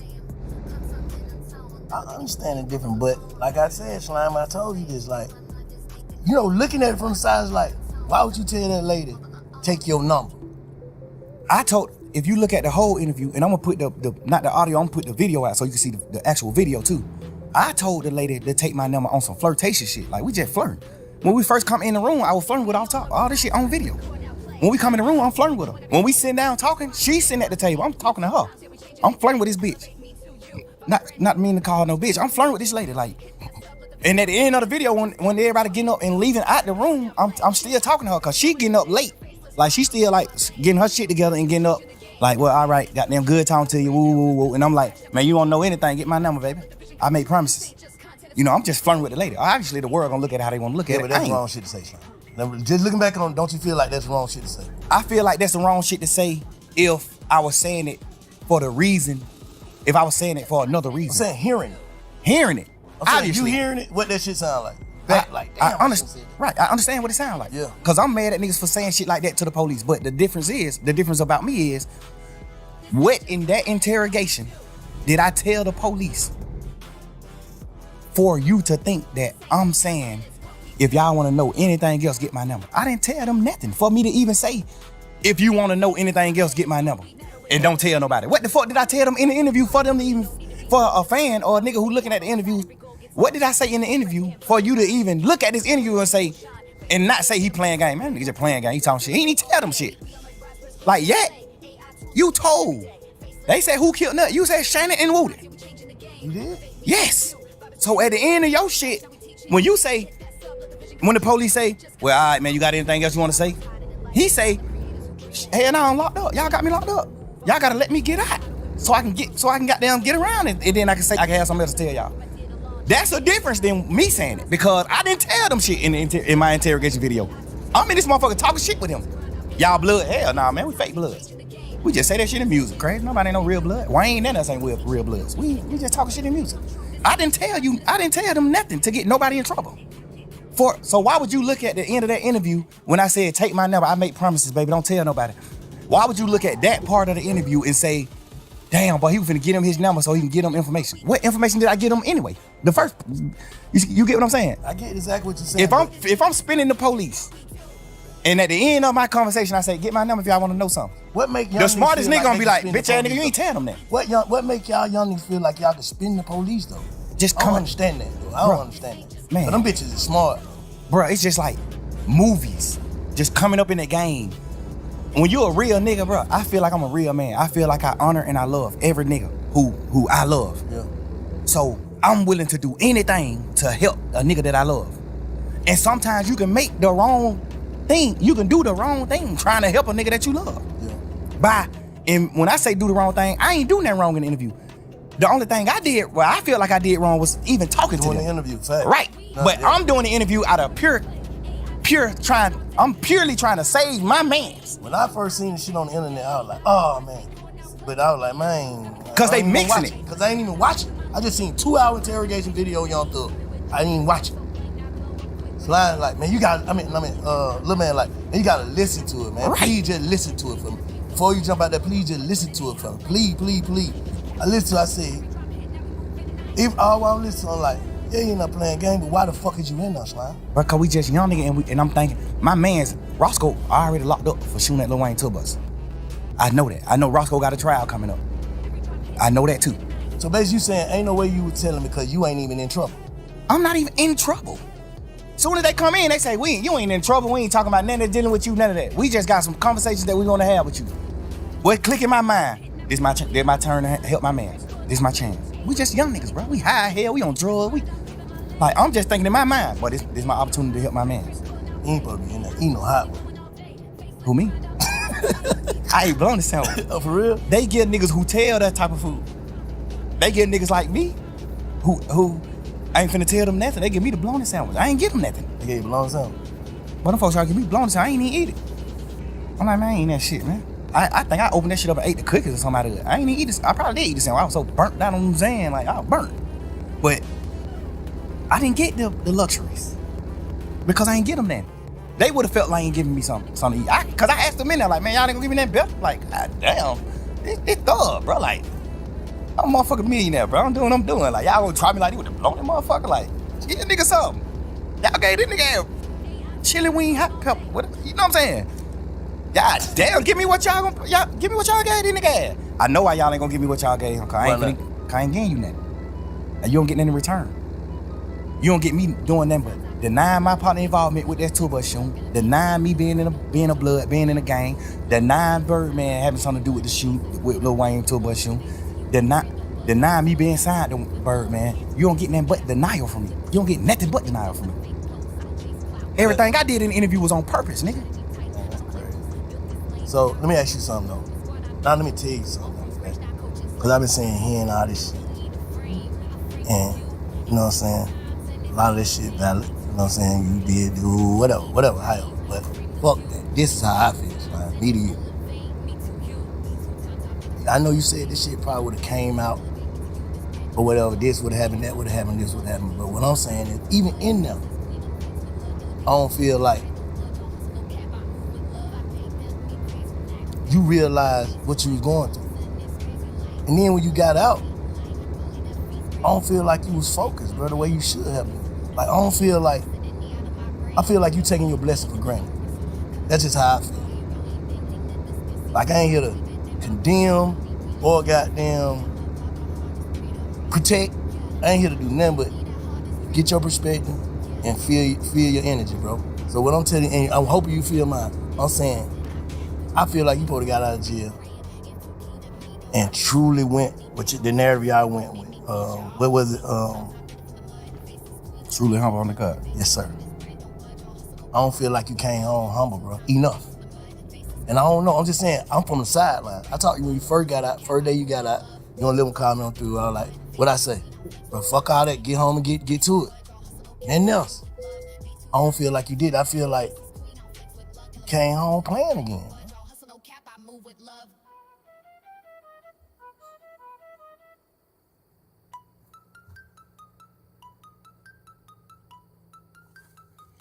I don't need, me personally, I don't know. Bank. Just to be honest, bro. I don't know. I think the crazy part is, I thought I came home on fire. I thought I came home just like popping that shit and just living life and getting back to life and enjoying life. But you still gotta understand this too, man. My whole life, I poured into people. I built niggas' foundations. I built niggas up my whole life. Any nigga you can name, I play a major part in their success. I witnessed that. And I feel like you gotta look at it you gotta step in my shoe, Bank. I gotta get out of jail and rebuild. I gotta get out of jail and rebuild this shit. I can't get out of jail and just hit the ground running. That's what dumb niggas do. That's what a fuck nigga do. They go past what the fuck they did wrong and they just keep going. Rebuilding doesn't mean what, like rebuilding your mental? Rebuilding my mental, rebuilding my financial stability, rebuilding my organization, rebuilding like the way the world looked at me, the way the world perceived me. Cause you gotta think, I get out of jail. Yeah, I spent my last 10 years every day with my friends. And we building, we showing the world, this how you supposed to be, this how brothers is, this hood is, this how we supposed to do it, this what we doing. So I get out of jail now I don't got them friends no more. So I just get out of jail. I'm used to being with them. My last 10 years, I've been with them every day. So I get out of jail, now I gotta learn how to not be with them. And not because they dead or they went to prison or they did it, because they betrayed me. I can't just get out of jail just going forward, bro. Like, I thought I was though. But this situation at hand just let me know, like, damn, you ain't going forward. You wasn't going forward. But then I look at it like, damn, why I ain't going forward and not going forward like success? Because I don't look at them niggas like they success. I ain't moving on. Why I ain't moving on? And I think like, because I gotta rebuild. So do you think watching a nigga look as if they like Gunna? You think watching Gunna look as if though he ain't hurting about this shit or moving on, that shit hurting you even more? You don't like the word hurt. I see how you looked at that. But a nigga gotta know when they hurt, bro.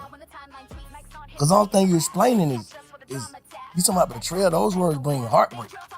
Yeah, but bro, we gangsters, bro. We men, bro. We bosses, bro. Ain't no such thing, bro. I cried on the internet about that. Give a fuck. I ain't that gangster. I know. Nigga, our heart is fragile. Cause I look, and I said this, and I just seen on, I don't listen to all them jail calls too. Yeah. Man, what the hell this nigga talking about today? But I said, I listened to that motherfucker, and you said something like, cause I had already told Lil, I said, bro, the reason why Slime, and it's just me, I could be tripping. The reason why Slime ain't fuck with Gunna, cause he already done put the word out and stamped it to niggas, and he gotta stand with these niggas. Not saying it's right or wrong, it's like, shit, how the hell I'm finna make these niggas fuck up their friendship, or whatever, they camaraderie with the nigga, and then I come home. I feel, and then I ain't never told you. I talked to Gunna when he first got out of jail. I was trying to get interviewed with him. He like, man, I ain't worried about none of these niggas saying. I know my brother in that box fucked up. I was just in that motherfucker fucked up. That nigga mind ain't right. Whatever. I don't give a fuck if he is telling these niggas fuck me. If it ain't fuck me when he get out of jail, they're my brother. You know what I'm saying? I love that nigga. I know he love me. He knowing I wouldn't have did that shit. I triple asked him for, is this gonna affect my brother? That's what he told me. I took it for face value. That's what he told me. That ain't the truth. All right, I'm just telling you. I'm on the outside looking in. I'm just telling you what he said. That's what he said. He said, oh, I ain't saying that the truth when he said. oh yeah, that's what he said. He like, I'm just waiting on his word. I don't know, cause his lawyer could have told him. His lawyer could have fed him some bullshit. My lawyer's just a real one. Brian, a real man. He gonna tell you, hey, this what we got strength at in this trial. This what we lack at. This what you fucked up at in this trial. This what you got their ass. So that's part of the reason why I took my plea. Cause he like, you gonna win the case 100%. You gonna get acquitted. But you can't get acquitted for the shit that they found in your house.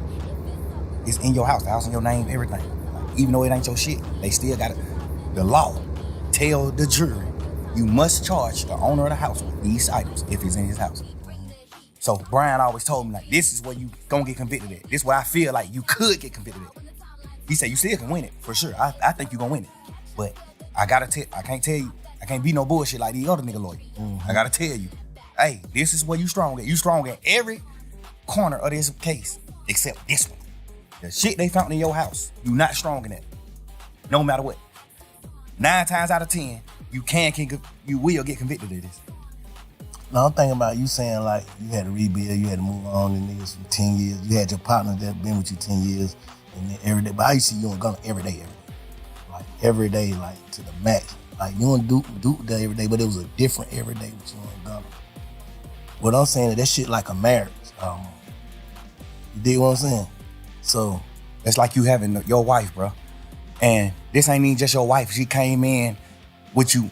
She came into the relationship bossed up, millionaire, doing this shit. She came a bum. She came with nothing. You made her a millionaire. You foundated her.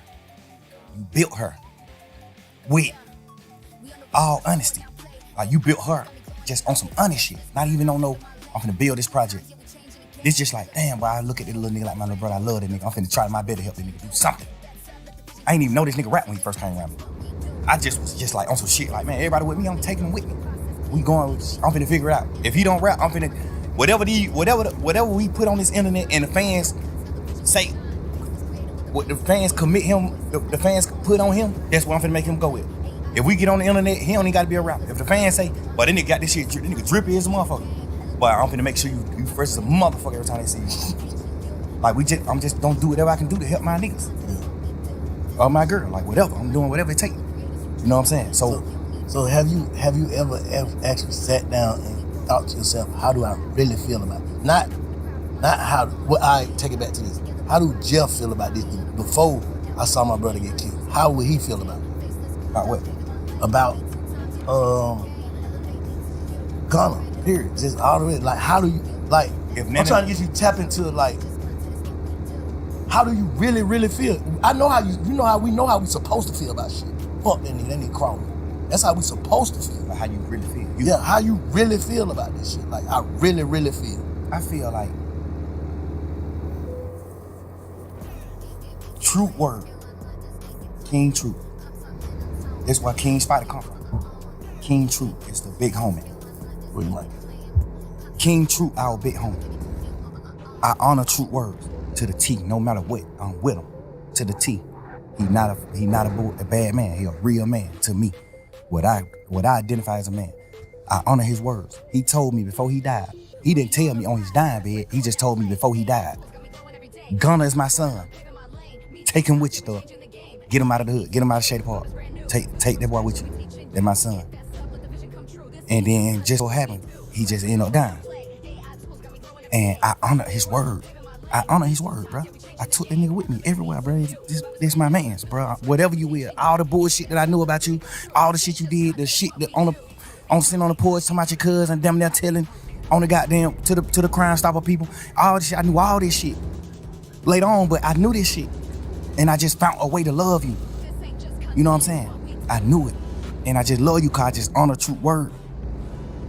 And I feel like whatever, I don't know what Truth told you, but I know he told you something good. And I feel like you just didn't honor the word. You ain't honor that, bro. You ain't even honor brotherhood. We ain't even talking about Truth. We just talking about brotherhood. We from the street, bro. You know how hard it is for us to become successful men? Make millions of dollars? If a nigga take me from where I'm at, sleeping on my mama's motherfucking couch, to making millions of dollars, I'm dying before I go against him. No matter what, I'm gonna die before I go against him. No matter what. I don't think he feel. Now, like I said, I ain't here to goddamn take or condemn nobody. I don't feel like he crossed you. Me personally, as a man, me knowing him, he's smarter than he look. Gunna's a smart man. He let his silence make you think other things about him. He's a smart man. He's strategic. I taught him how to be. The thing about it is, when it come down to being real, the strategicness go away from me. When it come to being a man, like standing on man business, a man. I know how to be strategic, but I forget to be strategic when it come to that. I'm gonna say the truth. I'm gonna pour it out what it's supposed to be.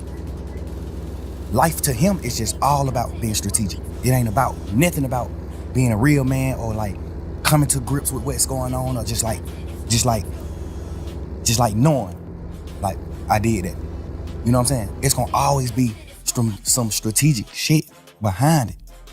So you like, it just came out the blue? You know, usually when niggas, if you, the nigga you describing, you would have been saw that.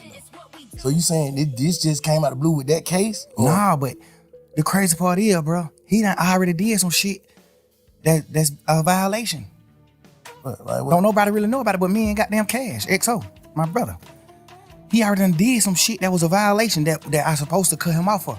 He already done did some shit where I was supposed to cut him off for. I just found a new way to love him. And I try to be how y'all live. I try to look at him from a different light and be like, maybe he ain't understand. Maybe he ain't know. I know he knew though. Maybe he ain't know. The only reason why I knew he knew is because he denied it. Instead of saying, damn, bro, I ain't even know.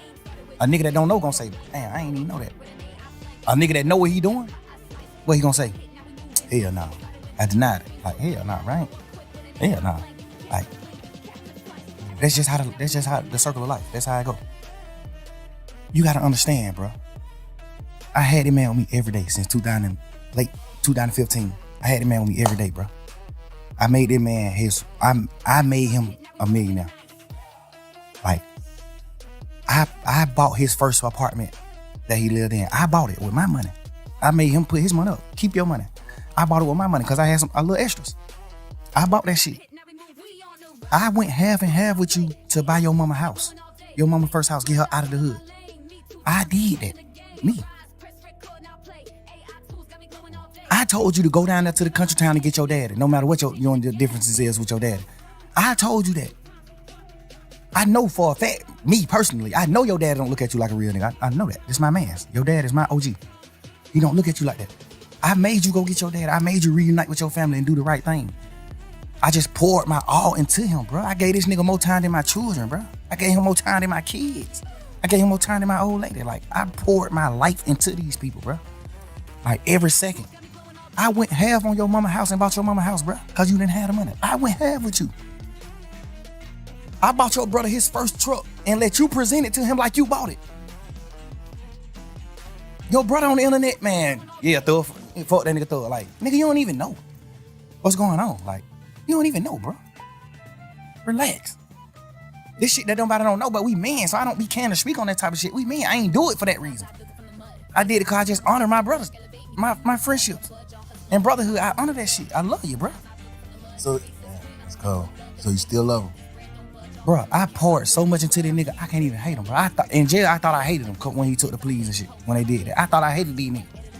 Nigga, my girl made me realize, like, boy, you don't hate him. You just mad at him. You don't hate him, bro. You hate him up, but you stop talking about him. Why you hate a nigga, you on a whole nother type of time. Yeah. You stop talking about him. Like, well, I don't wish no ill will on him. No ill feelings at all. Stop the man having though. That shit hit the that fucked up. Like, because I was just angry. Okay. But it seemed like nobody understanding why I'm angry. Like, bro, all the shit I did for this nigga, bro, like, what are you talking about, bro? I put my whole label, my whole shit behind this boy, man. Like, nigga, you think Key, Dad, you think Key will respect you? As a man, you think Key to respect you for what you did, bro? You to my R.I.P. Key, bro. You know Key ain't gonna respect you for what you did to me, bro. You know that. You know Key ain't gonna respect that. You know ain't no real man gonna respect that. You did that, bro. Stand on it. You did that. Everybody talking about why he ain't say it and why he quiet. What can you say? What can you say? If you was gonna, what can you say? If you was him, knowing everything you know about this shit, what can you say, Bank? If you was him, just think of something you think you can say. If you was in Gunna's shoes, what happened? I can't really put myself in his shoes. Ain't. I'm just saying. Nah, but sometimes, guess what, bro? Feelings. That's the fucked up. What I think he should say, if everything you saying is valid, I think he should call you and have a conversation. But would you take a conversation? Cause niggas don't, you gotta think. I don't think I'll take the conversation. All right, so what can I say? I know that. I ain't even talking about what can you say to me or nothing. He might want to say something, but he know. So I don't want no conversation. So what can I say? I feel like you portrayed a certain image as soon as you got out of jail. Cause nobody know you did what you did in the courtroom. So as soon as you got out of jail, you portrayed. As soon as you get out of jail. For like a couple hours. Yeah. Like you got out portraying a certain thing, a certain image. Ooh, you saying these words. You saying goddamn this and that. You saying this when you first get out of jail. You saying all this shit. Then the video come out. Then it's just like, but this what the world got to start doing, Bank, including you. We got to start putting ourselves in people's shoes. That's why I said, if you were him, knowing everything that you know, what would you say? I probably would do the same thing, not say shit, because I'm knowing my man. I don't want to say nothing to the internet or to nobody else. I know that nigga don't want to hear this shit. No, but you gotta understand, the way you put it is almost like you, this interview is almost gonna be you telling him what he can go with. We ain't talking about that. We talking about fuck none of that. Nah, cause you gotta think. Like, you gotta think. If he's sitting around saying like, damn, I'm telling him what he can go with. His move, his next move. We ain't talking about that. It's cool. I tell him his next move, cause I'm just a nigga like that. Like, I don't wanna see no nigga down. I tell a nigga move. Bro, do this. You fucked up, but you can do this right here. You can do this. Okay, all right. We just saying man to man. Let me say this. When you just sat there and said you wouldn't take the conversation, that would make me say that. But all right, if you said you took the conversation, then I would have said what I say. I ain't talking about what you'll say to me. What you'll say about what you did. Okay, just say you'll say it to me. Hold up, what he said to me. I told you what he said to me earlier. That's what he said. The truth. You asked me what he said it already. I just told you. Yeah, I ain't never heard that. Yeah, that's what I'm saying. I just told you, he said, goddamn, bro, all these niggas on the internet saying whatever they saying, fuck that shit. I know my brother in that box, he ain't in the right head space. I know that nigga love me, he know I love him. I swear I would've never did nothing that I feel like it hurt this nigga, man. I was just waiting till he get on. He gonna have to say fuck me. I understand all that. I feel like me being a man, and we just talking about feelings and just putting it on the line. And he probably gonna be mad at me for telling you he said it, but he said it. What I'm saying is, I understand that. I would think that he would say something like that. Obviously, if you did some bullshit to your big brother, that's one of the things you can say. Bro, I got them, but these folk did it. These folk tricked me. You know what I'm saying? That's something you can say. That's any nigga. If you would've did what's wrong, if you would've did what Gunna did, you would've said the exact same thing. Bro, they my brother, bro.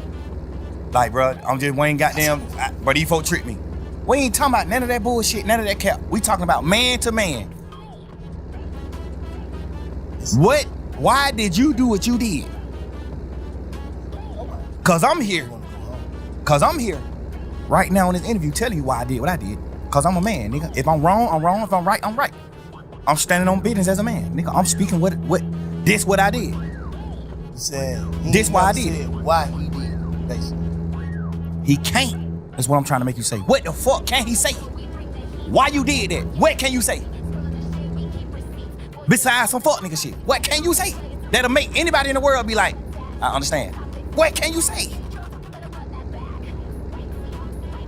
Nigga, I created you, nigga. Well, God created you, but I helped. I was a part of your journey.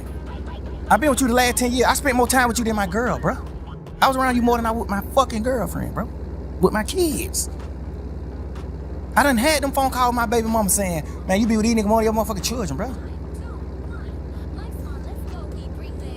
You supposed to be smart enough, and I know you smart enough. You supposed to be a man enough. You supposed to be smart enough to say, I'm not finna do that. So I know all this shit that nigga sacrifice. I'm not doing it. In your mind, you taking that nigga fuck. That's what it is. What else can it be? Obviously, you gonna say, well, I'm finna do what I'm finna do, and goddamn, I'ma just keep telling the world, man, and my brother, I love him. So you saying his whole campaign is a PR stunt? Not even to like bash him and that, bro. Cause I'm really. But that's what you saying? Yeah, I ain't even trying to. I'm just saying, like, I ain't even trying to bash him and that, but it's like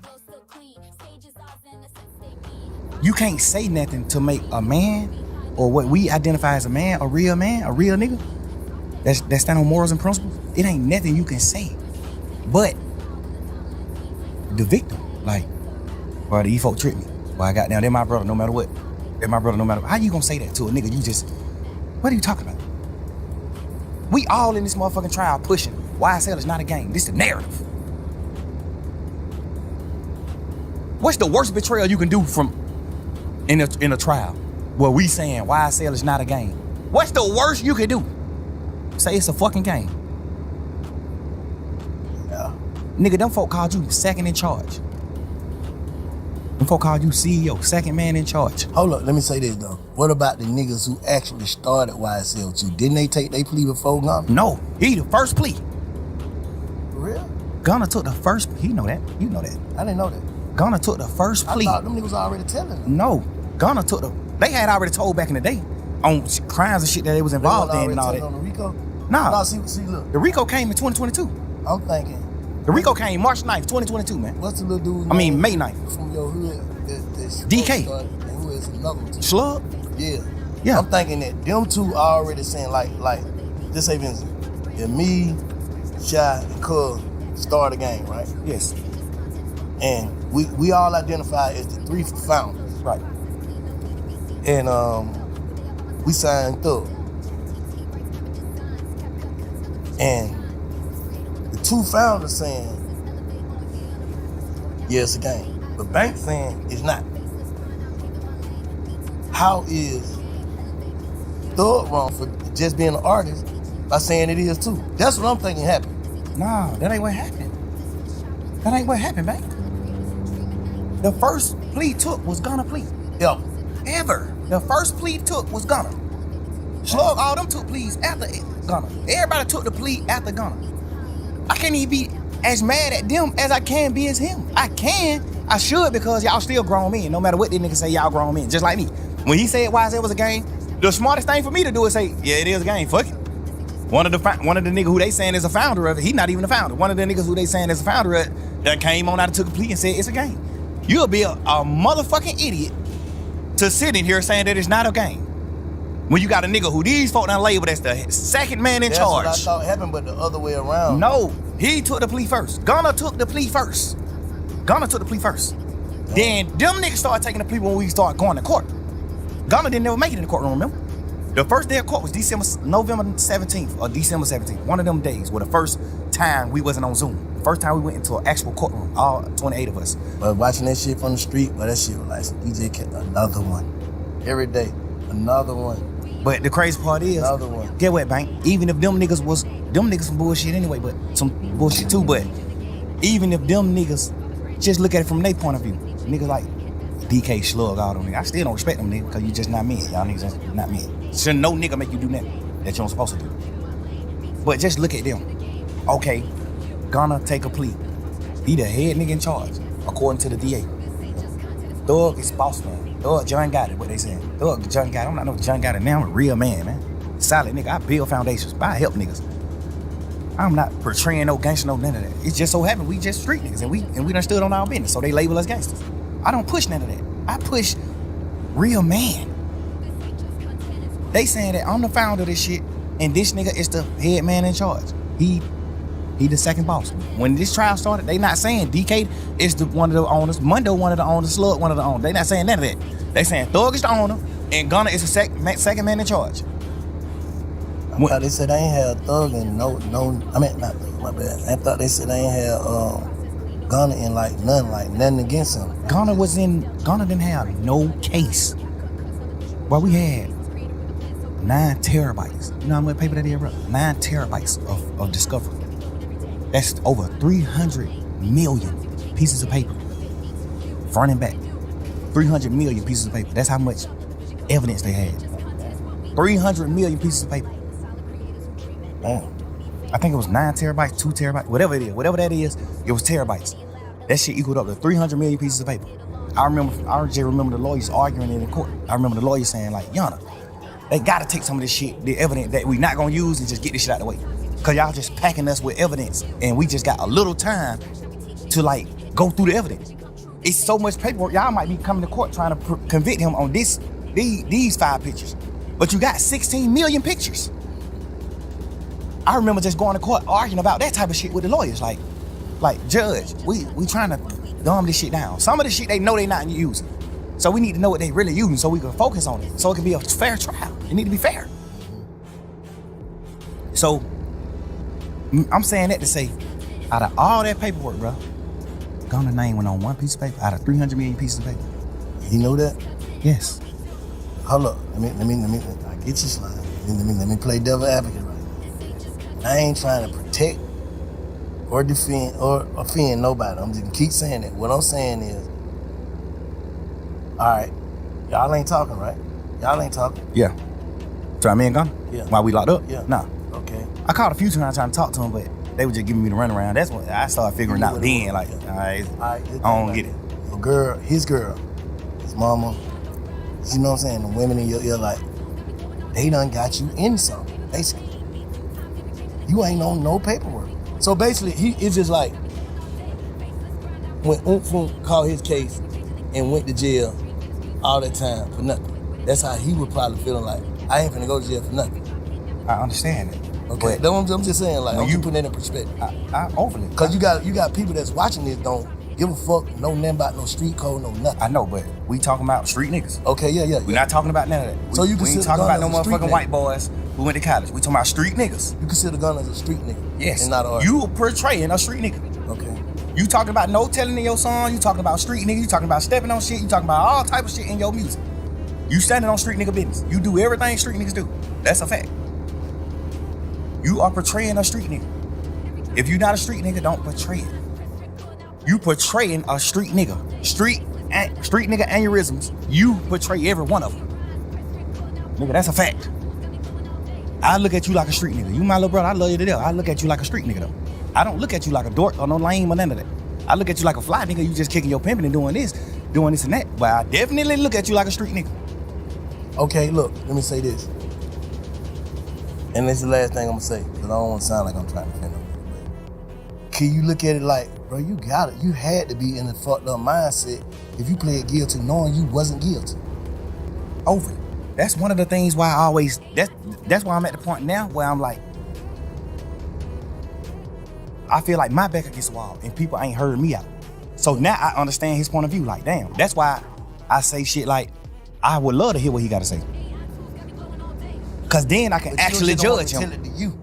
Say it, nigga, say it publicly. Don't tell you. You publicly said YSL is a criminal street gang and it must end. You publicly said, yes ma'am, when they said, I know 3 or more co-defendants on this case. Well, 3 or more co-defendants on this indictment, which is the 28 niggas. I know 3 or more niggas that committed these crimes. Murder, attempted murder, aggravated assault, damage to property, shooting at houses, petty car thefts, armed robberies. You said, I know 3 or more people on this indictment that has committed these crimes. Publicly. They asked you that in the courtroom. You said, yes, ma'am. First of all, you don't know nobody on this case. All 28 niggas, they from Johnbury South, Cleveland Avenue, and other places like that. He from the South Side. He don't know nobody on this case. Guess what's so weird? Out of all 28 people on this case, all you know is 3 niggas. Me, Gunna, and Duke. That's the only niggas you know on this case, Gunna. So when you said, yes, I know 3 or more niggas that committed these crimes, who the fuck is you talking about? Me, Gunna, and Duke? Cause we the only niggas you know anyway. I know you could have been talking about anybody, school, but just so happened how the dice roll, you don't know nothing but 3 niggas. So who the fuck you could? Like if he would have went to trial, the state, if his shit was getting used in trial, which it was, unless I got out the case, his plea agreement was gonna get used in trial. I know they saying like, oh, he ain't had to get. I thought an Alfred plea don't mean that. Yes. He ain't had to get on the stand. You know, they pushing all those narratives. He ain't had to get on the stand. He wasn't gonna testify against nobody. Yes, he was. If you look at the end of his plea, that shit say, this plea agreement could be presented in trial. And if any questions come up about this plea, however they wrote it, if anything come about this plea, you must come testify truthfully about what you said in this plea. No. Nigga, look, every one of they plea said that, except mine. Every plea said that except mine. In Lil 9. Every one of them niggas who took a plea in the beginning of that trial, plea said that. Duke plea said the same thing. Oh, you ain't got to get on the stand. Duke had to get on the stand. The week the case was over with, Duke was getting on the stand that week. The week all us went on and took our pleas at the end of the trial. Duke was getting on the stand that week. Duke was outside the courtroom, sitting on the bench, waiting to get called in to get on the stand. So how Duke did what right now? Because he didn't say YSL was a game. He only said, when y'all put Duke on the stand, Duke can't send nobody to prison. Duke plea only saying that a nigga told on him. Okay, I'm right. When nobody on that case but Duke and Yak. Only thing Duke plea said was, this nigga Yak told on me, and I'm just agreeing to it. Because if I don't agree, I'm gonna have to go to trial and Yak gonna get on the stand on me. So he gotta take the plea. The thing I don't respect about Yak is, before we knew Yak told, when Duke took the plea, I was pushing the narrative like, that fuck nigga Duke did what wrong. Like, damn, but my best friend? Why do you do that? I'm pushing that shit every day in trial, every day. Yak sitting right here with me, bro, every day. Yak, my little brother, I love this nigga to death, bro. I got this nigga by my house. The house this nigga mama living in right now, I paid for this house. Bruh, you sitting right here with me every day, bro, face to face in this trial. Me, you, and Shannon, the last 3 niggas on this trial. And Lil Quay them, I mean. Me, you, Shannon, Lil Quay, and Lil Rod. We done got down to 5 deep, 6 deep. You know how we is in this motherfucker. Man, back against the wall. Fuck that, nigga, we rocking. Fuck these niggas. These niggas left, we gone. Fuck that. We rocking. You sitting in this motherfucker every day with me, 2 years straight after them folk took their plea. And you let me paint this narrative to you, Shannon, and you agreeing with the narrative that Duke told on you. We sitting back in the back of this courtroom when we on trial every day. I'm coming back in the courtroom. We coming back from in the courtroom. When we leave out the courtroom, we go in these little cells behind the courtroom. Mm-hmm. We sitting in these cells. I'm in these cells. We just talking like men, like brothers. Damn, boy, that nigga Duke, I can't believe Duke, bro. I kind of can get it with Yak. I mean, with Gunna, cause he done betrayed me before. So I kind of get he'll betray me. But I'm looking at Duke, like, Duke my best friend. Duke been with me the last 20 years. Like, you my best friend. I'm from John Burr South, you from John Burr Road. Duke my mans. Duke name tattooed on me. Duke my mans. Gunna too, Yak too. These my boy. Like, these my boys. You sitting in this motherfucker every day. And we in this cell crying to each other and talking like, damn, boy, these nigga really betrayed her. These nigga left her, bro. This nigga Duke now, fucking. Cause Duke plea sound crazy. Duke plea saying, yes, I got jumped on that Magic City. Yes, me and Yak went to go retaliate and commit murder on the opposites. Yes. So Yak sitting on the trial with me. So I'm looking at it like, Duke, you took that plea and said that? Fuck, nigga, you did that? Why you just told on Yak? I'm sitting in this motherfucker every day with Yak. Every day. I'm sitting in this motherfucker with Yak every day. I'm like, what damn, this fuck nigga Duke just crossed you like that, bro. This nigga Duke just got you sent to prison, bro. You going to prison, Yak. But Duke just got you sent to prison, bro. Damn, Duke. This fuck nigga sitting in here with me every day saying, man, fuck that nigga. Man, fuck them nigga, bro. We gotta goddamn, when we get out of this shit, we make it out of this situation, bro. We gotta go forward and it's just us. We ain't hang with none of these niggas. We ain't fuck with these niggas. Fuck these niggas. Bro, these nigga told on me, bro. This nigga did that, bro. Damn. Every day. We did this shit every day for about just under 2 years, bro. We was on trial every day. The whole time, when them niggas took the plea, the whole time from that day forward, we just sit in this motherfucking cell just going through it every day. Like, damn, but these nigga did that. Knowing damn well the whole time you told on Duke. Duke took the plea because you told on him. And if Duke didn't take the plea, you would have had to get on the stand on Duke because that was your plea agreement. Your plea agreement was if Duke go to trial, you got to get on the stand and testify that you and Duke was going to go kill these niggas because they jumped on Duke. You got to get on the stand and say that because you said that in your plea, sir. If you get on the stand and you say something different than that, they going to treat you like Moontoon. You going to prison. You got to get on the stand. That's why Moontoon went to prison. Yeah, because he said this in his plea agreement. Yes, Thor, when Nut died, we pulled up on Thor. He gave us some money to lay low. We did this and did that. He said it in the plea. But one thing I do respect about Moontoon is when he was doing his plea, you know, you negotiating back and forth with the state. So when Moontoon was doing his plea, he was telling them to take that out. Like, hell no, that ain't what happened. When Nut got killed, we didn't pull up at Thug condo and he gave us some money to lay low. That ain't what happened. Thug didn't pay us to kill Nut. No, he was saying take all that shit out the plea. Like, hell no. But the state tricked him like, we ain't taking it out the plea, but you can agree to it now. And when you get on the stand, you can speak your truth. So he like, y'all sure? Cause he know if I get on the stand and say something opposite of what I saying in this, I can go to jail. So are y'all sure that I ain't gonna go to jail if I get on the stand and speak my truth? They just wrapped him in the bag. They just wrapped him up. Wrapped him up like a gift. Yeah. You can get on this stand and say whatever you gotta say, but you gotta say this in this plea. So that's why he was on the stand. That's why Moontoon was like, nah. Like, that's why the judge was like, so when you said this in this plea, you saying that ain't really what happened. And Moontoon was like, nah, that ain't really what happened. And I told them that they need to change this in my plea. But they said they can't change it in the plea. I gotta just say it when I'm on the stand. So how would it goddamn be able to do what he did? Like go up there and just like, because he told in the beginning. So all his telling led to him not being on the indictment. All his telling led to him not being in trouble with us. He not on the case. When the case started, it was 28 of us. Woody wasn't there, one of them. So it ain't no matter what he get in the courtroom and say, he can't go to jail. Cause he not a part of the indictment. He not a part of the case. He unindicted co-conspirator.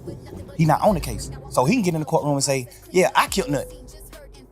I killed this nigga. I did this. I did that. Can't nothing happen to him. Because he's already signed his immunity. When you sign an immunity, you can say whatever you want to say on the stand.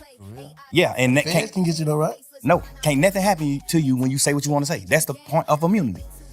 When you sign this paper, you gonna tell the truth, and nothing can happen to you. You can't be locked. You can't get in trouble for saying whatever you want to say. What made them give him that? Cause they thought he was gonna get on the stand and say what he said in his interview. Okay. They thought he was gonna get on the stand and say, yeah, shit. So they banking the whole case on Woody. Yeah, he was the lead. He was the lead. Them folk was in shambles when that nigga acting like he wasn't gonna testify. Remember the first time he got in there on the stand, he like, goddamn, man, I ain't testifying. The judge like, you sure? He like, yeah, I ain't testifying. Take me to jail. I sit in jail. But when they order you to get on the stand and you don't get on the stand, it's two things can happen. You can get locked up until the judge want to let you out. You can get locked up for 21 days, or you can get locked up for the duration of the trial. Whatever trial you involved in, you can get locked up. So normally trials be 5 days. So if a nigga get on the stand in a normal trial and don't agree, he'll go to jail for 5 days. Cause you gotta get out of jail once the trial is over. But this case, he wanted to do it. 2-3 years. Right. He like, well, this shit gonna be another 2 years. I gotta sit in jail 2 years. He wanted to do it. He wanted to be like, man, I ain't doing it. That's why the first time he came in, he like, man, I ain't testifying. Fuck that. I ain't testifying. I lied. So he got locked up. Remember, he was locked up for like 4-5 days. I ain't never really heard you say no bullshit about Woody. Nah, because not even to speak on like a certain community, Woody like take medicine. Woody like, you know what I'm saying? He throw it off a little bit. He off a little bit. So I always look at anything he do like a kid, like my son. Like he don't got the functioning brain that we got. Woody take real medicine. So I ain't even. Sound like you got a lot of sense to me. Yeah, but that just come with like, you just learning what to say when you going through life. You just learning things when you going through life. You know what I'm saying? I told him. The craziest niggas in the world are always the ones who you think got the sense. Like, boy, that nigga ain't crazy. Man, that nigga take real medicine. He overly did what's wrong though. Definitely don't respect what he did, but I respect what he doing though. You can tell he different. That's what I respect. Like, yeah, you can I don't even be judging at him because like I be seeing him doing his little shit on the internet where he's just like talking to kids or he just trying to do things. He go to the college trying to talk to them. He just trying. Like, I don't respect niggas like. Right, I don't respect certain niggas because you'll get out of jail and still be doing the same thing. That's why I say, if you tell, just go on and make you some gospel music, go on and just get out the way. That's what keep you away. That's what keep you away from certain shit. Just get out the way, bro. I don't respect no rap, but I respect. If you tell, you can't portray no street nigga. You gotta get out of it. You gotta get out the way once you do that. Yeah, I agree with that. You not running around acting like no gangster. You not doing none of that no more. You ain't doing none of that. All that shit is dead, man. You told. It's dead. I think he for real about trying to change it. I understand But it. it's just like, I think so too. Cause he crazy enough to the point where he don't gotta change and he still won't be at fault. Because he really crazy. He really throw it off. But the fact that you crazy and you still trying to change, it's like I say let. Why you let Roscoe get on there and stir that pot though? You gotta think, bro. I can't talk to certain niggas. But it's just like with Roscoe, that's my man. He just love me. You know how that shit go. Like he love all of us. Everybody who's on this shit, he love all them niggas. He just upset too. He just mad. He love all these niggas, bro. He just the same way I was in that interrogation room trying my best to get him out of trouble, or trying my best to paint a picture of him. Like, man, hell no, shout out real. Shout out ain't do that. Yeah. He just doing the same shit on the internet with me. Like, he just looking at, he know me. He like, man, hell no, shout out ain't none of that. Shout out ain't no rat. Shout out man. Shout out gangster. I'm telling you, he ain't no rat. He a man. Not even a gangster. Shout out man. I respect it. It's just the same shit I was trying to do with him in the interrogation room. He just doing the same thing with me. Like, he just trying to take over me. You know, that's just how I go, bro. When you're a man in the real heart, bro, with a real heart, bro, you standing on real business and everything just ain't a chess move to you, bro. You gonna have faults. You gonna have hiccups. You gonna have certain shit because you just a real person. I just don't like to see the city in the climate that it's in. It's like too divided, bro. And then they trying to say like you the head leader of dividing the whole city. Like all your beefs divide this shit. This nigga thug, this. See, like how you speak on that? See, the thing that made me not say nothing else to Rollo is because when I first got locked up, the narrative that the DA was pushing was he divided the city. He made all these people beef, which is a complete lie. I made niggas get together. I stopped a lot of beef. I stopped a lot of niggas from getting in beef. I only had one beef my whole life. And it wasn't even my fault. I stopped a lot of niggas from beefing. I got Wham and Savage on the phone to stop whatever could have happened with them. I got niggas on the phone. Hey, bro, we brothers. Fuck that. We ain't talking about no internet shit and what's going on in the world. We talking about real life, nigga. Both of them can get on your motherfucking platform and say the same thing. Yes, that nigga got both of us on the phone and told us, man, y'all nigga acting like fuck nigga, bro. We ain't beefing, bro. This Atlanta, bro. Everybody in this rap game, everybody in the industry, all over the world look at Atlanta like the hometown of niggas who stick together. So that's what I'm on. Everybody, ask Wham, ask Savage. I got them on the phone to stop their beef. And other niggas. I got a lot of niggas on the phone to talk about a lot of shit. I got goddamn Lil Key and Ola Runt on the phone. Hey, bro. Me and Guwap motherfucking big homies in this shit, man, in this rap game, man. We real niggas, man. We big homies of the rap community. Like, we ain't doing that. Ola Runt, you up on the Gucci, Key, you up on the me. Y'all nigga we ain't doing that beef shit, no. When 9 Vicious and Uzi Vert, like they finna get into it, hey man, y'all nigga call me, we ain't doing it. What aspect, what in my entire career that's been up on a fucking microscope, at what point in my career can you or anybody in this world honestly say he stirred this pot? They can say, I'm glad you had that. They can say, the shit you telling baby about P is like trying to break up a family.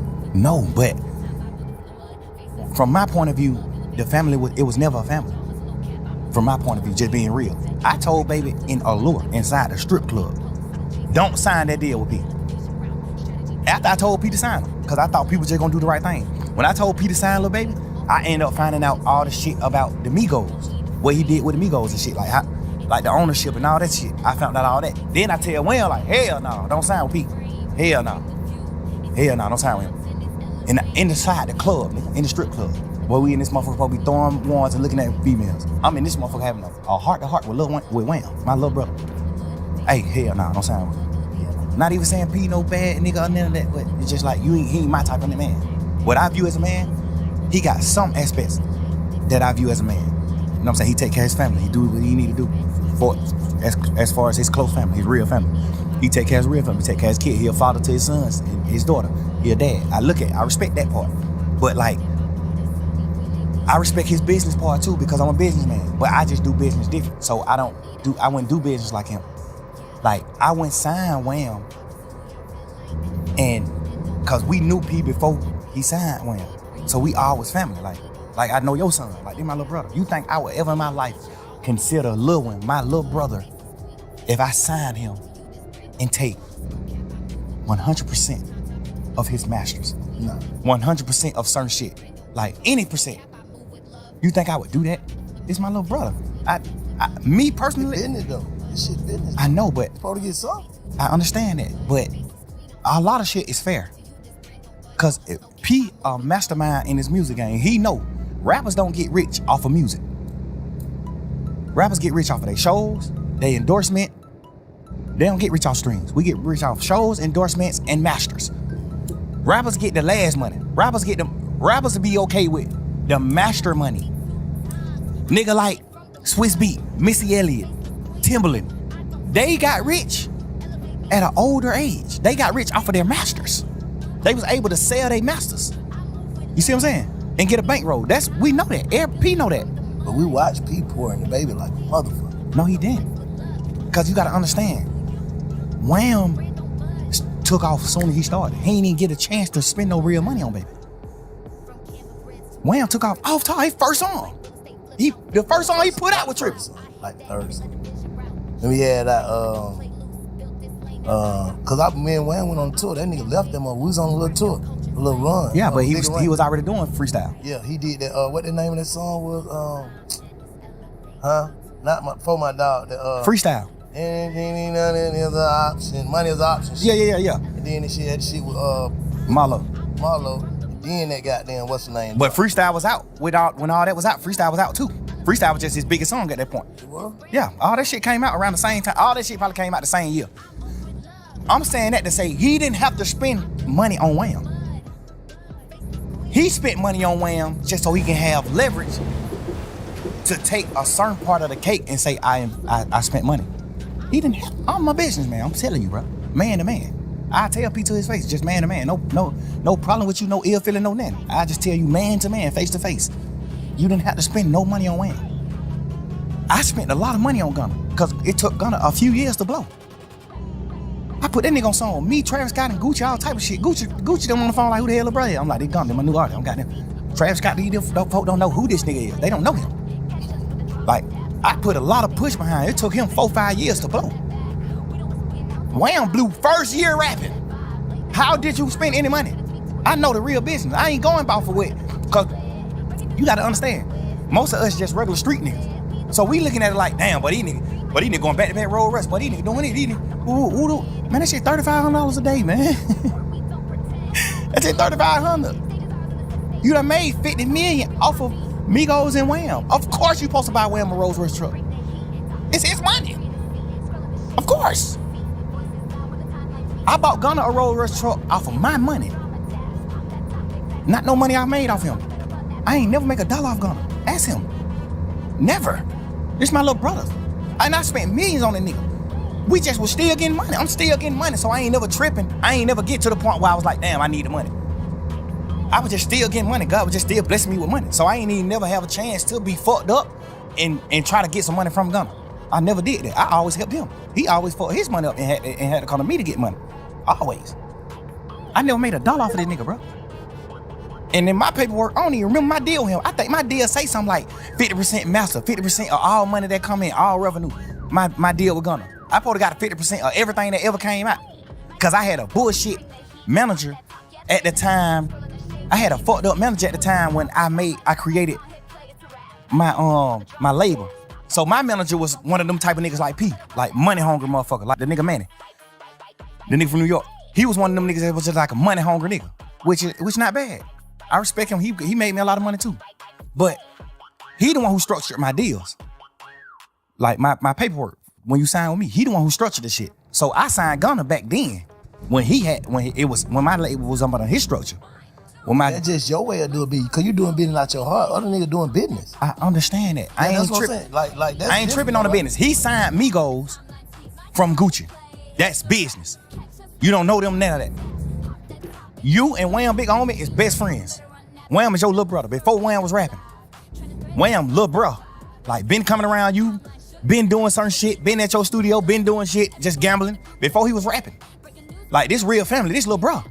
I'm telling you, him and Wham was like brothers. All us was brothers.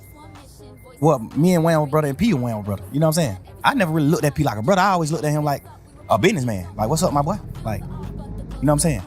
I ain't never looked at him like family. Cause we in business. We damn near competition. Not to me, cause I fuck with your artists. I did songs with Migos when I was lit and they wasn't. I did songs with Wham before he made music. I paid for Wham's first studio session, not no fucking P. I paid for that. I paid for his first song.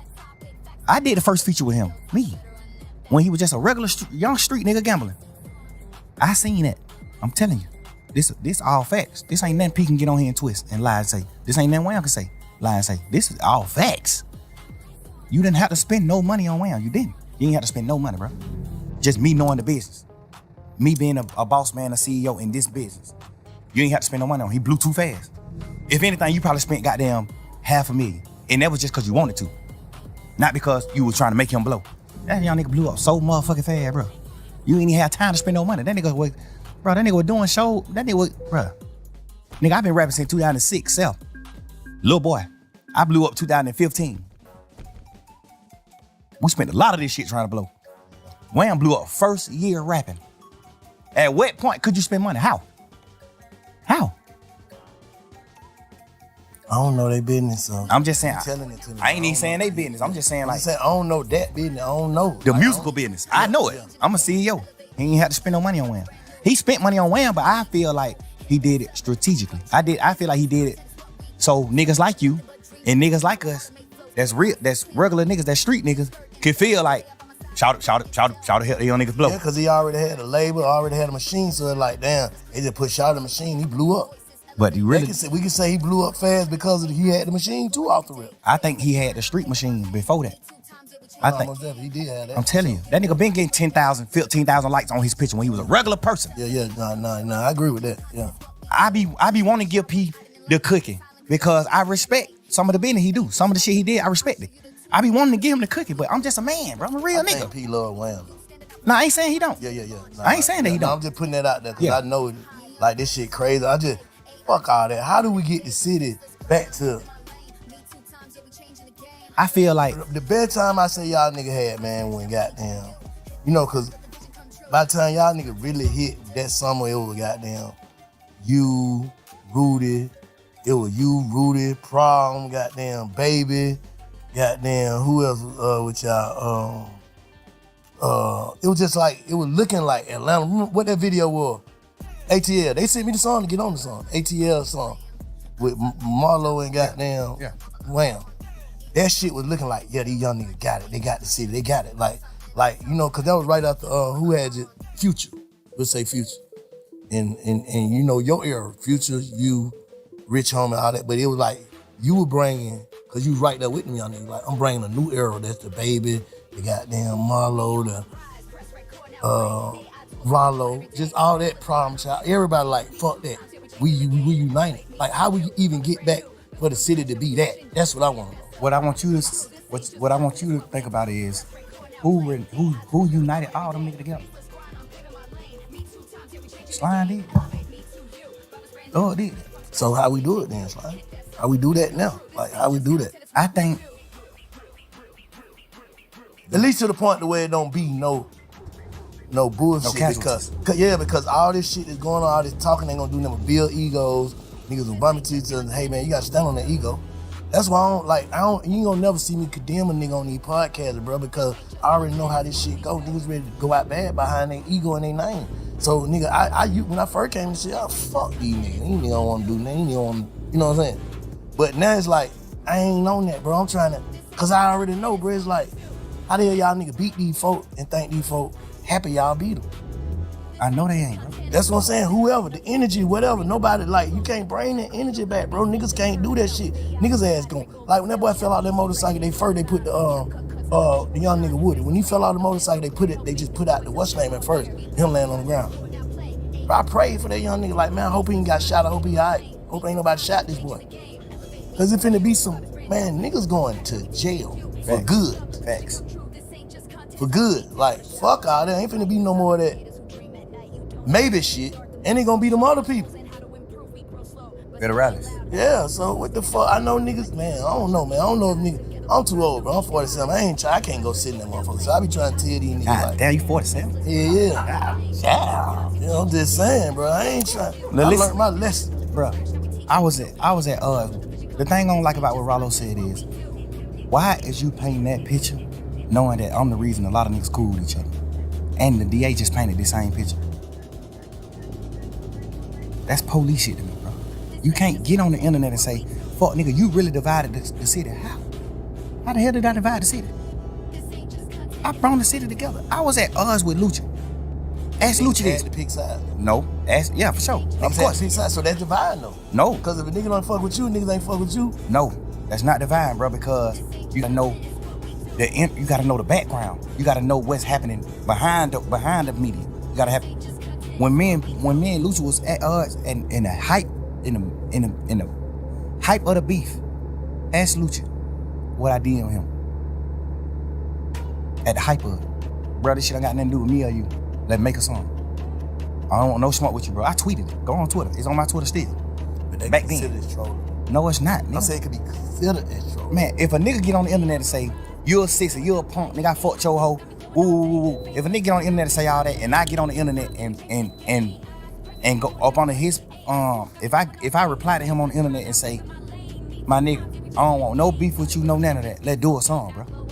That's not trolling. I'm saying I ain't saying it was trolling. I'm saying it can be considered that. It can be considered as trolling. But ask Lucha yourself, and I bet you he gonna say it wasn't trolling. Oh, you saying because you know he can't take it. I'm talking about the people himself. For sure, I ain't fuck the people.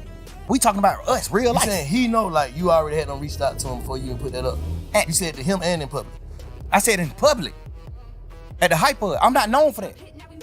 Thug known for standing his ground. A nigga say something about, man, nigga, fuck you, what? I'm on that. You know I'm on that. What? I'm not known for that. Nigga, I stopped from doing that and said, bro, let's do a song. I did him on Instagram too. We did him on Instagram. I'm like, lame man, nigga, let's do a song. I don't want no beef with you, bro. It's gonna doing the song. It's gonna be bigger than beefing. I'm telling you. I could bring you up to my level. I'm telling you. I DM'd him this, but you know we in the hype of the beef. But don't nobody know that. I know that, but I don't care to express it neither, cause I'm a real man and I don't do shit for certain reasons. I do it cause what I feel. Like this me. You know what I'm saying? Now we get to the point where I'm doing the interview with you. Now I'm telling the world like. That's what I'm saying. I'm making the point when you said how could Rollo do that. I'm showing you how he could. No, because I done had conversation with him too. Oh. I done had conversation with Rollo too many times before he ran. I done had too many conversations with this boy. I wasn't even tripping on him ratting because it don't got nothing to do with me. I'm mad that you did what wrong, cause I looked at you like a real nigga. But it don't got nothing to do with me, so I ain't tripping. I ain't gonna fuck with you, but that don't got nothing to do with me, so I ain't tripping. You see what I'm saying? But a nigga came out, the same nigga who said that, like how what's his name did. He said that, man, such ain't tell on me. That's what Roscoe said, right? Yeah. Clean and Listerine. Yeah. What Roscoe said. The niggas, Sean, who niggas saying told on Rollo, came and said the same shit. Like, bro, they must trying to put some shit together, bro. Like, basically, you ain't tell on me. So, but nah, that ain't basically you ain't tell on me. What he saying? He didn't tell Rollo. If I say, why would he be on the phone with this nigga? This nigga got dog food cake. Why would he be on the phone with Rollo? I'm just asking. I'm playing dumb ass. Why would he be on the phone with Rollo acting like, nigga, you ain't telling me? Nigga, you can't call me if you told on me. This the difference. You got a man who ain't really got nothing going on in the world. So he damn near gotta go for certain shit. He damn near, cause shit, Rollo is the nigga in they hood. He the nigga who getting the money he getting in they hood. He damn near gotta take care of you, even though you locked up for some shit that could possibly have something to do with him or some shit like that. He the nigga in, like you damn near got to just go with him. You don't got no other help. That's number one. But them ain't facts though. That could be. I'm just saying that could be. Could be. Okay. When it comes to certain niggas. Okay. Yeah. Like, and then we gonna speak on the real facts. We ain't gonna speak on what some could be. The real facts is you have paperwork where you're saying, yes, he said this. Yes, he said this. Yes, he do this. Yes, you got paperwork on you. Paperwork at, though? He got a big ass book that ain't in that book. Bro. What the paperwork at? Bro, that nigga done got so much shit sealed. And listen, bro, I don't even care to do all this type of shit in the interview. We can fast forward then. Man to man. Yeah. Rollo, I don't even give a fuck about who he told on. I know 100% he was gonna take the stand on me and Lucha. I know, nigga, that's a fact. On my freedom. That's a fact right here. On my freedom. Fact. He agreed to get on the stand on my case. Whatever he knew about me and Lucha beef, if he knew something. He ain't know that. He was in jail down there the whole time we beefing. You just squealing, bro. You just in there bitch. You just trying to get out of jail. You locked up for some punk ass, pet ass weed. Nigga, sit down. Like, you did all this extra shit, all this extra talk, bro. I know for a fact you are gonna take the stand on my case and Lucci case. All right, we finna fast forward this shit. How do we stop giving a fuck about what goes on in the real street? Niggas is millionaires. Like, how do we stop giving a fuck about this street shit? That's all I'm saying. Like, I think we gotta better than a nigga. But how do we stop giving a fuck? Because to some people, the shit we talking about is ignorant. To some people, yeah. To some people, but not where we from. We try to uphold some shit though. Ain't even about upholding. It's about manhood, bro. We men, bro. We ain't gonna do that. No, I'm asking. No, we men. But I'm still having a conversation with you though. Fuck. Like, I don't get that. We make $1 trillion. But still, though, it's still. Would you look at Elon Musk like? But you ain't. If Elon Musk fuck a young girl, is you gonna look at it like, man, that nigga made billions of dollars, but that nigga he didn't mind the whole nother place? No, nigga. Right is right, wrong is wrong. I don't give a fuck what you made. Right is right, wrong is wrong. Bro, trying to be rational, make some about this shit. Bro, I swear to God, bro. Like, I don't got no problem with Rollo. I'm one of the first niggas in the city that did any type of fucking with Rollo. Me and Rollo had real smoke. I got on the phone with Rollo when he was in jail, like, hey, what's up, nigga? You good? I'm praying you get out, bro. Woo. Nigga, you get out, push up on me. Like, I'm all for helping somebody, bro. I'm telling you, bro. This how I get. This what make me happy. Helping a nigga is what make me happy. Not even getting millions. But y'all nigga leading the game though, bro. Like, we what? Leading the game. Like, you one of the biggest niggas in the game, bro. I understand. So it's like, you gotta kind of set a precedent for the young niggas. You know what I'm saying? Like, all right, cool. That cool. That what we know, bro. All this shit you talking about come from trauma. You saying it, man, but it come from trauma. You just said you was just a kid, didn't know nothing till your brother got killed. That shit fucked you up in front of your face. Like, damn. Fuck that. Then murder came to your mind. Then this shit came to your mind. Then the way a nigga living, all this shit. That shit is untreated, some untreated shit, bro. The way a nigga think is untreated, dog. That's all I'm saying. I ain't saying that a nigga, nobody wrong, nobody no fuck nigga. Everything that we all went through and going through is a trick bag. I'm already knowing that. That's why I don't go against niggas. I don't go against niggas, bro. I try my best to put my best foot forward, bro. I always do, bro. You know how much shit I can talk to you about right now, bro? You gonna say, damn, but these niggas is fuck niggas.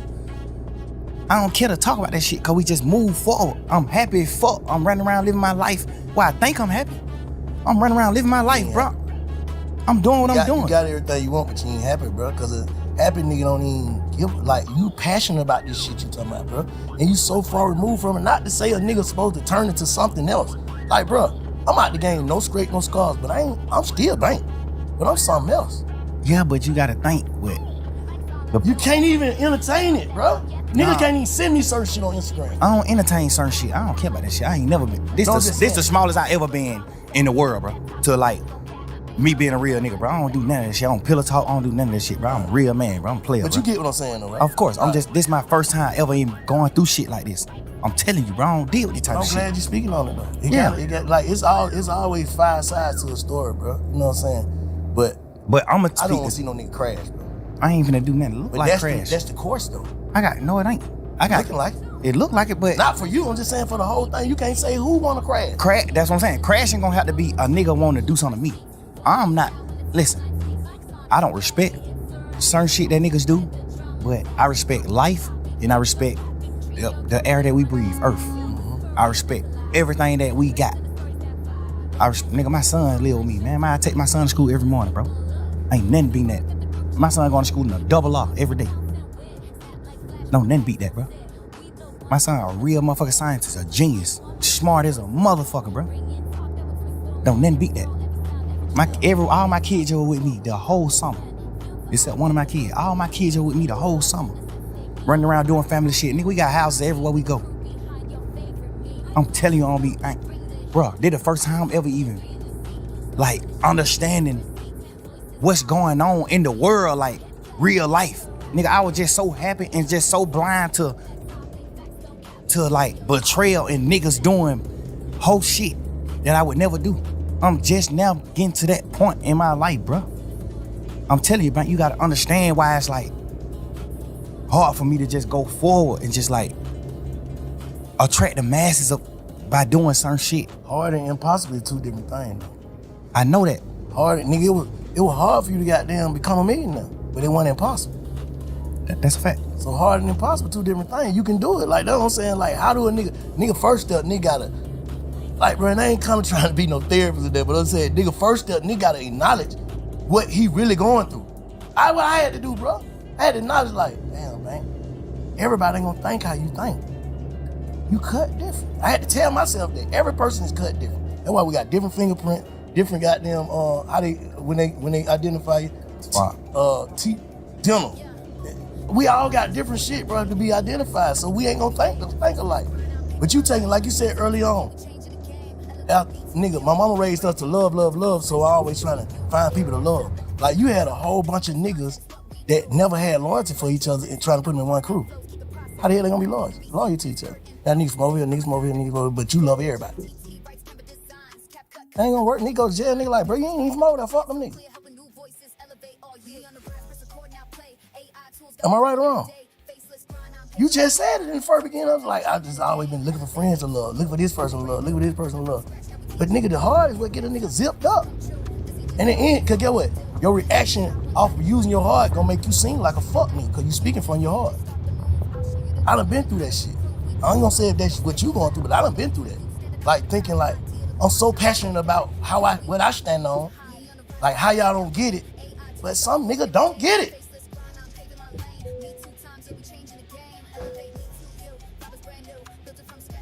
Now I don't get it, right? You saying I don't get it, Slime? You get it, bro. It's just, you gotta, that's why I'm just like, you gotta understand, like, bro, I did so much shit, bro. Just like, I raised these niggas, bro. I raised these niggas to like, honor life, be men. I raised a nigga to be a man, bro. Like, I can't go for what you saying because I know I played a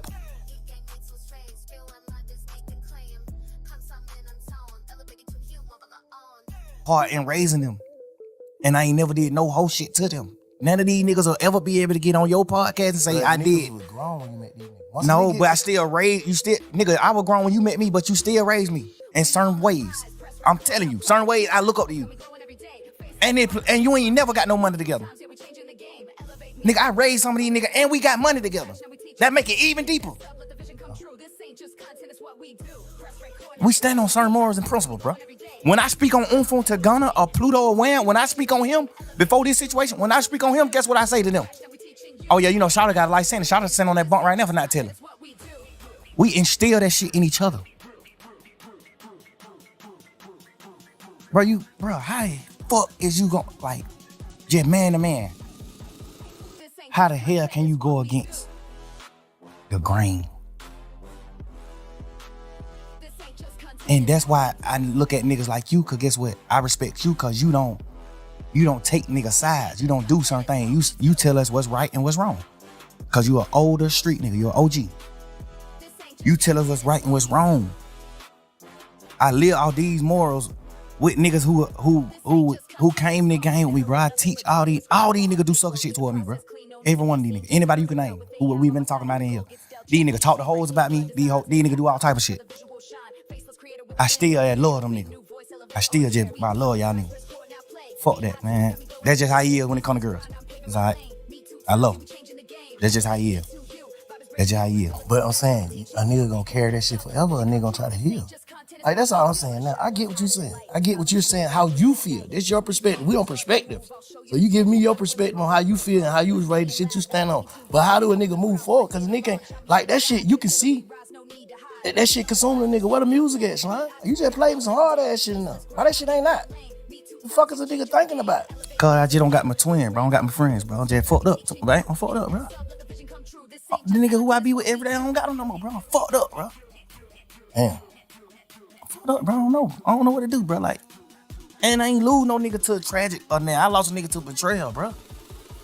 You signing that one piece of paper, signing your initials on this one piece of paper could get me a life sentence, my nigga. Like, what?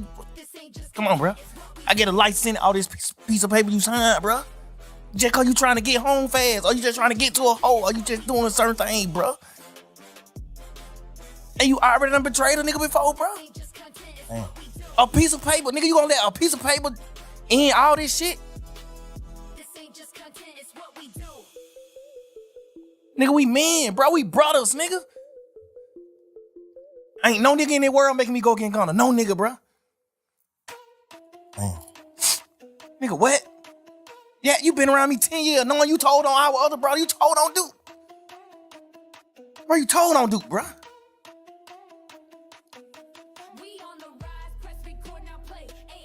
When them niggas was shooting at you, Lil Woody, I helped you hide. You ain't had nothing to do with nothing. He said I helped you hide. I gave you money to put your family and your baby mama and they mamas and sisters them in hotels and do this shit just to help you. I know you ain't had nothing to do with none of that shit. The police know you ain't had nothing to do with none of that shit. But the niggas in the street didn't know though. It don't matter. It's up. It's a war at this point. At this point, it's a war. Hide your kids, hide your wife, nigga, go to war. Cause you been standing on that. This whole beef started because of you. The whole shit started because of Lil Woody. Fuck, nigga, why? How the fuck you gonna tell, nigga? This shit started because of you. Damn. The whole case, bro. This shit because of you, my boy. The whole case because of Woody. Some sucker shit this nigga did to nut them. Some sucker shit. We just being real niggas and your brothers and standing behind you. Fuck that. You did some sucker ass shit, but boy, these niggas better not fuck with you. Damn. Now you got Shannon, Yak, me, Duke, and everybody else who got them on our side. You got all us going through shit because of your own action that you did on your own time. And you folded. You told. You did the worst. I'd rather you tell the ops where I live than tell the police. Nigga, we go to prison forever. Nigga, I'd rather die than go to prison. You better off telling the ops where I'm at, bro.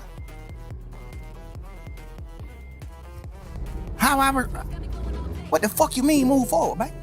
You want me to just get out of jail like these pussy ass niggas and just go forward and don't speak on shit? Just go forward and live my life. Just woody do. Yeah, I got blessed. They let me out of jail. Woody do, woody, woody, woody. I can't. I don't know, man. 2 years trying to be healing, bro. You in there talking How shit. the fuck I'm a heal in the midst of the fire? How I'm a heal in fire? Man. Tell me, how So basically what you saying, you trying to block out a lot of shit. You suppress it. That's what they call it. they're trying to go forward. Still trying to be young thug at the same time, trying to hold up an image, basically. Being a real nigga, I ain't holding no image. No, I'm just saying image of...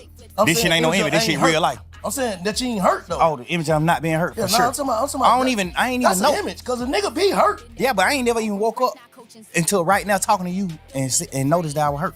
I ain't never even knew that. I just thought I was just running around just living life like, fuck this shit. God just made me a happy person. I'm just happy. I think I'm happy. That's why I just told you earlier when you said, why you ain't just doing what you supposed to do when you got out of jail? What I know you to do, bro. Why you ain't just being Michael Jackson? Nigga, I thought I was. I thought I was happy. Hell, I'm just chilling. I still just wake up some days and get in my feelings about certain shit. Cause I feel like, Gunna, you my brother. I love you to death, nigga. Why you ain't gave me an explanation? You not to get in touch with me, nigga. My daddy put me in your group text. I don't even want you to have my number. My daddy put us in a group text. I called my members like, hey, who the hell number this is? He goddamn made some phone call. He come back, that's Gunna number. I tell my daddy, man, what the fuck would you put me on text with this nigga for, bro? What the fuck you got going on? Cause he knowing too. Hurt, bro, nigga. I think goddamn. But guess what? Gunna didn't take advantage of that. I wouldn't even probably care to hear the shit anyway, cause I feel like once you break a rule from your manhood, once you rap or once you turn, and I don't got nothing against people. It's people that work for me. But when I look at you a certain way, if I look at you, if I meet you and you, it's like, okay, if I meet you and you portraying that you a man and you not, I don't got nothing against people. Yeah, you know what I'm saying? If you portraying a certain thing, you deceiving. Right. Yeah. I can't look at you the same. Yeah. I ain't mad at you for being, so what? Everybody, whoever, so what, nigga? Mm-hmm. I don't got no problem with people. People work for me right now. Yeah. I'm damn near around people every day because they work for me. Mm-hmm. I don't got no problem with them. I don't hate that I even brung this shit. I don't want you to take it out, but I hate I even brung it up because I don't even want the LGBT. I don't even want that community to even think that I'm against them. I'm overly with y'all folks. You saying DL, bro. That's what you speaking on. Like, if I look at you like a man and we fucking bitches together, girls together, and we doing certain shit, and I look at you in a man like, boy, that nigga, and then I find out it ain't really nothing you can say to me. Yeah. I'ma just look at you like you broke a man code. You broke a code that men with backbone stand up to. You broke that code. You can talk, you can say whatever you want to say. You broke a man code. I don't look at you the same. But in real life, I don't even want to hear what you got to say, but you still supposed to be a real nigga to say, I'm finna say it. I don't give a fuck if you want to hear it or not. I'm finna say it to make sure he know. And that's why I'm doing this interview. He might not be one nigga I'm just speaking, stir the pot. That ain't stirring the pot. Get on the internet and saying how you feel about betraying your brother. How the fuck is that stirring the pot? How? You ain't getting on the internet saying, oh, this nigga did this nigga didn't do, and bring the other. You ain't doing all that. You get on the internet and saying, even if you ain't on the internet, my daddy put us in text message. So you can't even do no interview in the future, in the near future. You can't do no interview and say, I ain't got his number. I ain't got in touch with him. You overly got my number. Overly. That just further my conspiracy. You saying even after all the shit, all the jabs you been taking, you still supposed to submit? Cause you know you wrong. It ain't even about submitting. It's about speaking your piece. Did what it is, bro. Yeah. So basically, I don't like, bro. Imagine a nigga, bro. We fighting to say YSL is not a game. Me and Bank best friend. They're my mans. We done made all the millions in the world together. I gave you the millions. We ain't making them together. I gave them to you. You get on and you take a plea and say, duct tape is a game and it must end. Just be a man. You don't think that you owe the explanation? No matter what Thug saying. Thug can say bank a rat all day. Bank a rat.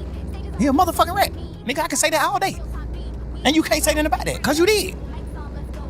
But that's gonna stop you from giving me an explanation? As a man. So maybe he need to get in touch with his feelings. As a man, bro, you supposed to, bro, this what I did what I was thinking. If you rocking with it, rock. If you're not, fuck it. How can you just do what you did to me and then just go live your life like ain't nothing happened? Like, how can you do it, bro? I can't do that. I feel like I ain't do nothing in the world wrong in my interrogation. And I still can't just go by living my life without addressing it. I still gotta address it. Cause you know it's wrong for you being in it. As a man, I gotta explain this to niggas that I love, that look at me like a gangster, that look at me like a man. Yeah. It's niggas in this world that's gonna be like, bro, what the fuck is you doing? Yeah. Practice what you preach. Yeah. That's why I'm speaking on it. Cause I'm a man and I got real feelings and I care. Yeah. And I'm gonna make it right. How the fuck I'ma just go forward? How? That mean, to me, you never felt the way I felt about you. About me. You never did. Nigga, I'd die before I go against that nigga. Even to this day, still. I'd die before I go against him. The only thing I'm gonna ever say, you a rat. You a rat, bro. You a fuck nigga. You did what wrong. You betrayed me.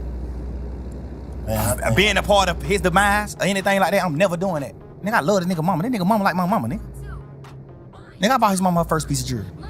Obviously, he presented it like he bought it. I did that. She probably never know that. Get what? We can talk about that shit all night, and I tell you, I'm just bring it back to bro. This shit got you fucked up. You said that. You agree, right? We just unlocked it, right? How do you heal, bro? How do you move forward? Period. No, man, I ain't. That's why I'm talking to niggas like you. But that's why I talk to OG. Bro. You gotta put me down. I don't know. You gotta put somebody tell me what I can do. Like, bro, I'm just telling you. With the stick. I'm telling you my. I was girl, how you heal then? I heal like that with soap and water. Soap and water ain't gonna heal this shit, right? Yeah. Guess what? You more in touch with your feelings because you're an older man. You more in touch with how life is. You done been my age before. I ain't been your age. Shit. So you could tell me if you know. Tell me ways I can heal. I don't know, nigga. I'm telling you my perspective. I'm telling you why I'm fucked up. I'm telling you why I can't go forward. Not why I can't go forward. I can go forward. I'm telling you why I haven't went forward. First step is knowing. What you just said. First step is knowing. I ain't never know till the day, bro. Till I talk to you, bro. First step is knowing. The second step is goddamn knowing that you know. I don't know. You just gotta, man, shit, you got it, bro.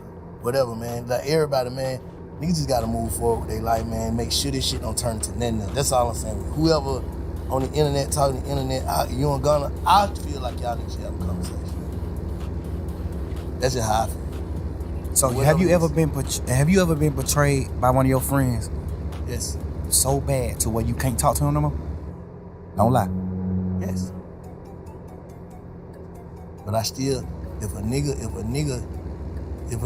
I see a nigga mama or something, tell my brother I say I love him. Cause I do.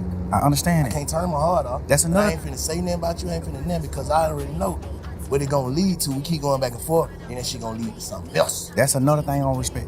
A nigga ain't contact my mama. When you did what's wrong in that courtroom, you ain't get out of jail and run to my mama immediately. You ran to your mama, who I take care of. You ain't ran to my mama, who you ain't never did nothing in the world for. Nothing.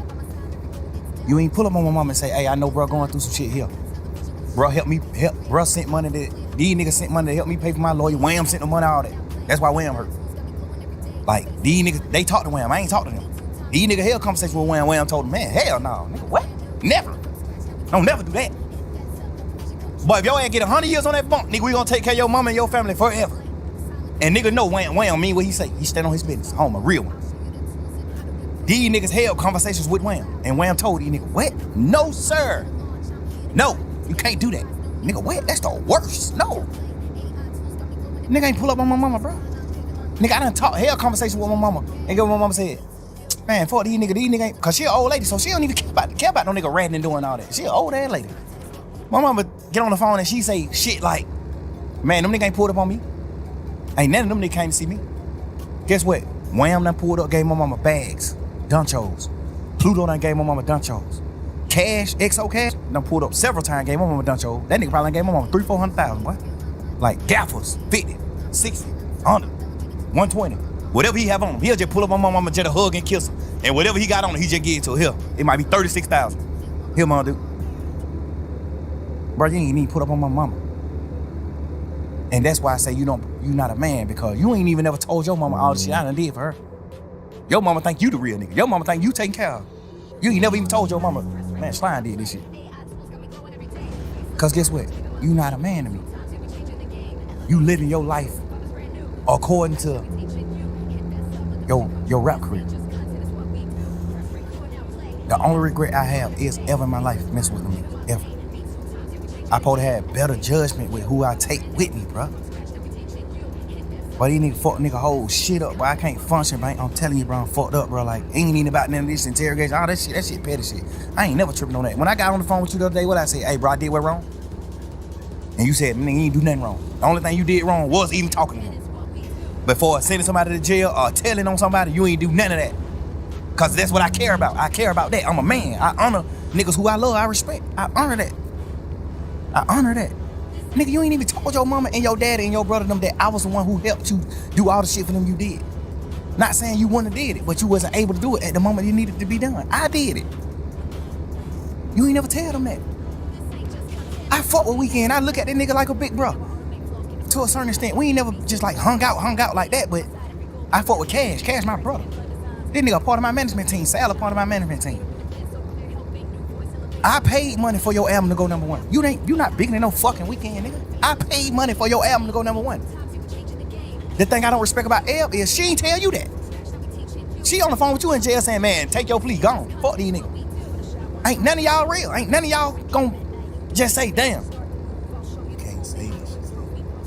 Who? You can't just say He told some of our friends that Ed was part of the reason he took his plea. Ed was like, man, shit, bro. You gotta focus on your career. You gotta, I'm telling you. And she said she was saying it to the degree of like, she know how to play the game. You know, she came up on the Pluto. She know how to play the game. But she was telling him like, shit, if you wanna help Slime, you need to get out. So you can help Slime. What made me know that was some cap is when you got out of jail, you didn't help Slime at all. When you got out of jail, you didn't help Slime at all. Savage sent money to Thug. Wham sent money to Thug. Pluto sent money to Thug. Cash sent money to Thug. Drake sent crazy bankroll to Thug. Gunna didn't send no bankroll to Thug. Gunna didn't pull up on Thug mama. Gunna didn't pull up on Thug family. Gunna didn't pull up on Dolly. Gunna didn't pull up on nobody that has nothing to do with Thug. So it's no way possible you think that Elle was serious when she said you gotta get out so you can help Thug.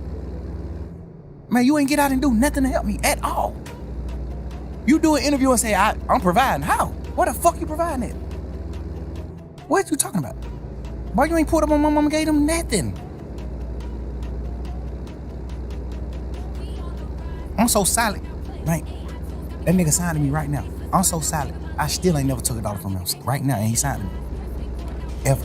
I still ain't collected none of my money that he owed me. Right now, to this day. Never, still. That's never. Man, that shit might be goddamn floating in the wind somewhere. I ain't even stunned looking for it. I feel like that's not godly. That's not a godly gift. I feel like the devil give gifts too. I feel like that ain't a God gift. That ain't a gift God that want me to have. I don't want it.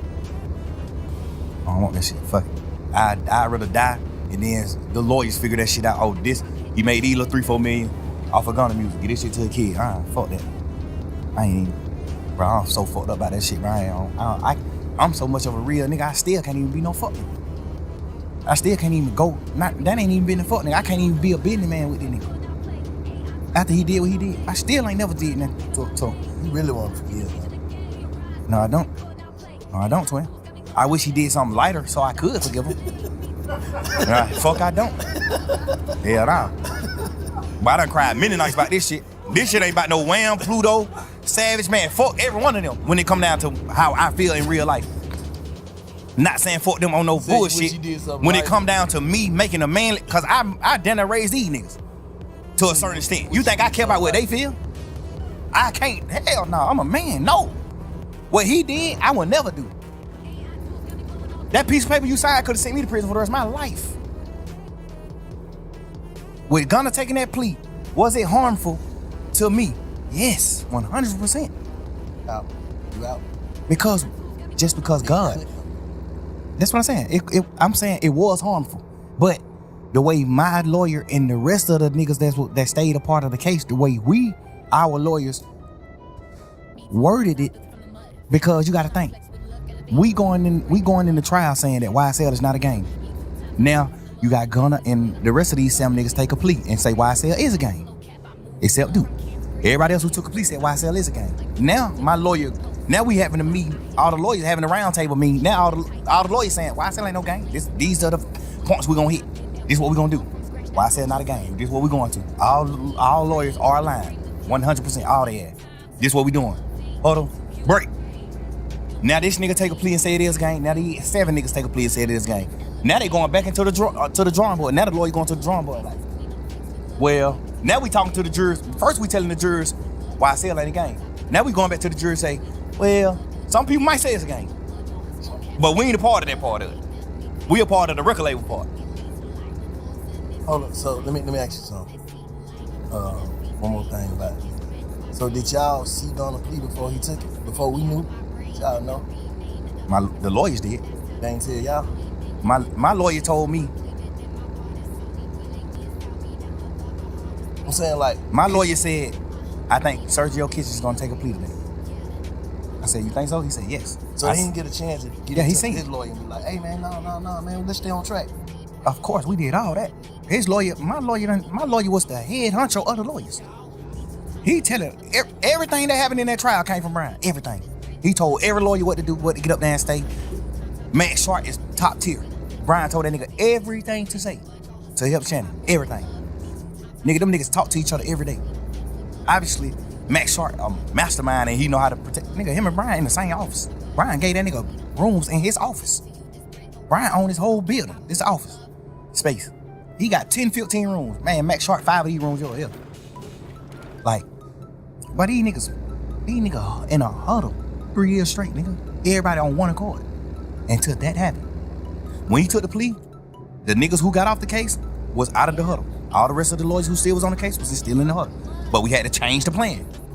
Hey, we gonna run to the right. Now we gotta change the plan. Hey, we gonna run to the left and we gonna say shit. Some people did run to the right, but we ran to the left cause it was open. You gotta think. Do it hurt the case, nigga? You got jurors sitting in there bitch saying, we don't know none of these niggas. We know Young Thug and Gunna. Every juror. We know these 2 people. These are superstars. The rest of these niggas is nothing. We know these niggas. These is the head honcho. This what the state's saying. The state don't even gotta say it. We the 2 richest niggas on the case. The jurors gonna think that anyway. The state don't even gotta say it. They would have been better off not even painting that narrative. Cause the jurors already thinking that. They was painting the narrative so bad to the point where it made the jurors like, man, now you just talk. It might not be like that. It might not be like that. You better off not even speaking on that and just letting the jurors just come up with that themselves. Cause they were gonna come up with it themselves anyway. If I'm looking at 26 niggas in the room, 28 niggas in the room, and 2 of these nigga millionaires, okay, these the 2 bosses. That's what I'm thinking anyway. But when you take your plea, now it's like we go from YSL not being a gang to, well, my YSL is a gang to certain people, but not to Mr. Williams. Mr. Williams is all about music. What you mean did it hurt the case? I heard somebody do an interview and they asked one of the lawyers, Mr. Weinstein, goddamn, salute to him, I love him. They asked Mr. Weinstein, did Gunna hurt the case? And he was just speaking from what happened after the pleas. We was in this courtroom, tearing these motherfuckers, the state ass apart. They couldn't beat us in no way, shape, or form. No way. They wouldn't beat us. So that's why we say what them niggas taking the plea didn't harm the case. We saying that overall it ended up not harming the case. But right at that moment when you take the plea, yes, that harms the case. Nigga, we saying that it's not a game. You taking the plea as the second man in charge. You taking the plea as the second man in charge and you said it did harm the case. I mean, and you saying that it is a game. That harms the case. Why would it?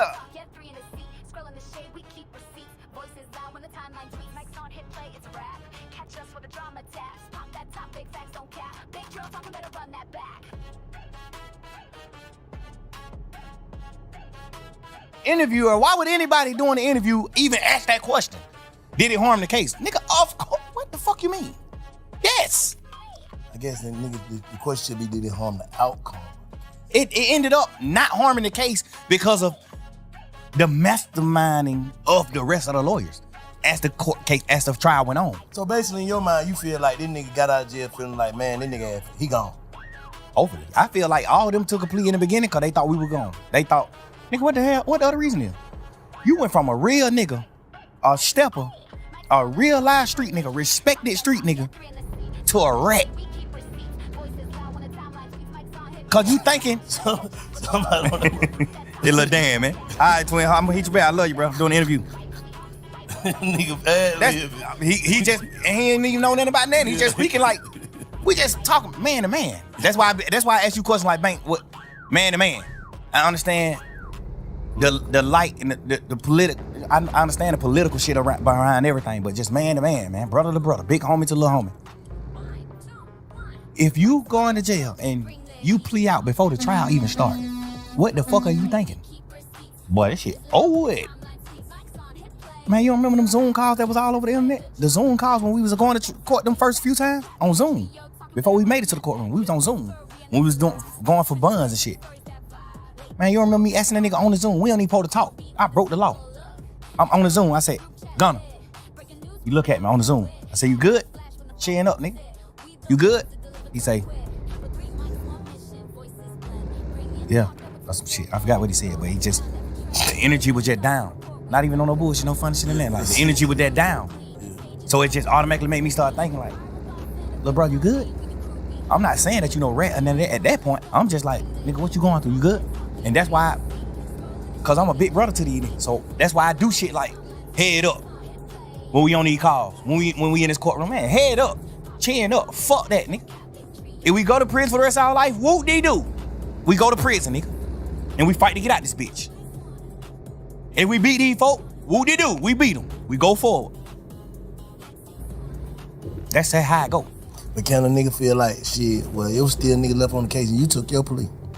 Yeah, but my plea didn't say, my plea couldn't harm nobody. You see what I'm saying? Yeah. My plea, my plea, I ain't say why I said with no gang in my plea. I ain't say nothing in my plea. That's why I didn't do the plea. The state offered me a plea and they wanted me to say YSL was a gang. I'm the owner of YSL, the gang, and YSL must end in the state's plea. They say all this in their plea. I told them I'm not doing that. So they wanted me to tell about Nut getting killed. I don't know nothing about that. They wanted me to tell about Shamel Drinks, the other nigga from their side getting killed. The 3-4 more niggas from their side getting killed. Even they were talking about niggas who got killed from their side that weren't even involved in the case. They just wanted me to tell on that. Like, you gonna tell on all this shit. We know you know about all this shit. I'm telling them, I swear to God, on my freedom, I don't know about none of this shit. Nigga, I'm in the clouds. I really don't know about this shit. Guess what that state ended up saying? We going back and forth. We. Just talking about the plea, the agreement, the plea agreement, weeks and weeks. We never can come to agreement. Guess what the DA say? Fonnie Willis say, well, you don't got to speak on none of this shit. You don't got to tell on nobody getting killed. You don't got to tell me on none of that. I take all this shit out of the plea. But you must say YSL is a gang and you the owner of YSL. Man, I'm not doing it. Beat it. I'm a man, nigga. YSL not a gang to me. Beat it. I don't give a fuck. No freedom in the world can make me do that. No. Guess what Brian say? Shit, I ain't gonna do the plea. Fuck it, let's go on finish trial. Say less. The next day, he come to me with a plan. He say, you ever heard of a goddamn non-negotiated plea? I'm like, nah, what's that? He like, well, you don't gotta deal with the DA. You deal directly with the judge. That means you get up in front of the judge and you say, you guilty of these crimes. I say, I'm not guilty of that. I'm not in the gang. I'm not guilty of YSL being in the gang, the RICO. I'm not guilty of that, Brian. So I don't want to get up in the courtroom and say I'm guilty of that. That's not true. I don't want to get out of jail that bad, Brian. That's not true. Let's let's finish this trial. And he ain't want to do the plea anyway. Brian like, man, we're going to beat the sleaze out of that motherfucking ass. I'm just telling you, you can't get convicted of this because it was in your house. So that's why when we did the non-negotiated plea, Brian, when we was talking to the judge, Brian was talking about the charge that I had. And Brian like, hey, we plead nolo to this charge. We plead not guilty to this charge. We plead not guilty to this charge. We plead not guilty to these charges. We'll plead guilty to these charges because this the shit that they found in his house. I'm on probation for the shit they found in my house the day we went to jail. I'm not on probation for nothing that the DA was trying to say I was guilty of. I'm only on probation for what they found in my house. That's first of all in my plea. My plea was non-negotiated. I went straight to the judge. Hey, Your Honor, I'm guilty of these crimes. I'm guilty of having these controlled substances in my house. I'm guilty of having these pills in my house. I'm guilty of having this weed in my house. I'm guilty of having these guns in my house. I'm guilty of having this serve in my house. That's what I'm guilty of. RICO, being in a violent criminal street gang, why I say all that shit, I'm not guilty of none of that. I ain't doing that. Guess what the judge said? I agree. I'm gonna find you guilty of this shit that I found in your house. So my plea was the plea that I was gonna end up with anyway. Cause if I would have beat the case, I still would have got found guilty of the shit that they found in my house. You think you got more time? You think you got some jail time if you went all the way through with it? Nah, because she ended up, Shannon had got found guilty of one of his charges, the having a firearm as a convicted felon. So he probably went to jail 10 years for that, off top, 10 years. And it was a switch, 10 years off top. He got acquitted for everything else, all the murders and shit, he got acquitted. But he got found guilty for that one charge. Cause they gotta find him guilty. Even if the jurors want to goddamn to say that he innocent, they can't. So Shannon kept it silent all the way out too? Yeah, that's just the law. But when he got found, when they say you acquitted for everything, but you guilty of this gun charge, we in our mind thinking like, damn, he finna go to prison for the gun. Get what the judge say. You been through enough. I'm gonna let you out. So I feel like now, if I would have stayed in the trial, I would have got found guilty of the shit that they found in my house, cause it ain't no law that tell the jurors they can get around it. It ain't no way to get around it. So the jurors like, fuck. Ain't nobody claiming this shit. Like, fuck, we gotta find them guilty for this. It's no way around it, even if they want to. You see what I'm saying? They can't let me off the hook for it. I gotta get found guilty of that. So why the fuck when I not take a plea and get out of jail today or some shit I know 9 times out of 10 I'm gonna get found guilty for anyway? At the end of the trial, I would've got found guilty for the shit in my house. I would've beat everything else. I would've got found guilty for the shit in my house, and she didn't send Shannon to prison, so she probably wouldn't have sent me to prison. She probably would have said the same thing, like, all right, I'm gonna give you probation for this shit in your house and go on live your life. Cool. I still would have, the same shit I'm on probation for now, I still would have been on probation for at the end of the trial, cause it was no loops for the jurors to find me innocent. For that. 100% you get found guilty for that. They can find you, they can say you ain't guilty of it, but it's like them not being real. It's like the jurors just not being real. Like, well, it ain't nowhere around this shit.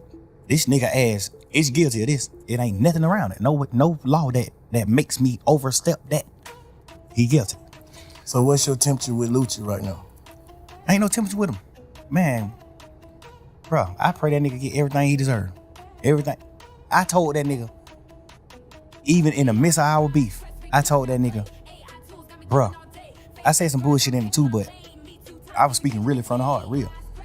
Bro, I respect everything you do for your mama and your kids. I respect all that shit. If not, I would have been did something to your ass. That's what I tweeted. I said, if I ain't respect what you did for your mama and your kids and how you look out for your family, I would have been did something to your ass. I'm just a real nigga. I respect how a nigga treat their family. Like, but I respect it. He was an active dad in his children's life. Still right now, since he been out. I still be watching him now since he got out. He's still an active father. I respect that. Man, I don't want no harm. I don't want to do that to you, bro. You a real man to me. Why the fuck would I want to kill a nigga that I think is like me? You a real man to me, bro. But leave me alone too, though. Like, stop. Don't fuck with me neither. Cause if we have to go a certain way, then we got to go a certain way. So, but that's what my way of trying to just tell niggas like, hey, bro, I ain't on that. I ain't on that, bro. I'm living life. I'm doing shit, bro. I'm doing shit in this world for real, bro. Bro. And a nigga, he tweeted me 1,000,000 times. Fuck nigga, you ain't nothing like Tupac, nigga, you a rat. I mean, you're a goddamn punk. You gay. You wore a dress. You did this. You did that. Woo, woo, woo. He tweeted me probably 20 times in a row. Every day, just jugging. Agony, every day. I tweeted him one time after he tweeted me 20 times. I said, nigga, if I ain't respect what you did for your mama and your children and how you looked out for your family, I would have been did something to your ass. If you read that tweet from me, what you'll say? What you'll tell Lucci? Man, leave that nigga alone, bro. Right? Yeah, I say you troll. Hell no, that ain't trolling. But I say he trolling, but he don't want to do nothing to you. I say that. Right. He trolling, but he don't want to do nothing to you. I really want to end with that tweet. Yeah. Cause me or him don't got nothing to do with it in real life. Me and him don't got nothing to do with none of the beefs on both sides. Me and him don't got nothing to do with it. He just loved nuts so much, he just asserted himself in the shit. But I thought they were saying about a girl though. Hell no, that shit was trolling. When he said he fucked my girl and all that shit was trolling shit. We was trolling. That's what I'm saying. That's what niggas thinking like. Yeah, nah, All hell this no. whole beef behind. No, sir. This shit is behind Nut. Woody broke a Nut car and stole his jewelry. And I'm saying all this shit because it's all public record. We already done said all this shit on the stand. Him and the DA done said this on the stand. He broke a Nut car and stole Nut jewelry. He didn't know it was Nut car. He seen a peanut chain. He said, oh shit, this nigga Nut chain. He called Nut and said, hey, bro, he ain't put it on himself. He just said, man, some young nigga broke in your car. They brought the jury to me. And Nut like, all right, bring the jury. I ain't tripping. Nut a player. I ain't tripping. Nut, bring the jury to me. Woo. He bring the jury to Nut. Get jury Nut back. Get Nut his jury back and goddamn gone on by their business. Nut ain't tripping. Nut like shit. I got all my shit back. I ain't tripping. But you got niggas who with Nut who like, man, these fuck niggas just played. Let's take it down. So the whole time, me and Nut on the phone every day trying to stop these niggas from beefing. Like, man, bro, we ain't on that, bro. Bro, Nut getting money, I'm getting money. Like, nigga, we were hanging out. I turned Nut on to Bird. I brought Nut around Bird. Cause I know Nut best friend, the nigga who they call Birdman from Pink City. I know him from being Nut friend. I don't know. I ain't never seen him though. I probably seen him 2 times in my life. But I know him and Nut used to call themselves Bird and Slim. So when I got on and I met Bird, get what I told Bird in Miami. Man, you gotta meet these niggas from the city. They call themselves Bird and Slim. You gotta meet these niggas. Like, bro, I'm 100% the most genuine nigga you could think of, bro. I'm telling you. It's a real fact. I wish Nut would let me so he can say the same thing. I turned him on to Bird. The pictures when you see Nut on a boat with Bird, I'm here. I'm there. I took the picture. I got Nut phone and took this picture. Man, Nut take the picture with this nigga, but I know y'all look up to this nigga. I told Bird, man, Nut is supposed to be Slim. So you gotta wait. The other nigga Bird who used to be with Nut, he was in prison still. He was in jail doing some time, doing a bid. So I told Bird, man, like, man, you gotta meet the nigga Bird, man, from Atlanta, who called himself Birdman. He bald and the nigga tattoos in the head. He really think he Bird. I'm like, he in prison right now, but you gotta meet him too. Like, I turned Bird on to Nut. I had Bloody J around Birdman, trying to do deals. I turned Bloody J on to Rocco. I've been late in this town. I made niggas lock in. Me and Bloody J them started off beefing about them saying that Boo was a rat. Boo told on Mo. We ain't never seen that paperwork. Still to this day. They typed up some. You right. They typed up some paperwork one time, and it was fake paperwork. The only reason why we knew the paperwork was fake because they misspelled words. Ain't no motherfucking DA office misspelling no word, dumbass nigga. They misspelled prosecution and all type of shit. You saying they made some fake paperwork? But these niggas had some fake paperwork saying that Boo told on Mo.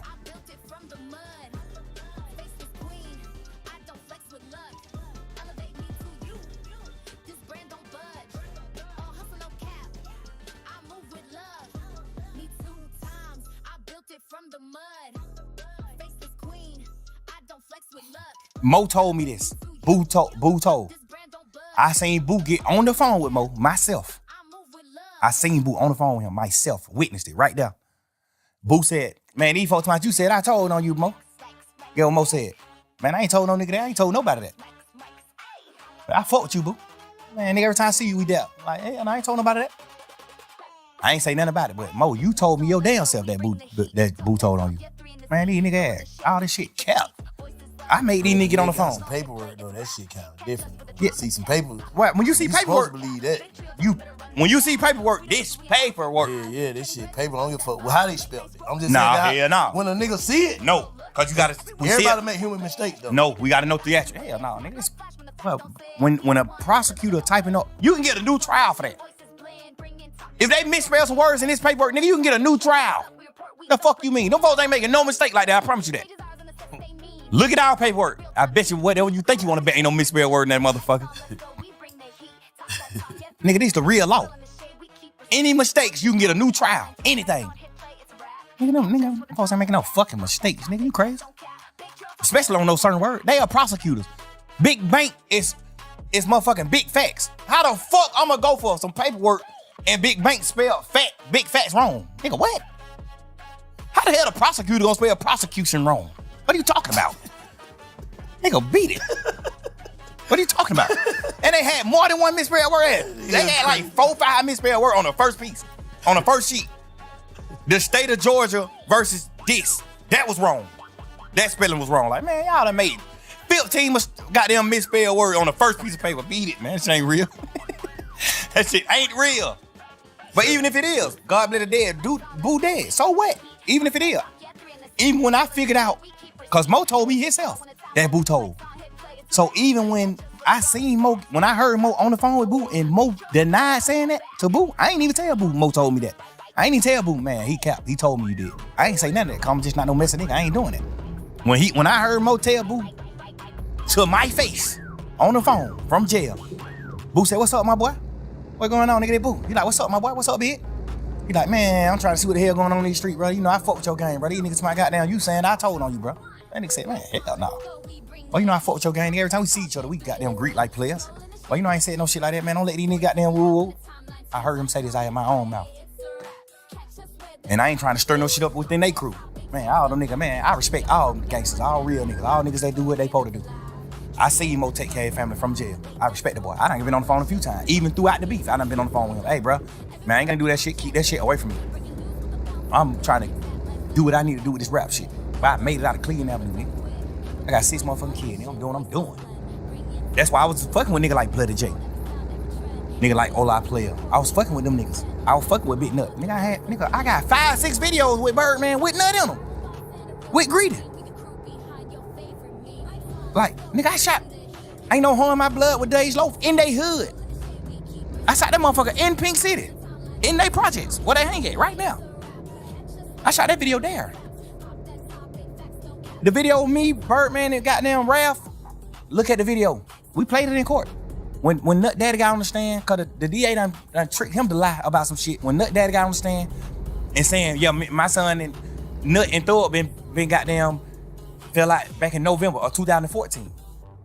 Cause he got killed 2015, January 10th, 2015. His daddy get on the stand, listening to what the DA telling him to say, cause they get to prep him before he get on the stand.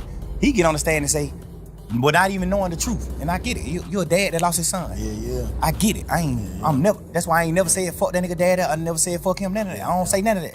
I get it, nigga.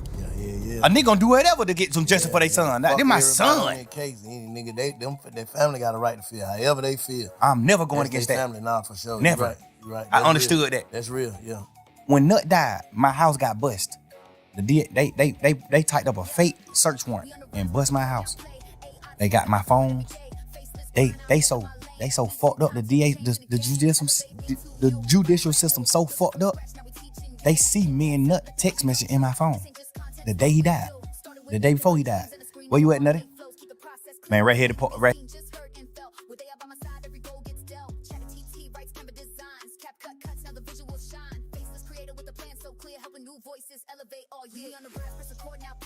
Hit the park, finna go get me a haircut. Goddamn, I pull up on you later on. All right, say less, love. The day Woody got jumped on in the club, I text Nut, "Man, what the hell going on, bro? I thought we said we squat that shit, bro. I thought me and you got on the phone like brothers, like men." He said, "Bro, we ain't a part of none of that shit. We telling them niggas stop that shit. We telling them niggas let that shit go. But y'all niggas tripping. That shit ain't about nothing. Like y'all niggas really ain't spoke about nothing." Nigga, I got text message talking to Nut moments before he died. Same day. They know it. They just didn't say that. Like, obviously that's the state. They trying to do their case. They doing what they supposed to do. Like, I ain't even mad at them. Like, you my opposition at this point. You trying to do what you do to sentence me. I'm trying to do what I'm doing to not get sentenced. I ain't tripping. But, bruh, we got text messages of me and Nut text. I don't know, goddamn well, me and that man were cool. Y'all know that. I ain't care my flights, man. We do this shit all night. What you want to say to the city before we get out of here? Listen, man. I tried my best. Go to Mike. I tried my best to make this city one. Unity. I tried my best. Anybody from this city, including Rollo, P, all y'all niggas. I don't got no smoke with y'all niggas. I don't want no gangster shit to go on with y'all niggas. I ain't got time. Like, the street shit is already over with. Once you do it, once you tell the street shit over. Like, you can't kick the street nigga shit. And I ain't even saying that to bash no nigga. Like, why would I want some smoke with a nigga that I already done told on somebody that work with the police? I'm just saying, just real nigga shit. But still though, bro. Like, listen, I don't want no smoke with y'all niggas. Even if y'all didn't tell. I'm just bigger and better than what we doing. I'm bigger and better than this. I don't want no smoke with no nigga. I don't got no problem with y'all nigga, man. Peace, love, and blessings. I hope everybody live their life and live and rejoice. I hope everybody in this world prosper and get what they need to get. Everybody. I don't got no hard feeling with no nigga. Even the niggas on this case. Even the niggas that I'm mad at. I'm forever mad at. I still don't want you to feel. Obviously, I done been in my feelings and I done been on jail calls and saying shit like, man, I want to drop the same day. I want to do this. Fuck that. I just want mad. I'm out of jail. I beat this shit. Nigga, I understand the chance God gave me. I understand the chance that the judge gave me. I understand all that. And now, I'm sorry to my fans and everybody that I love that I even took that for granted. But I hope now that you understand why I couldn't just go forward. Why I took it for granted. If you think I took it for granted. I want you to understand through this conversation why I feel how I feel. I'm gonna tell you though, after this, cause you realize that you fucked up, traumatized, all this shit that everybody that don't know, we walking around with everybody's undiagnosed mental illness, for real.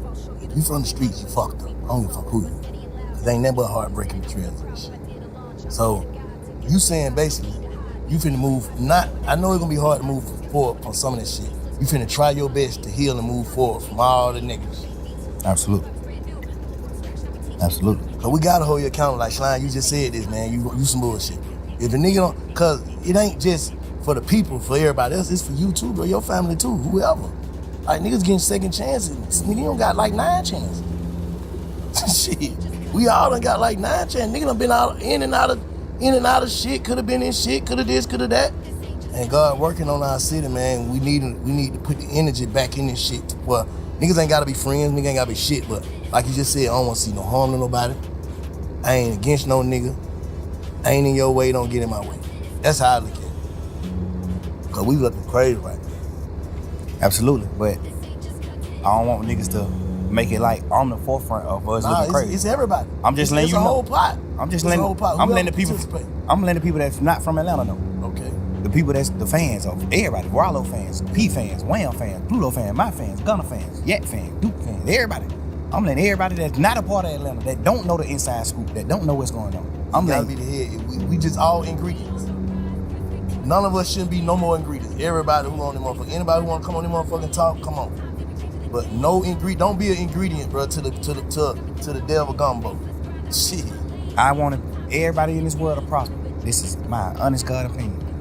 I want everybody in this world to prosper. No matter what you did, no matter what you did wrong, because everybody done did wrong shit. Everybody done did bad shit. You know? Everybody done did something bad. Everybody done did something that wasn't God.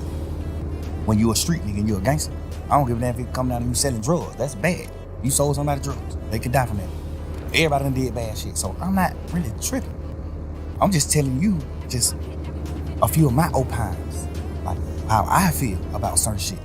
And why I feel like your best question to me was, why the hell you ain't do what you need to do when you got out? Because I understood the blessing that I got. I understood the judge talking to me and looking me face to face saying, nigga, you the one, bruh. So don't blame you. You go back there. I'm already knowing, but I ain't gonna give no reason to. Okay?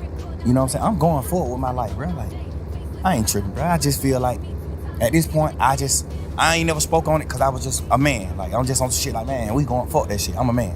Y'all niggas some rat. Y'all niggas did what wrong. I was just living in that dream. But now just having a conversation with you and talking and just like feeling it. Like, it just feel like I gotta just go on. I gotta move on. But I just want it. Gunna, Duke, Yak, you, all my fans, Rollo, P, Wham, Pluto, everybody, Weezy. I want Cash, everybody who I love, who I honor. I want all them to know this my side. This how I feel. This why I'm how I am. This why I stream so much on them niggas. This why I'm how I am. I feel betrayed. I feel hurt. I feel whatever you call it. I just feel it. Nah, this shit was big, bro. I appreciate you for even calling me, let me be a part of it. You know what I'm saying? Witness a part of your pain and journey and way your perspective and shit. You know what I'm saying? I just hope you goddamn allow us to be a part of goddamn your healing journey. For real. Nigga fucked up. Just gotta get this shit right. Try my best, bro.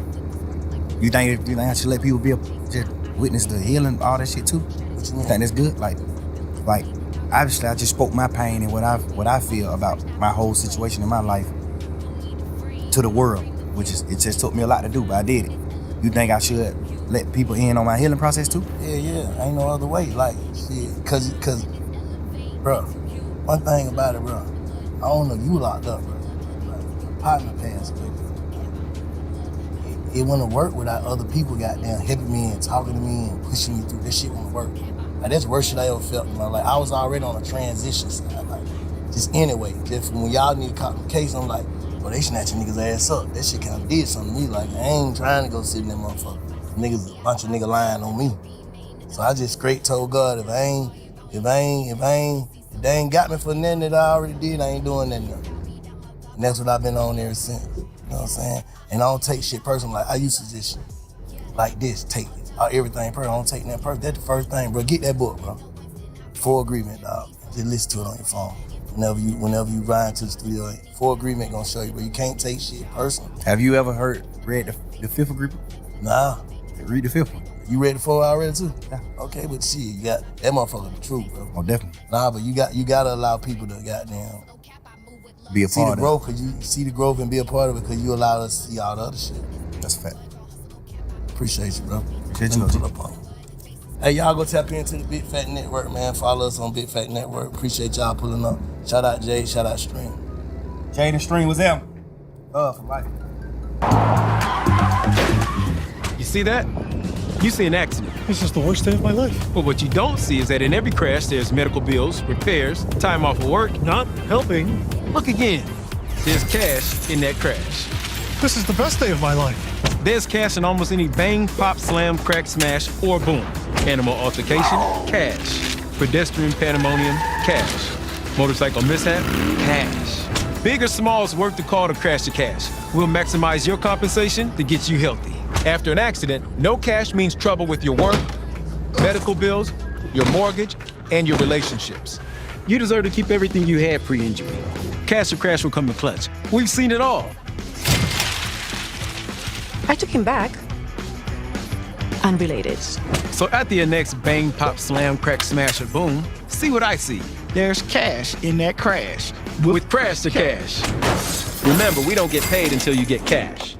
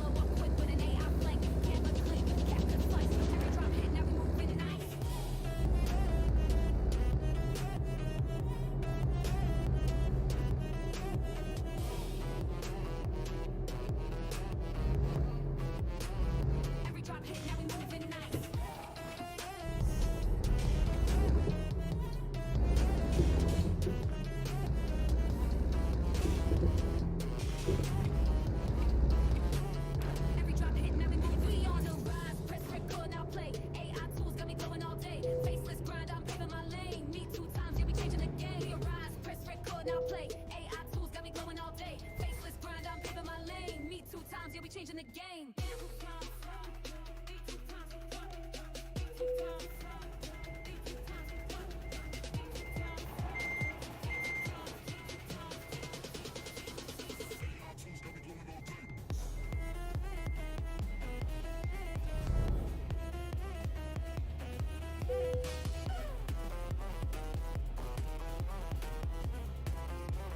AI tools got me glowing all day.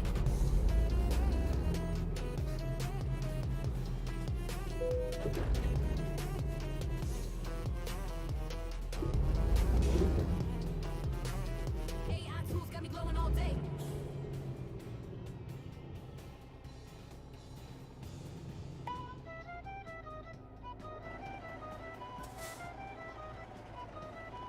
Me 2 times I built from the mud. Faceless queen, I don't flex with luck. Elevate me to you, this brand don't budge. Y'all hustle, no cap, I move with love. Me 2 times I built from the mud. Faceless queen, I don't flex with luck. Elevate me to you, this brand don't budge. Y'all hustle, no cap, I move with love. From camp grids to AI scripts, I flip and swerve. Stay flips, I don't fake posts, I don't chase clout. I hit that edit like a vision route. Strategy tight, I don't play loose. Built this lane, now I got proof. One woman squad, I've been that way. All from scratch, now coach and slay.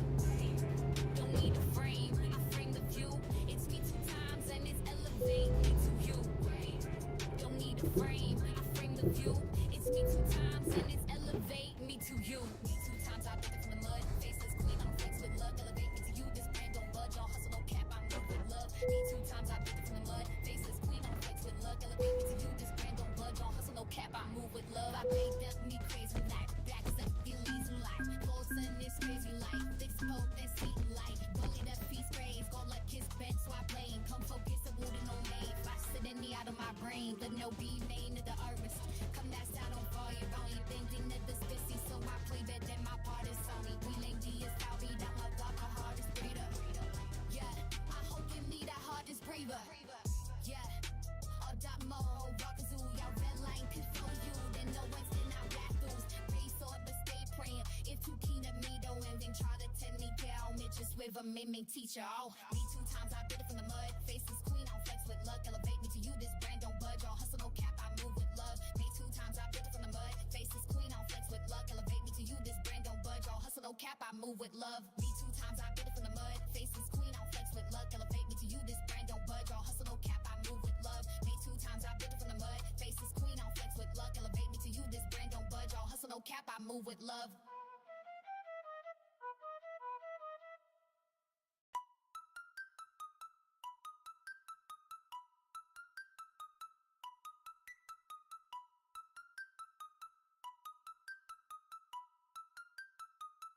Yeah, me 2 times, I built it from the mud.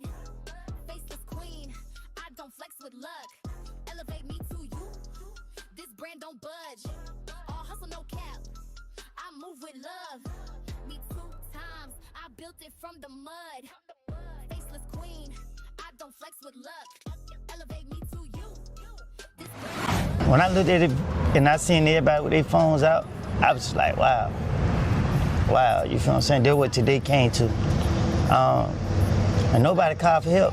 I seen the look in the police eyes. They had more sympathy for me than whoever had their phones in their hand. Well, it's an accident that left involving a dirt bike that left musician Lil Woody lying